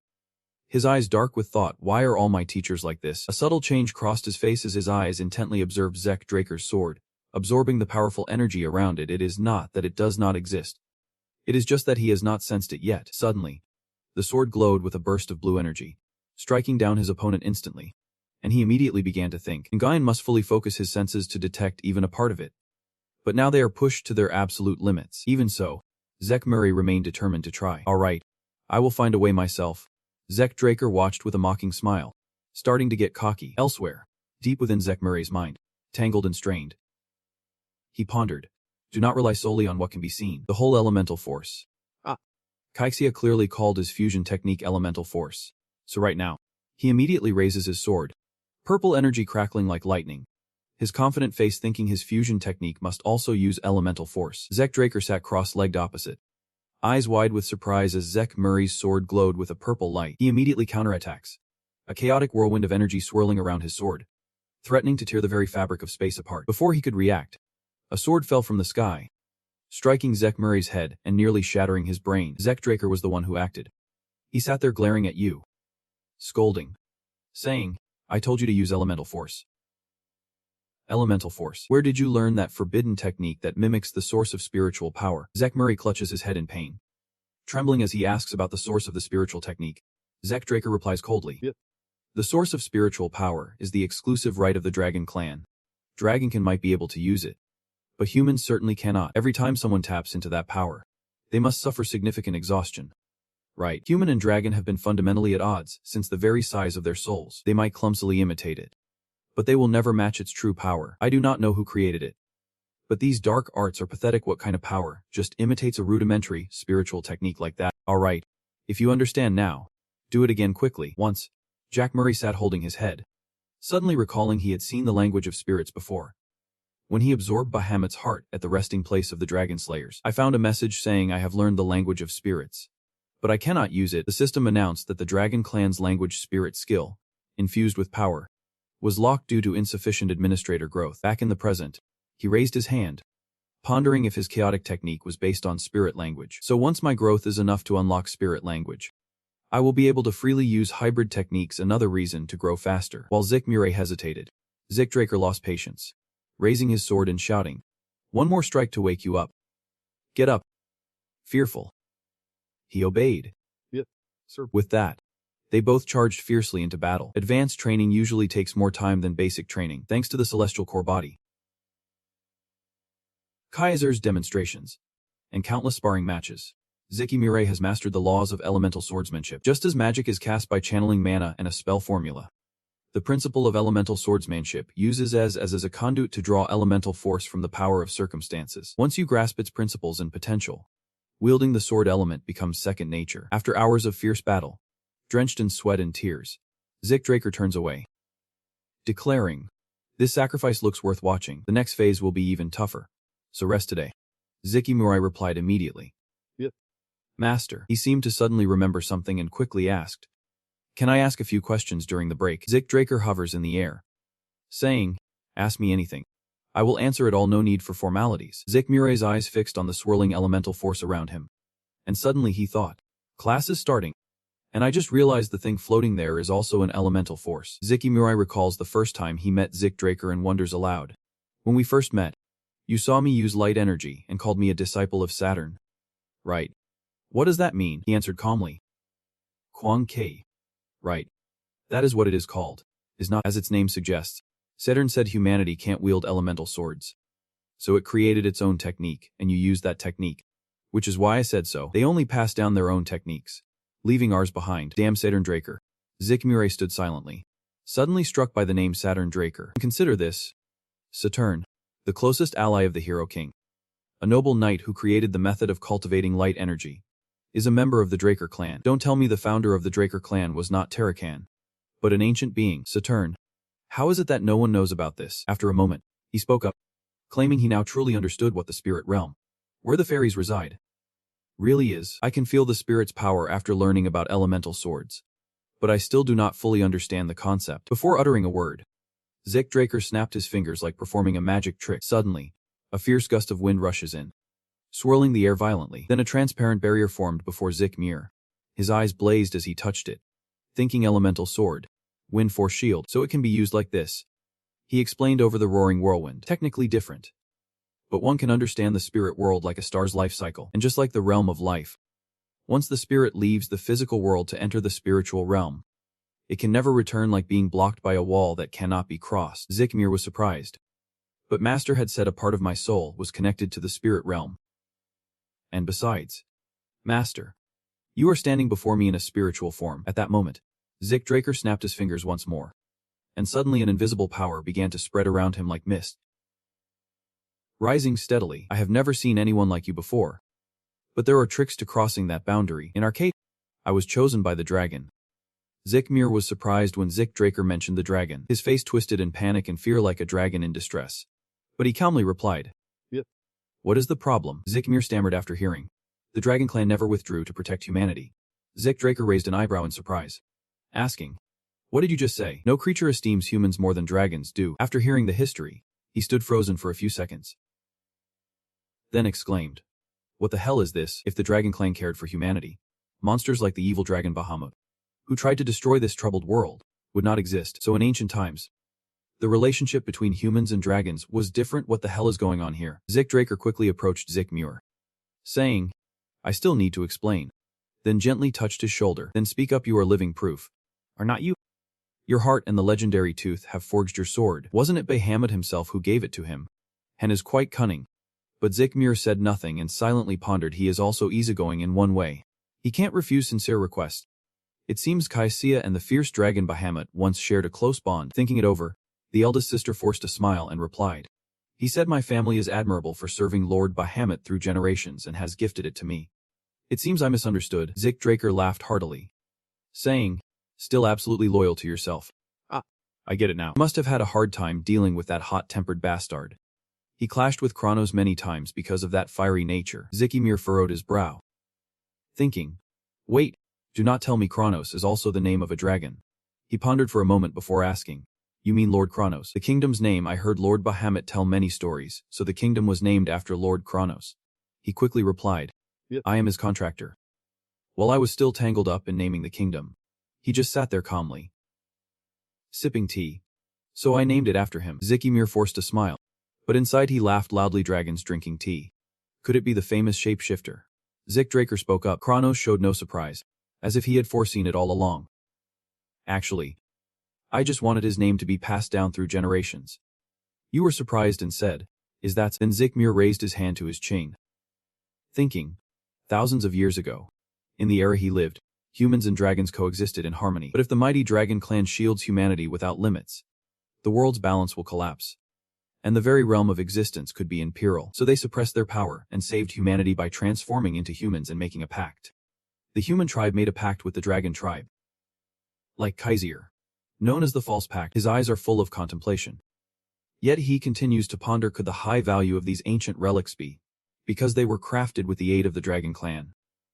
But then, why did dragons and humans grow so distant afterward? Lost in thought, Zik Draker waves me over. He has been waiting a long time. Zikimir did not care at all and kept thinking he should take some time to review the new historical records. Then, walking forward with pride and confidence, sword in hand, he declared, "I have waited 2,000 years for a worthy successor. This is nothing."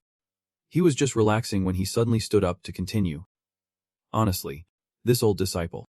Let us see how long he can keep that smug attitude." Then Zik Draker strode forward, saying, "The final advanced refinement, take a deep breath, for you will fight me directly." But that is no different from before.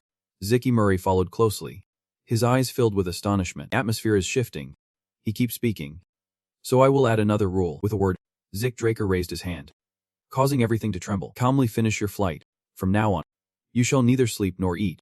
The duel will continue until I say stop, as a great wall slowly rises to surround you." Then he confessed, "You can only use the sword element like me." Ziki Murray stood opposite, puzzled, asking, "What if I break the rules?" Suddenly, the atmosphere exploded with fiery wings. Zik Draker unleashed the elemental sword technique, flame weapon blaze, causing the entire space to ignite, the temperature rising steadily. The heat making the ground melt as if a volcano was about to erupt. Right now, he charges like a bullet to attack Zik Murray, shouting, "Are you planning to break the rules? If you still value your life, try it first before breaking the rules." Then Zik and Kaiser clash fiercely, flames and water spirits intertwining with every strike they exchange. The elemental sword is divided into 4 chapters, each corresponding to an element. First, the chapter of fire, where the fiery sword and the sword of void continuously emit energy. The two quickly separated, surrounded by smoke, fire, and soaring water energy. He thought to himself, it unleashed fierce heat and fire, wielding overwhelming destructive power. His body burns and heals relentlessly, eyes blazing with fierce determination as he stares down Kaiser. Then the blood-red man shrinks back, his face scorched in a patch. Next, his body was pressed down by an invisible force, the flames slowly dying out, and the ground beneath him began to sink, the earth itself shifting, based on the element of earth. Beside him, Kaiser turned and swung his sword, unleashing magic upon his body. He strikes down Zik from above while you swing your sword, defending against the invisible pressure bearing down on your body. Assess the situation. It specializes in suppression and pressure by controlling density and weight. Yanjiang struggles to resist, then swiftly pushes Kaiser back, and then Zik was stunned to see his face slashed, blood spurting out. He looked toward Kaiser as he unleashed a flurry of sword strikes, slicing the ground into countless sections. This is the one based on the element of wind. Below, Yanjiang struggles to defend, while above, Kaiser calmly crosses his arms behind his back, slashing through the waves of sword energy, wave after wave. You assess, it is weaker than the fire chapter in pure power, but incredibly versatile, perfect for quick attacks, high-speed movement, and cutting through the air. Finally, the water element awakens, torrents rushing forth. The chapter of water begins. The water energy circle attacks him, controlled by the man, offense and defense combined. Jake struggles to weave through the water columns, barely managing to suppress and support it is enough, but he still dared to chase after and attack him. He gazed at the rolling waves, whispering to himself, a power balanced, fluid, and adaptable just like water. Across the Kaiser, a water attack surged toward him, with each of them at opposite ends of the wave. Then Jake took a hit. Brother in Jiang. Blood kept spurting from his body, his mind screaming in panic. Damn it, what the hell is this? Across the way, he still watches you coldly. He silently thought, should not my skin be stronger and greater than mere strength and scale? Then recall the moment you fought with all your might in the water. Why is there such a huge gap? The rushing water surges, but my son struggles to control it. Jake proudly leads them forward. Right after that, a stick struck his head, making him shed tears while forcing a smile. Jake shouted out in frustration, Master. What now? Kaiser stands atop, energy swirling around him, sword patched on his shoulder, stone gear worn. That is the power of the waterfall, not the water. Jake looked up, clutching his head in frustration. Isn't it enough to just harness the element? Hearing that, Kaiser struck the ground as other chapters activated. The beast unleashed its elemental power with a fierce swing. Power will follow. But how many times have I said, the chapter of water is about gentleness? He stared at him intently, determined to win by force. But somehow, Jake leaned forward in despair. Brother Yen, raising his eyebrows, muttered under his breath, damn it, stubborn as ever. What nonsense is this? Across, Kaiser still watches him with calm eyes. Jake recalls the day his entire family was killed. He clutches his face, crying out in agony. I surrendered because I had no strength left to resist. The woman was brutally murdered. I was doomed because I lacked the strength to protect. He recalls the torment of his past life. To survive, to hold on to faith, to protect what is precious. I remember that scarred, painful face. Yin Jing, I have chased only power my whole life, and now, the droplets begin to form and fall. Jake murmurs to himself, how can softness overcome hardness? Those words are beyond my understanding. As the water swirls fiercely along the blade, Jake's eyes widened in shock as he stared at the water before him. Across the Kaiser line, the pressure mounts. Yin Jiang's heart races in disbelief. Did I just falter during training? Beneath the surface, water engulfed everything as Jake was torn apart by Kaiser. His body was thrown staggering backward, the sword striking the ground to maintain balance in the water. My body trembles with struggle. Yin Jiang. After 15 days, I have finally stopped counting. I think back to the first day training with Kaiser. At least a month since that Denso practice. No eating, no sleeping, just endless sparring. Now he stands calmly in the whirlpool, stepping toward him. Jake watches and thinks to himself, thanks to that, I have realized one thing. Endless stamina is not all-powerful, wishing a monster that can overpower it. Immediately, his eyes flashed as he lunged to attack him. The rushing water carries energy, and he struggles to withstand it. Two equal forces collide as Jake Yin Jiang struggles to resist Kaiser. Damn it. I can't even lift my hand anymore. His feet were pushed back beneath the water, the ground slippery as well. Behind the spray of bubbles, Jake's eyes widened in surprise at a hand going. A massive underwater explosion erupted. sending golden shards flying everywhere. Jake withstands Kaiser's strike, his foot sinking into the water's surface. Jake leaned in close, his eyes fixed on Kaiser. He glared at him too. But I managed to block that heavy strike. He recalls the grueling training days with Kaiser, as tough as steel. Back to reality. He smiles, embracing the raindrops. The water gathers in the valley. Now I understand. His arm trembles as he grips the sword's hilt, drawing strength to wield the blade. Even trembling legs strive to stand firm, summoning all their strength to hold steady. The sword in his hand can also control water. On the other side, B strikes back with the same move. Once I let go of everything, I finally understood Kaiser's meaning. He thought of the blazing red chains binding his hands, and weapons discipline forged through reform, controlling sword techniques and moves yet. In truth, it hindered freedom in action. The blue water cuts through the shining chains binding him, breaking the excess links from top to bottom. Like flowing water, his eyes, full of wonder, let it find its own way. Kaiser's stream was defeated. He looked at him. He sighed. Yep. This was truly something he had felt in a past life. Then recalled himself in battles of that past life. When the boundary between him and the sword faded away, the astonished swordsman glanced around, feeling the unity between man and blade. Back to reality. He watched Than Kim controlling his water flow. Sometimes fierce, they clashed continuously. With Kaiser being pushed back, water swirls around the sword and flows with each strike. And sometimes, gracefully, he stands before him, and he looks up at him through the water. Kaiser smiles at me with pride, and Rich smiles back, as if he understands everything. He swung his arm, slicing a wave of water. Inside, the scene shifted to a heavy rain-soaked lake as he recoiled backward. Next, he clenched the Than sword, gathering the water currents, a knees bending to the ground, while Kaiser raised his sword with a grin. Then, gritting his teeth, he slashed down. At the same time, he smiled through clenched teeth, and looked up. They both wielded elemental swords together. This is the chapter of water, the horizon's edge, where the light of the skyline unfolds before him, the meeting point of sea and night sky. Immediately after, the tower erupted with a loud noise, the sky turning golden. Beneath the yellow rainwater pouring down the pipe, Rich sat on the ground, Kaiser standing before him. He stands with his hands on his hips, eyes gleaming with pride, magnificent. Then lamenting, the heir to my past battles.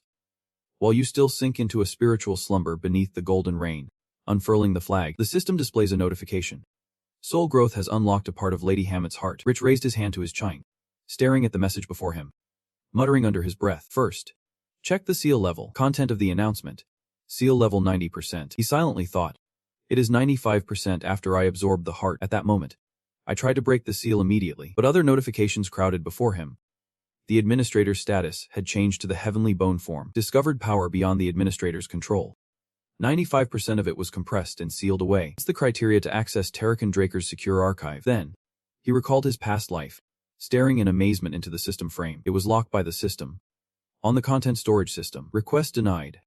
Risk of physical and mental harm from power beyond the administrator's control. The battle that followed was arduous and brutal. Now, he raises his hand to cover his face, sinking into deep thought. Of course, I know all too well what it means to wield power beyond one's limits. Then, he recalled his past self tapping relentlessly on the system screen, realizing that even the dragon language could not be unlocked by the point of causality, and the domination of the dragon worm too.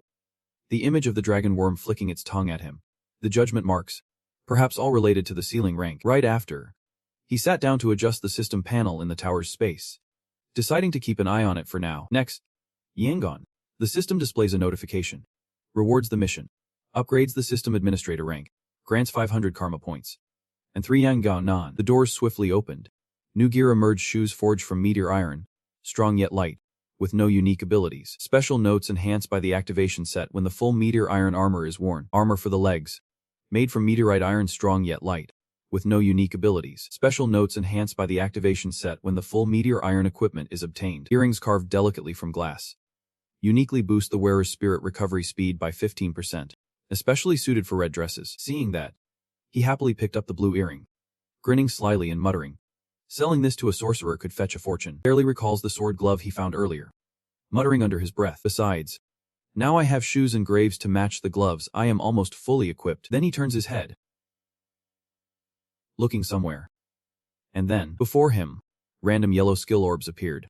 His hand reached out hesitantly. Random skills, as the name suggests, must contain some abilities inside. Activating the random skill, golden energy surged endlessly from the talismans, leaving Deck slightly astonished. Skills surged forth with powerful energy streams. The system simultaneously announced, electric shock level C recorded as a skill, electrostatic skill. Generating electricity to shock targets on contact. Flash bomb level C recorded as a skill. Flash bomb skill. Firing compressed energy upward to create a blinding explosion that blinds and disrupts vision. Sonic burst level C recorded as a skill. Sonic burst skill. Emitting an unpleasant sound that disrupts the enemy's hearing. His eyes held a hint of regret as he looked at the skill cards, all just C level. Well, if they gave out high-level skills for free, then all his struggles would have been for nothing. System alert. Electrostatic skill activated.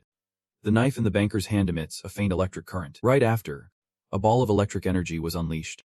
Dex saw the electricity spreading across his hand and smiled excitedly. So this is a C level. His gaze fixed on the electrified knife in his hand. A sly grin revealing his teeth. Quite a powerful weapon for his level, he thought, and one he could wield in many ways. Next, he recalls his own strike that subdued the opponent earlier. Considering the combination of a flash bomb and a sonic blast, I can expect an effect even better than the artifact I used in the jump test. Dex smiled excitedly, reaching out to touch and examine the system panel. Suddenly, overlapping warning signs appeared, startling him slightly. Furthermore, the upgraded privileges have unlocked new system features. Here it is. The equipment slot is disabled. You can use the item in the slot like a skill. 3 equipment slots appeared before him. Mysterious and puzzling. How do you use equipment like skills? He raised his hand to his mouth, staring intently at the research system board, understanding its value in critical moments. My hands fumble while gearing up, yet my mind is serious since I have endless stamina and self-healing. I should reserve these slots for something other than spirit beds. You lost yourself.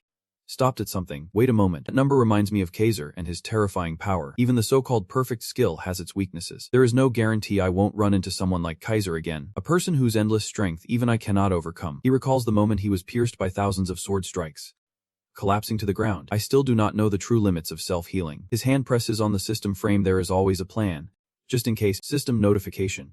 Purchased a grade A healing elixir. Salvation. Current karma points. 1460 years. Record the elite healing spirit herb into the equipment slot. Inside the equipment slot appears the image of the gear potion. Salvation. A masterpiece of Garber Imhazan. Immediately treat the severe wound and resuscitate, with special notes for its outstanding performance. It won't strike the same target twice and has unpredictable effects. Next, he skimped during the gear up, spending beyond what was planned. But at this level, it is worth it. It could replace endless stamina or self-healing. Torn pocket. Pulling out the bottle. And now, the most important reward. He gazed at the glowing object in his hand. Tears of the Fairy King. Tears of the Fairy King.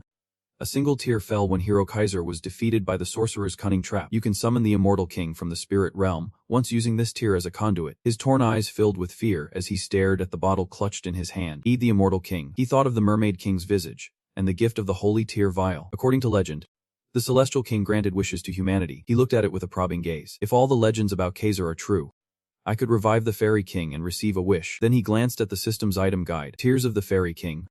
A single drop shed when Hero King Kaiser fell to the sorcerer's cunning trap. You can summon the immortal king from the spirit realm, once using this tear as a conduit.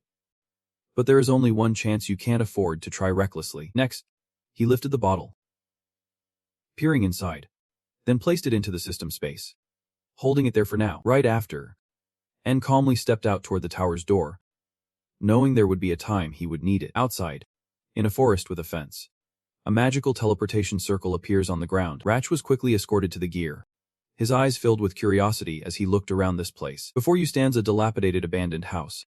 You look around an adventurer's outpost. You have truly crossed over. Right after, and leapt from the village gate. Deep in thought, this new system teleport feature is truly convenient. System alert. Do you want to use the system teleport feature? Please select your destination. Current location, Kingdom of Virgos. The 8th Adventure Outpost. Anne believes you can reach any location just by selecting it on the mini-map. The system displays the map and locates Zik. Kaiser's route. Point 150. Virgos Kingdom.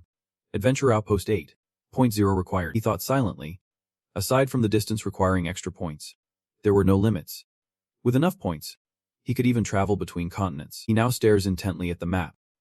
It is not just convenient, it even helps shake off those trying to tail him. Anne's serious expression says that all this will be crucial for the future plan. Behind Anne, a tall tree bloomed with yellow flowers. Catching Zik's attention in puzzlement, he gazes at the flowering trees beside him, blossoms blooming in the heart of winter. Above, the forest is blanketed in green and gold flowers. The mountains no longer capped with snow, impossible to believe. At the courtyard of Hafelt Central Continent, Valhalla, students walk and exchange words. Outside the principal's office hallway, there is a guard. Oh my. After 10 years as principal, the principal is holding scissors, trimming the ornamental leaves by the door. Lamenting. I have never encountered a situation like this before. He tries to calmly complain. A new student appearing a month after the enrollment ceremony. Standing right beside him, my soul screamed in silent torment. Tears streaming down. I never imagined I would be trapped there for 4 long months. Pity me. He recalls the letter from his advisor, who warned that missing the orientation could lead to rejection by the dean's decision. Yin nodded with a hint of worry. Waiting until next year is too late. I need to access Tarek and Draco's secure archives now. Then he shouted inside. I must convince the principal at all costs, while outwardly remaining calm. Bowing with solemn respect. Principal. In truth, I entered a trance, training myself to overcome my flaws and unconsciousness over a long time. Hearing that, he was slightly shaken, turning around with a dazed look, his eyes cold as ice, glaring at him. That is the excuse you came up with after missing the orientation ceremony. This is Principal Van Halla. Robert Boxer, former longest-serving captain of the Royal Guard of the Kingdom of TB. A knight revered across the continent. He led the cavalry with a face full of solemnity. The story of Arthur Draco, the current head of the family, who personally invited him 3 times to become principal, is still well known. Robert stands with arms crossed, facing Arthur. Brother Yen said, hearing the coldness in his words. Still bowed his head with some worry. He respected honor and tradition. Showing emotion would be offensive. Right after, Ratch lowered his body further and affirmed, I have no excuse for missing the enrollment ceremony, even if I tried to talk my way out. But it is the truth. Principal. He frowned thoughtfully, saying nothing, his gaze fixed on him, then calmly gazing at the letter on the table bathed in sunlight. Achieving a trance is no easy feat. If I were another student, I would have called you out for talking nonsense by now, he added, leaving him wide-eyed with astonishment.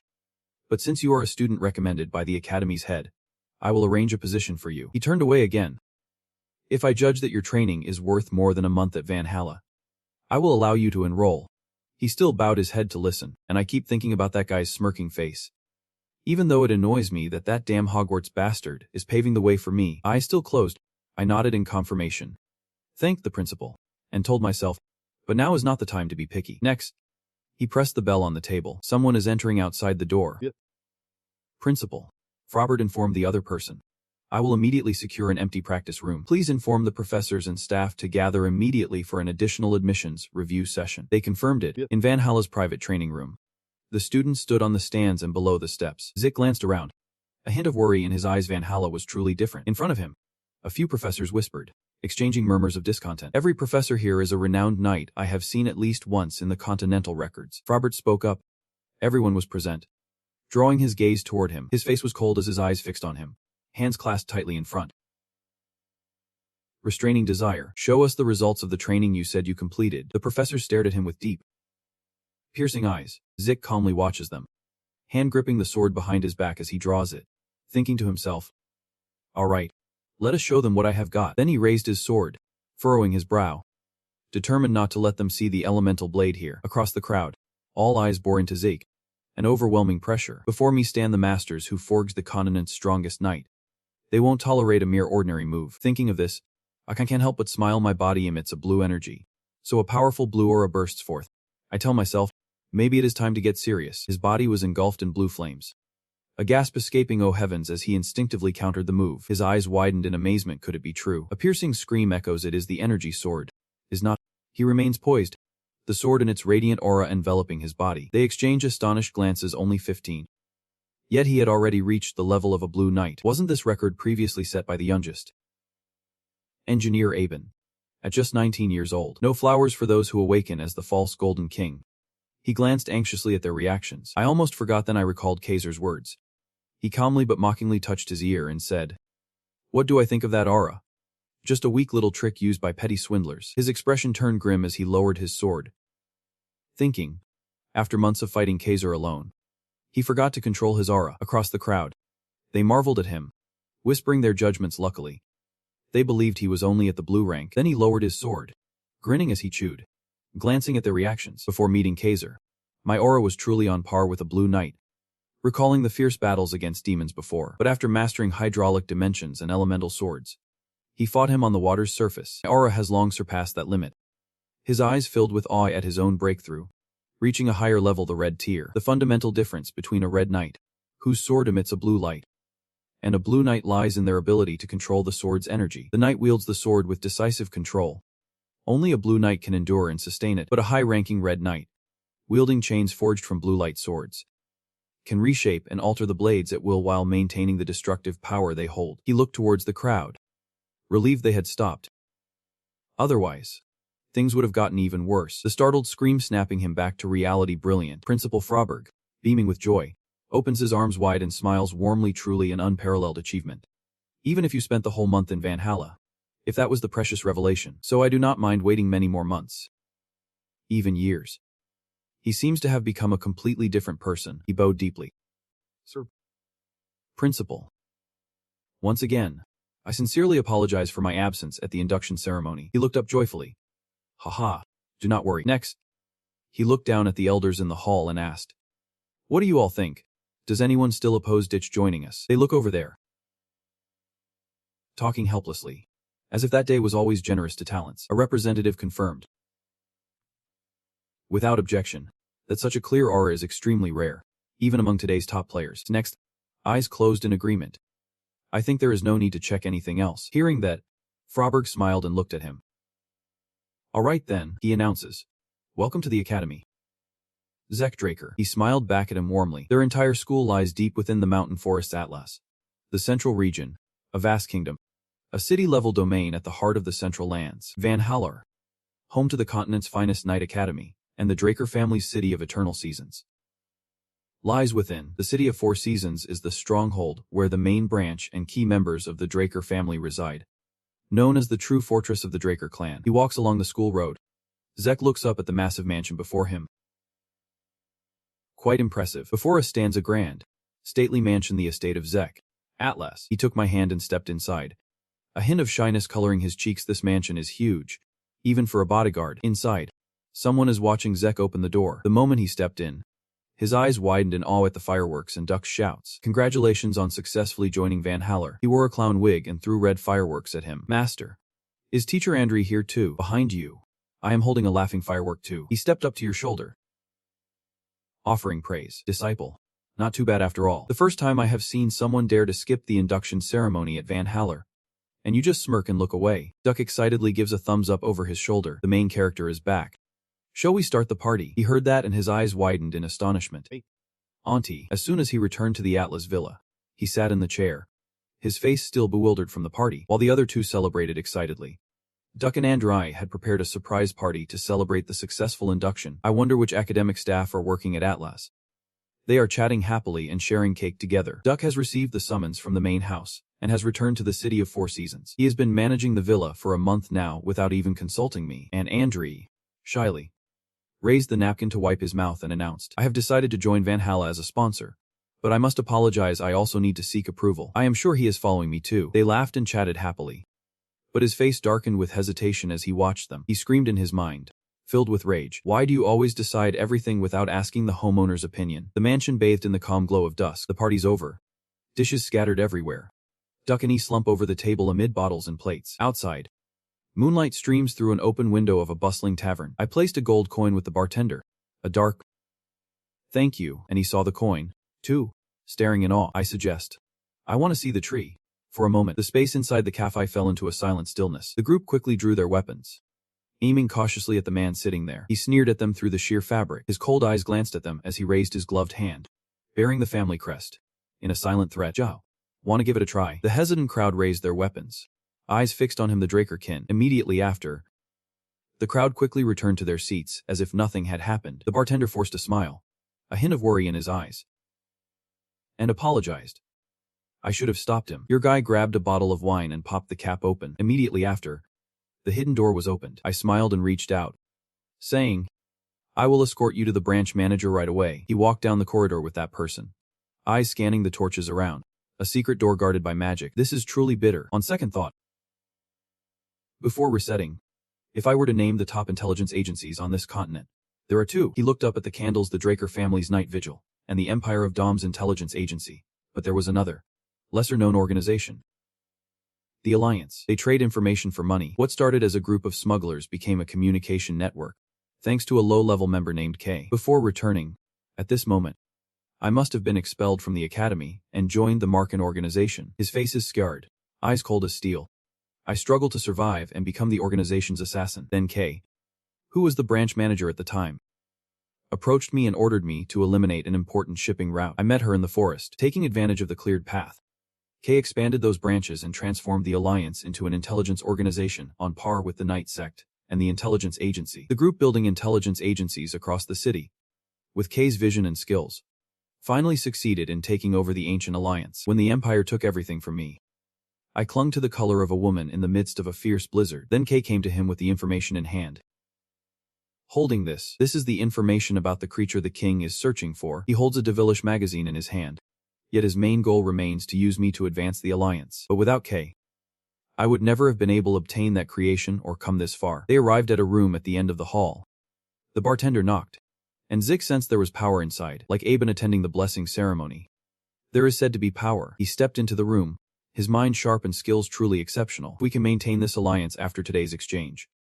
K will be a vital source of healing in the future. Inside the room, stacks of goods fill both sides, and a woman sits at the table ahead. She struck a match, then held it up before him. Zik thought. She whispered as she looked at him. Why would Draker's prodigy, with fiery hands running through his hair, reach out and smile at me like this? She reminds him, do not speak softly. Get straight to the point.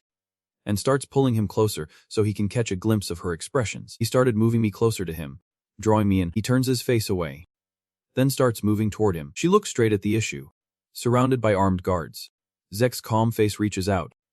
I want to make a deal with the syndicate. She heard that, rolled her eyes, and glanced at him empty-handed. She crossed her legs and asked boldly, a pure-blooded awakened genius, full of potential and nobility from the Draker family. Only 15 and already a blue knight, why team up with criminals like the syndicate? Hearing her guess about him, he furrowed his brow, a hint of displeasure crossing his mind. Looks like she has already got the scoop on what happened in Valhalla today. Quid on the uptake when it comes to gathering intel. Next, he searched inside his shirt. Judging by her useless expression, she probably was not interested at all. He placed the item on the table. But you should still take a look at it. Right. She crossed her arms and glanced over with a sharp look, reached out and placed the pair of earrings he had taken earlier on the table. She asked again, advising, and he confirmed. This is no ordinary stuff. It is a treasure. Try it on, you will be amazed. She stayed calm, crossed her arms, and shot a sharp glance at him. Right after, she put on the bracelet, energy coursing through her body, eyes closed to feel it surging. Accelerating mana recovery ditch still watching her every move. Her face darkened as the pill she was holding in her mouth fell out. Energy still coursing through her body. This cheap stuff. The smoke falls to the ground and fades away. She stared at the red bracelet, blushing and lost in thought. What is going on? The recovery effect is not 10%, but a full 15%. Then she recalled the treasures she had discovered before. Current treasures only increase by about 1%, at most 3%. But this one is 5 times that. If this dish ever existed, why was I never informed? She broke into a cold sweat at the thought. The light on the bracelet flashed. He must have his own secret channel for trading, or he unearthed it himself. She cast a sharp glance, sizing up this kid. He calmly tilts his head with a smile and asks, are you interested in making a deal now? The tree won't grow in my mind. What the hell is going on? In the cellar filled with crates of all sizes. He demanded only to use my personal information to create a new account. He added, I have already registered as the representative. Just go to the bank in North Atlas to collect the goods. 2 people sitting face to face under the light. The tree seemed to understand. Looking at that flower, I immediately guessed it is always about the entrusted protection of unknown artifacts. Right. She held the documents in her hands, glancing over them, her eyes narrowing as she thought. The commission is 10% per item. If the total profit exceeds 10,000 gold, there will be extra money. Indeed, the highest price we have set for a deal. And he even knows that I am a sorcerer. He recalls what he said earlier about his assessment. This guy definitely has an extraordinary intelligence network. We need to keep a close eye on him. Immediately after, she arranged the signed documents. The covenant was established. She stood up holding the documents, waved, and smiled. From now on, I am counting on you. He calmly smiled at her, and she did the same. There is something I am a bit curious about. The tree looked back at him confused. His sharp face breaks into a sly smile. Probing. Is your ghost ship still holding up? Her face paled, eyes wary as she looked at him. The crowd nearby watched him closely, weapons drawn but not hostile, their eyes fixed intently on him. Where did you hear that from? He stood up, smiled, and reached out to make peace with them. I just asked. Why so? Hearing that, the tree stayed calm. Quite the scare tactic. Right after, her eyes were cold as she looked at him. But did he think that was enough to bring me down? Her body unleashed a blazing fire toward him. But a single cut stopped it in its tracks. She faltered, eyes clouded with a hint of fear, as the dark energy enveloped her. Everyone around the room instinctively trembled as they approached that dark energy. The Ningen tree gritted its teeth silently. Damn it. But lacking information. Zik Darker is the youngest technician. Absolutely not. She concluded that neither the entire Atlas branch, nor even the syndicate could underestimate this man. Meanwhile, Zik calmly placed his hand on the table, smiling as he set the terms. His body radiating deadly intent should we switch seats. Partner. In the syndicate branch command room at Atlas. She sat in the chair while he stood calmly before her. Arms crossed, in his hands. He holds the essence of the wish she prepared. He doubted the promise. His eyes fixed on the paper. Smiling quietly, this thing is truly the essence of a mage's power. Explanation. A covenant is a method sorcerers often use to form contracts, ensuring mutual safety. Just draw the blood, stamp it, and sign done. Simple, yet boundless in power. It can seal a covenant. When the contract is activated, the opponent's signature will be etched onto your arm. If either side harms the other, both will perish. The violator who harms the other will be bound by a blood pact to die. But if the betrayal runs deeper, like hiring an assassin, the mark will vanish from the traitor's hand, and a curse that spares no life will descend, putting him at a disadvantage. As the letters on his arm slowly fade away, back again.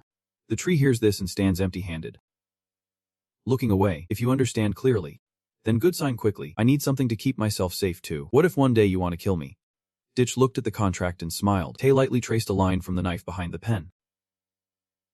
Quickly bleeding, he said. Exactly right. Without hesitation, he signed his name right away. The magic circle appeared swiftly, your name engraved upon it.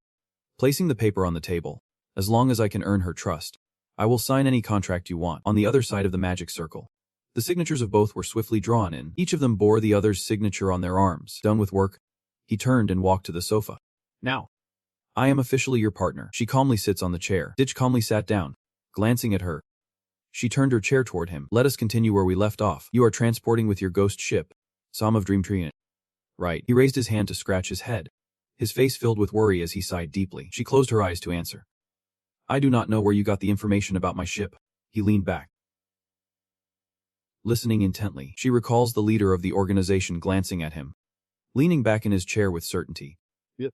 I am distributing Soma for Munken. Soma is a banned narcotic in most kingdoms, processed into a powdered form. But in the southern continent, a lawless land after the kingdom fell to civil war, it became a source of immense profit. Frowning deeply, he leaned in and asked, is it because of the new execution order recently issued by the super Vietnamese Is the clan? She calmly took another pill, affirming, yep.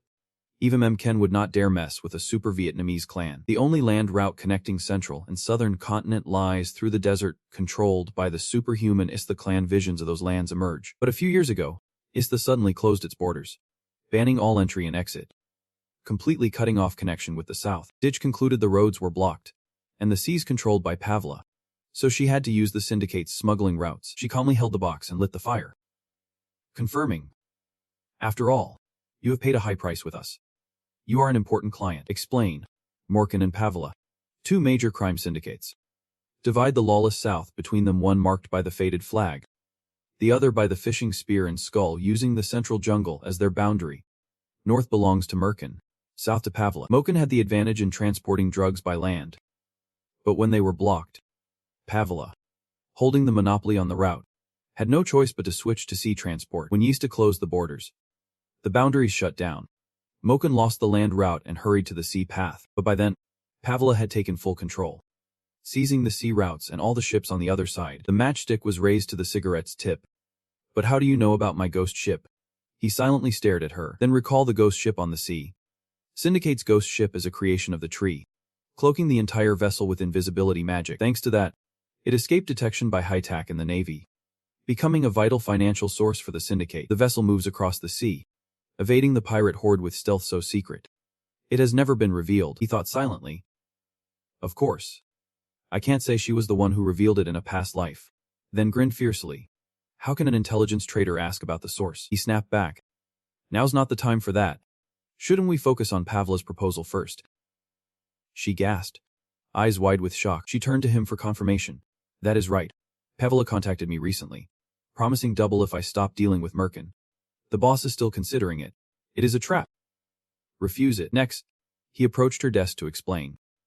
The syndicate believed it was just Pavla's bluff to control Merkin. If you yield, Merkin loses the Soma smuggling route, but what if Pavla is the pirate crew the White Knights wiped out? Her eyes wide with astonishment. She stood up abruptly, dismissing his idea absurd. Pavla are people who respect the rules, completely different from other bloodthirsty pirates. Ditch shrugged and closed his eyes, affirming that it was just a facade they created for outsiders to see. His eyes were filled with fierce certainty. Pavla's true goal was to seize the secret sea route, the only one they had not discovered the syndicate's route, unlike Meekin, who kept the ship for long-term profit. If Pavla knew the true identity of the ghost ship, they would surely attack and plunder immediately. Hearing this, Kay bit his cigarette in disbelief. She argued back. But Pavla and the southern pirates were known as two distinct forces. How could you, the stubborn one, silence her words? Hey, Kay. First things first. Should not you pay for the information I gave you?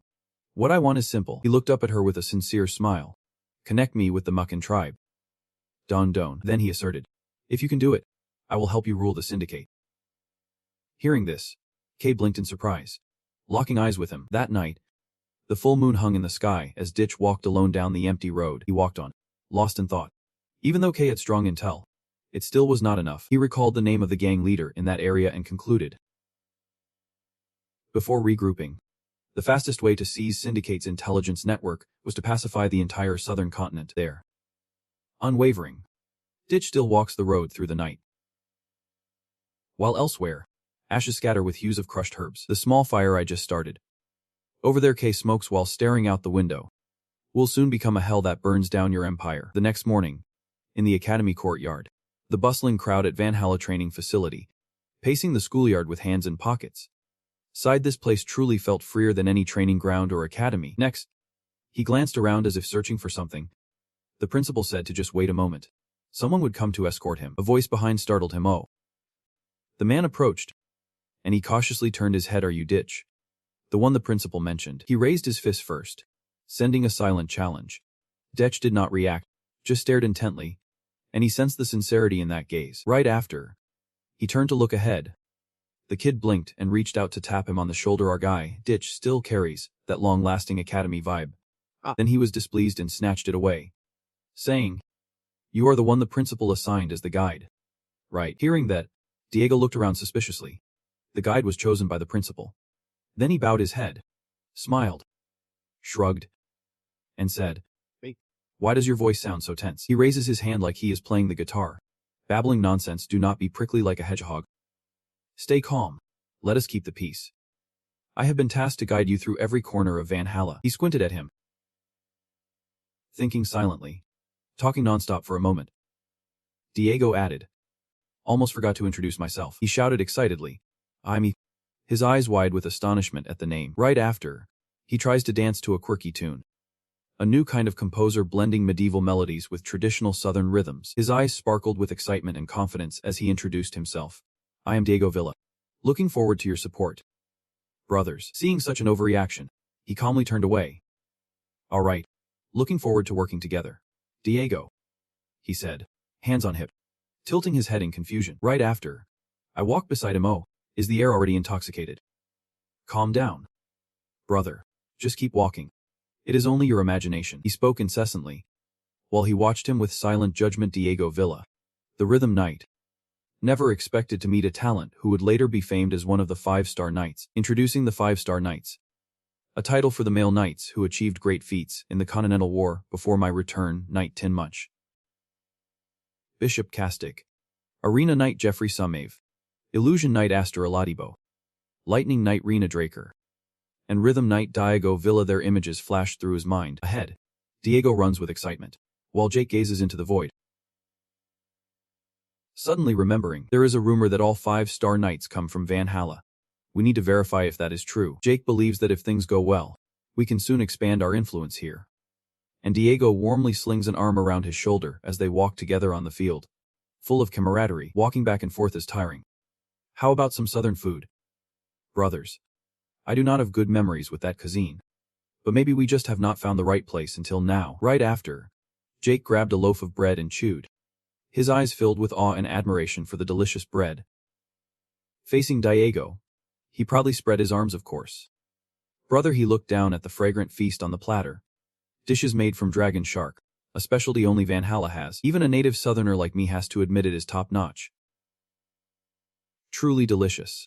Even better than the local dishes, he wondered. Yeah. Have you ever been to the southern continent? He nodded while eating. I am just saying. Their voices echoed in conversation. Then he held his tea, looking at him with curiosity. Wait. How does a guy from the south end up all the way in Valhalla? Diego added sugar to the tea before him, eyes wide, replying, yeah, that is a long story.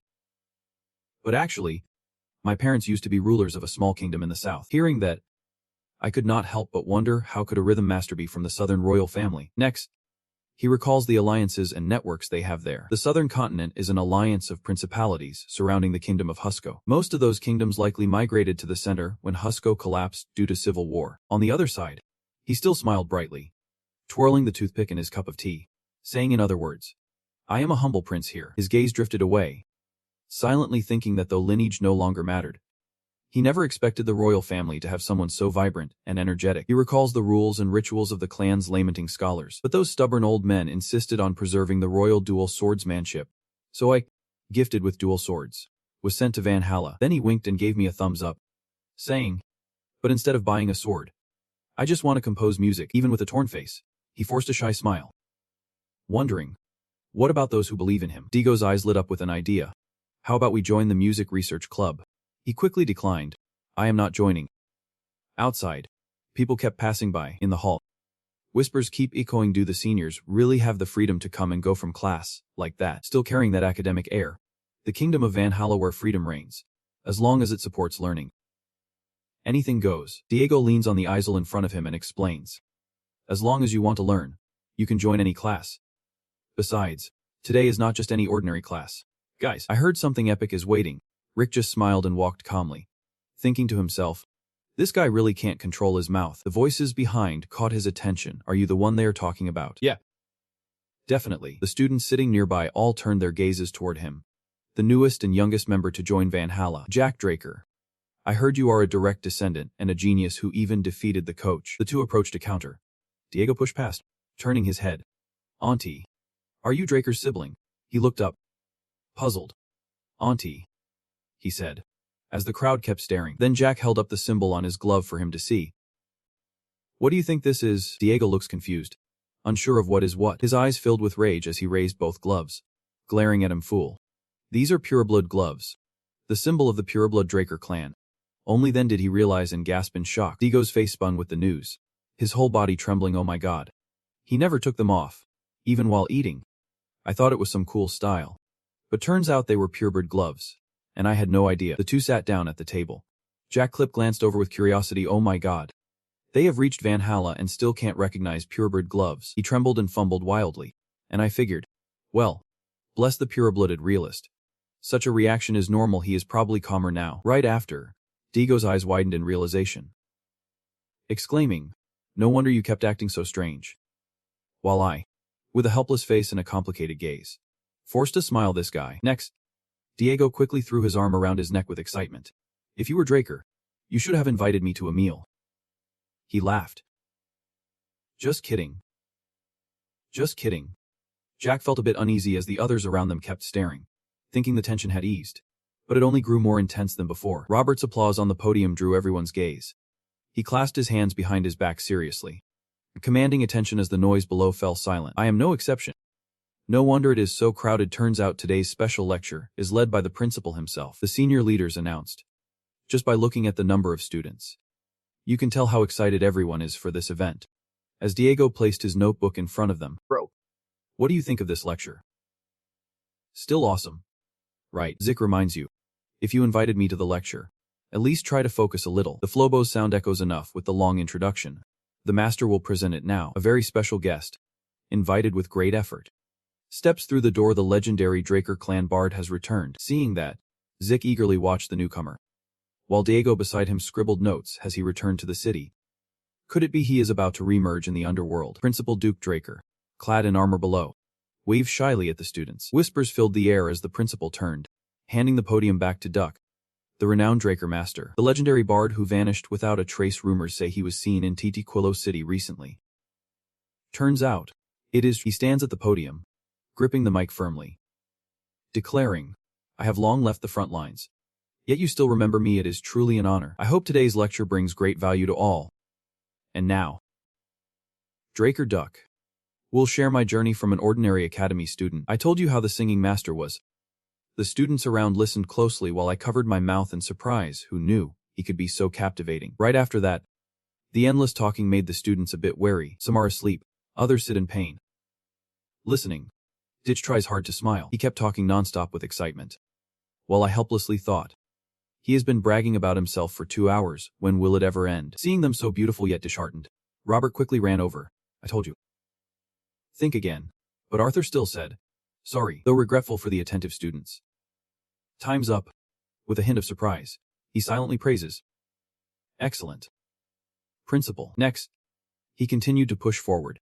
The second speaker is well known to all, so no lengthy introduction is needed. Despite being busy with his role as a defensive engineer, he still made time to come today, and seeing the object, he was somewhat surprised. The Draker clan divides knights into 4 ranks: junior, intermediate, senior, and guardian knights, arranged like a pyramid, with guardian knights at the top, holding power equal to the clan's elder council. I found myself lost in thought, while Diego continued to write frantically beside me. There are fewer than 10 knight defenders. It seems the second speaker is no ordinary figure. The principal's eyes were somewhat unfocused as he glanced at the wall clock, then back at his wristwatch. A platinum-haired figure appears before the crowd, silver-tipped spear in hand. She stepped inside, torn and cautious. Feeling her way forward, he glanced over the newcomers. Platinum hair and gleaming white armor, truly striking, yet still unrecognizable. The murmurs below caught his attention. Luck was on his side, coming to Valhalla. Indeed, I never expected to see the Silver Knight in the flesh, and Ditch was a bit astonished. He quickly turned away, shouting inside, "Lormi Peps!" The area beneath the girl's face gradually comes into view. That person is the eldest son of the Draker family. She raised her hand to tuck a strand of hair behind her ear as she stepped in. The Silver Knight Kali Draker. Azen, the vital port city of the central continent, mapped with routes from 3 cities: Azen, the Dota Republic, and the eastern continent. Azen is a bustling commercial city controlling trade routes to south and east continent. But a decade ago, it was a completely different place. Back then, Azen was a lawless land overrun by southern pirates, where ships wrecked and docked at the harbor. In a past life, Kali grimaced, staring determinedly at the sword. After becoming the official knight of the clan, Kali Draker began purging them. 5 years after she began her crusade, no pirate shadows remain in Azen. She stands before the bloodied ship of the pirates. Now Azen has become the largest port under Draker's protection, thriving with ever-growing fleets of great ships. But the pirates were wiped out on the map. In the raging storm, the surviving pirates fled to the deadly seas south of the Dota Republic. Before the ceremony, Kali knelt solemnly as the sword touched his head, becoming the youngest guardian knight. But the human faction disagreed.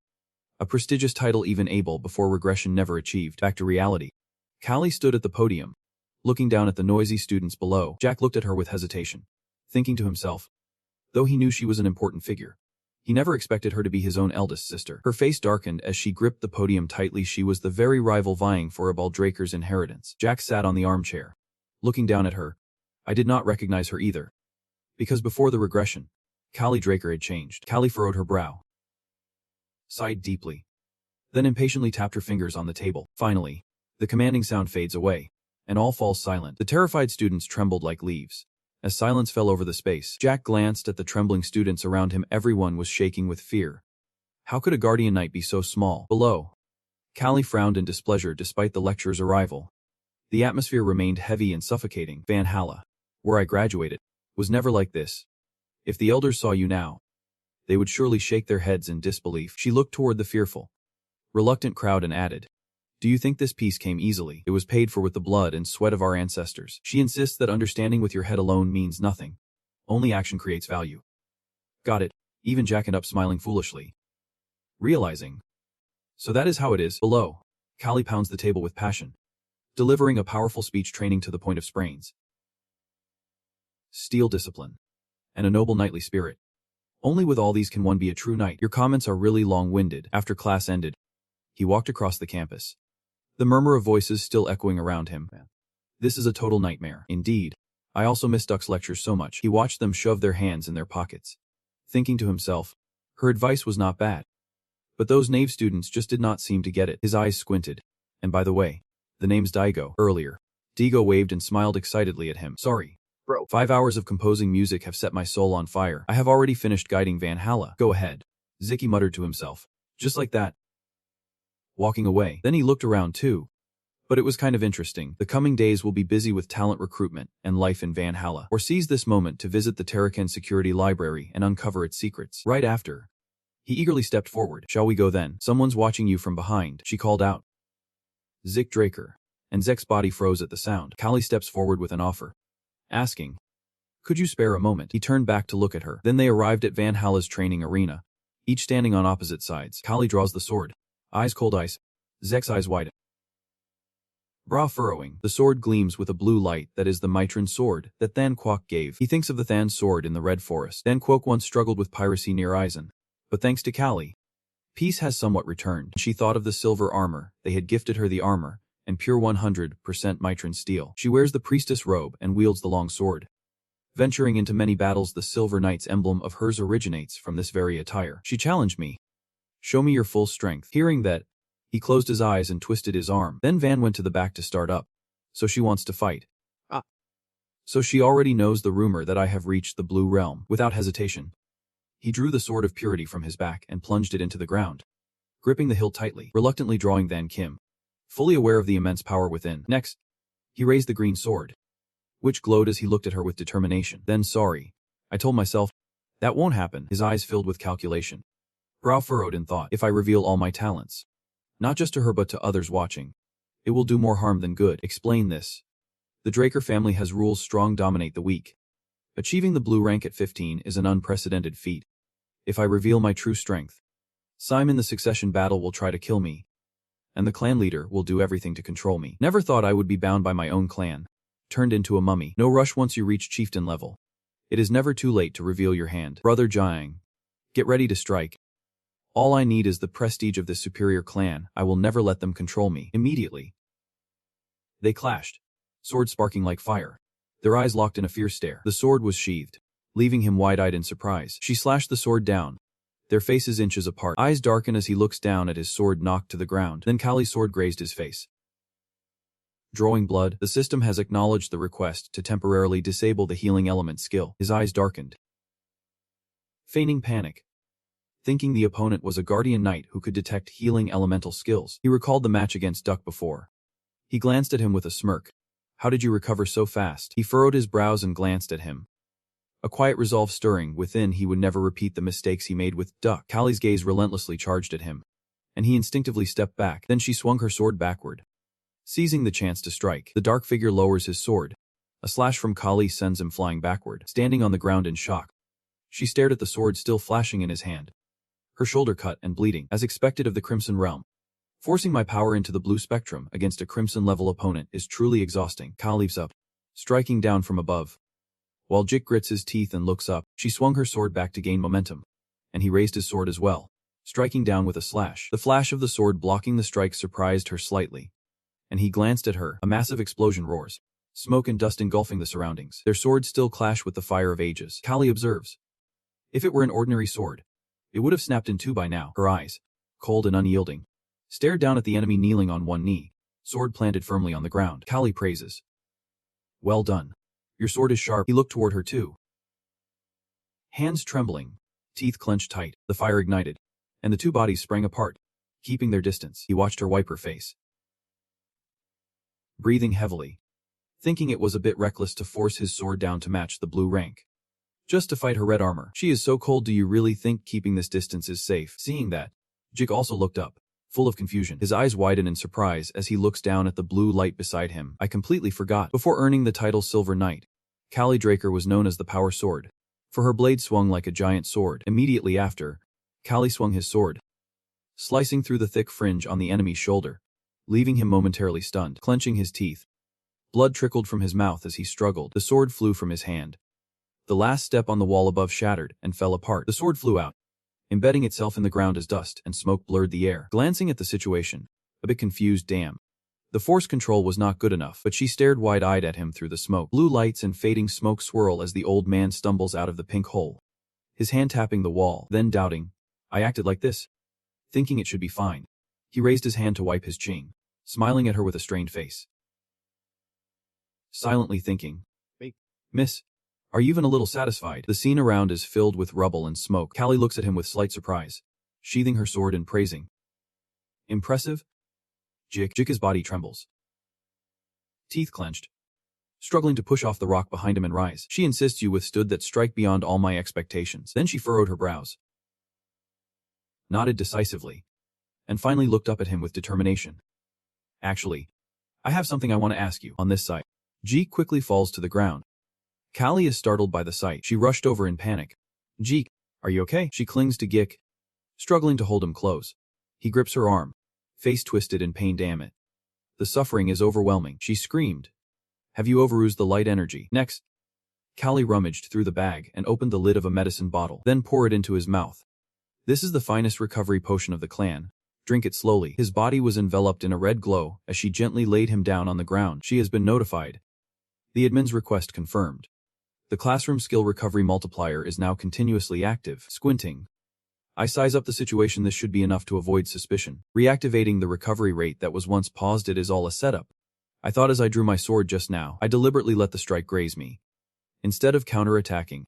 Recalling the moment Callie's blow swept toward me, his hand extended empty, not holding a sword. His eyes were blurry. And somehow, just before the strike, there was a strange void, so everything that followed went smoothly. I allowed Callie's light energy to flood my body. Even though I cannot directly wield it myself, his body radiates red energy, but his arm is overtaken by dark green energy, causing internal injuries naturally. Right now, Jik Enganin is looking at Callie with a mix of worry and guilt. Callie will now believe she can wield light energy, but she will mistake her injuries as a consequence of overusing her power. Next, he clutches his head and slowly sits up. She asks anxiously, do you feel better now? A smile as if nothing happened. Yep. Thanks to you, Miss Callie. She smiled and stood up. Then she reached out to him and said, just call me sister. Glancing down, he lowered his hand, eyes full of hesitation. In a quiet alley on the outskirts of Atlas, a horse-drawn carriage moves silently through the lane. Callie holds out a cup of tea to him, saying, I heard you like tea, so I brought some from the eastern continent. I hope you enjoy it. Learning your taste. He nervously sat on the chair, placed his hand on the table, nodded, and said, Yep. Thank you. Then he remembered the previous meeting with the homeowner. He was smiling too. He thought to himself. The host said the same thing. Just how far has the news of his love for tea spread? They are inside a castle, yet the carriage's interior seems so different. He wonders if this is truly the inside of the carriage. From the outside, I could not tell it was a disguise. A knight's escort carriage easily draws attention, he thought silently. From the training ground to now being taken all the way to the outskirts by carriage, holding a cup of tea and facing Callie. This matter must be sensitive, not suitable for others to overhear. Her words stopped him mid-sip, a deadly calm in the air. She insisted, we want you to stop Abul Draker. He recalled her determined face as she faced the proposal, and he lowered his glass. Then seriously, she said, what? Abul is the second son of the Draker family. Callie sipped her tea, closed her eyes, and bowed her head. I have not explained clearly yet. Let me tell you step by step. She explains that Abul is currently violating one of our family's core doctrines, the one who swore neutrality in it, and is still actively involved in the conflict between the Zom Empire and Alentia sides with the Empire. Seriously listening, also raising a cup of tea to his lips, the Westerner set down his tea, wondering if Abul had acted so soon, then asked Callie again. The Four Stars group still does not know about this. She insists. They are deliberately turning a blind eye. Jik stares silently into his tea. Then she explained further. The council is divided, with a faction of elders beginning to support Abul and the Empire. You are just confirming again, saying that all the elders have been bribed. Right, Callie responds. Some still hold a neutral stance. Jik watches her, noting that the conservative council chooses neutrality over opposition. It is only a matter of time before they all betray us. You also raised your glass in agreement. That is a reasonable assumption. We are investigating who he is pulling the strings with, but we can't wait for him to slip up. If we let Abul run wild, a large-scale war is only a matter of time. Jik's eyes filled with determination. Silently thinking, Callie's prophecy was truly accurate. 3 years have passed since my return. Abul clenched the family emblem tightly and crushed it. The flames of war rage on endlessly. 7 more years. The Draker clan and the Wrong Empire, under Abul's control, in the midst of a continental war. Countless lives were lost or shattered. The sky turned black, the ground soaked with blood, and flames consumed the family's pawns. Then Callie set down her tea. So I made a decision. She looked up seriously. Becoming a force strong enough to stop Abul. Callie thinks of those drawn in by him, A bull is gradually taking control of every upper echelon of Draker, believing that once he holds the head, the body will follow on its own. In contrast, she commands soldiers. But true warriors never bow to power. They follow justice and noble ideals. Kali's eyes burn with determination. Thus, loyal to my creed, I intend to gather the elite warriors of the private corps. Then she looked back at him. He looked back at her. But we won't force a supporter young. A pure-blooded awakener. With a bright future ahead. Zik. Calm down. Raise your glass to your lips now. I am starting to understand what kind of person Kali Draker really is. Across the table, Kali raised her glass, eyes closed and savoring. Zik thought to himself. She holds steadfast beliefs yet bends with grace for the greater good, a person of integrity and purity. The flaw in her great sword technique likely appeared because she was worried about me. He thought back to the previous strike. Her silhouette holding a sword flickers behind the gentle figure before me. Like a true Draker, strong and righteous, yet tender at heart. She lowers her glass. Confiding. If things do not go smoothly, you could be branded a traitor. So take your time to decide. Zik sets down his glass. Thank you for your concern. The infusion chair. Zik kneels on the ground, placing his fist before Kali. But I have already made my decision. The cup in her hand also glimmers. Next, he expressed with her astonishment that, though I still lack experience, please allow me to join your knightly cause. Hearing that, Kali smiled softly and thanked Zik. That afternoon, at the Valhalla research facility, Zik stared at the system frame before him, silently thinking. At first, I only had sparse information about the clan through K. But I did not expect the rot to have started even before the Continental War broke out. The clan was not bound under Abel's rule. The reason I wanted to leave the Draker clan early was to avoid Abel's interference while building forces for the Continental War. I thought of Kali. But if someone shares that goal, I do not have to leave anymore. Zik walks across the grounds, lost in thought. No. Actually, is perfect. Staying with the clan makes it easier to keep an eye on Abel. With Kali taking the lead, the pressure on me will ease. To achieve that, I need to become an official engineer and steer public opinion in favor of Kali. Though the eldest daughter and a knight protector, Kali was neither a pure blood awakened nor of noble lineage in her past life. She fell to Abal's hand and could not save the Draker family. He thinks about the current balance. Himself and Kali on one side, Abal on the other. But if he, a pure blood awakened, stands behind Kali, that alone is enough to shake the entire celestial community. Then he remembered the decision to kneel before Kali. So many. Yet I even played a knight though I was not worthy. He reached up and calmly scratched his ear. On the system screen is the map. Forgive you for everything, teacher. Anyway, we are almost there. Valhalla Research Complex. Central Library. Before Zek stands a colossal building. The reason I traveled all the way to Valhalla was to infiltrate Tarakan's top secret archive. He stepped inside, where towering bookshelves and spacious study tables awaited. The system alerts you as you enter an inner room. You have arrived.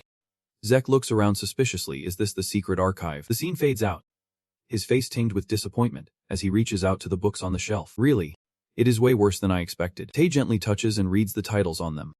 They are tiny and contain nothing but useless old books. He thought of the heart and quickly complained. Because it was system marked. He even imagined this place would hide something dark like a heart or a branch of Bahamukar. Zek rubbed his shoulder, squinting in frustration. Damn it. Was that all just a waste of time? Tranan moves around when suddenly the system appears, detecting an update button. Before you stands a glowing teleportation door. The system interface also displayed. Zek looked on, eyes wide with suspicion. Bookshelves slowly appear. He is confused. What is this? Next, he widened his eyes as he looked into the system area. Above, a reminder to synchronize and update Eterakan Draker's secure key vault from an external administrator. Zek wonders. An external administrator, so does that mean Tarakan is also a system user like him? Then he looked at the bookshelf forming before him, filled with doubt. If that bookshelf only responds to the system, no wonder no one can find it now. The system keeps alerting. The secure archive data of the Tarakan Draker operator has been synchronized. Now you can access Tarakan Draker's secure archive anytime through the system, providing a categorized index for efficient browsing. Please provide the Vietnamese text you want translated into English subtitles. Handbook for Organizing Activities. 2 Technical Manual for Line Elimination. Version 5.21. 3. Reference Materials. 4. A collection of growth mantras. He stood before the newly delivered bookshelf, lost in thought. Alright.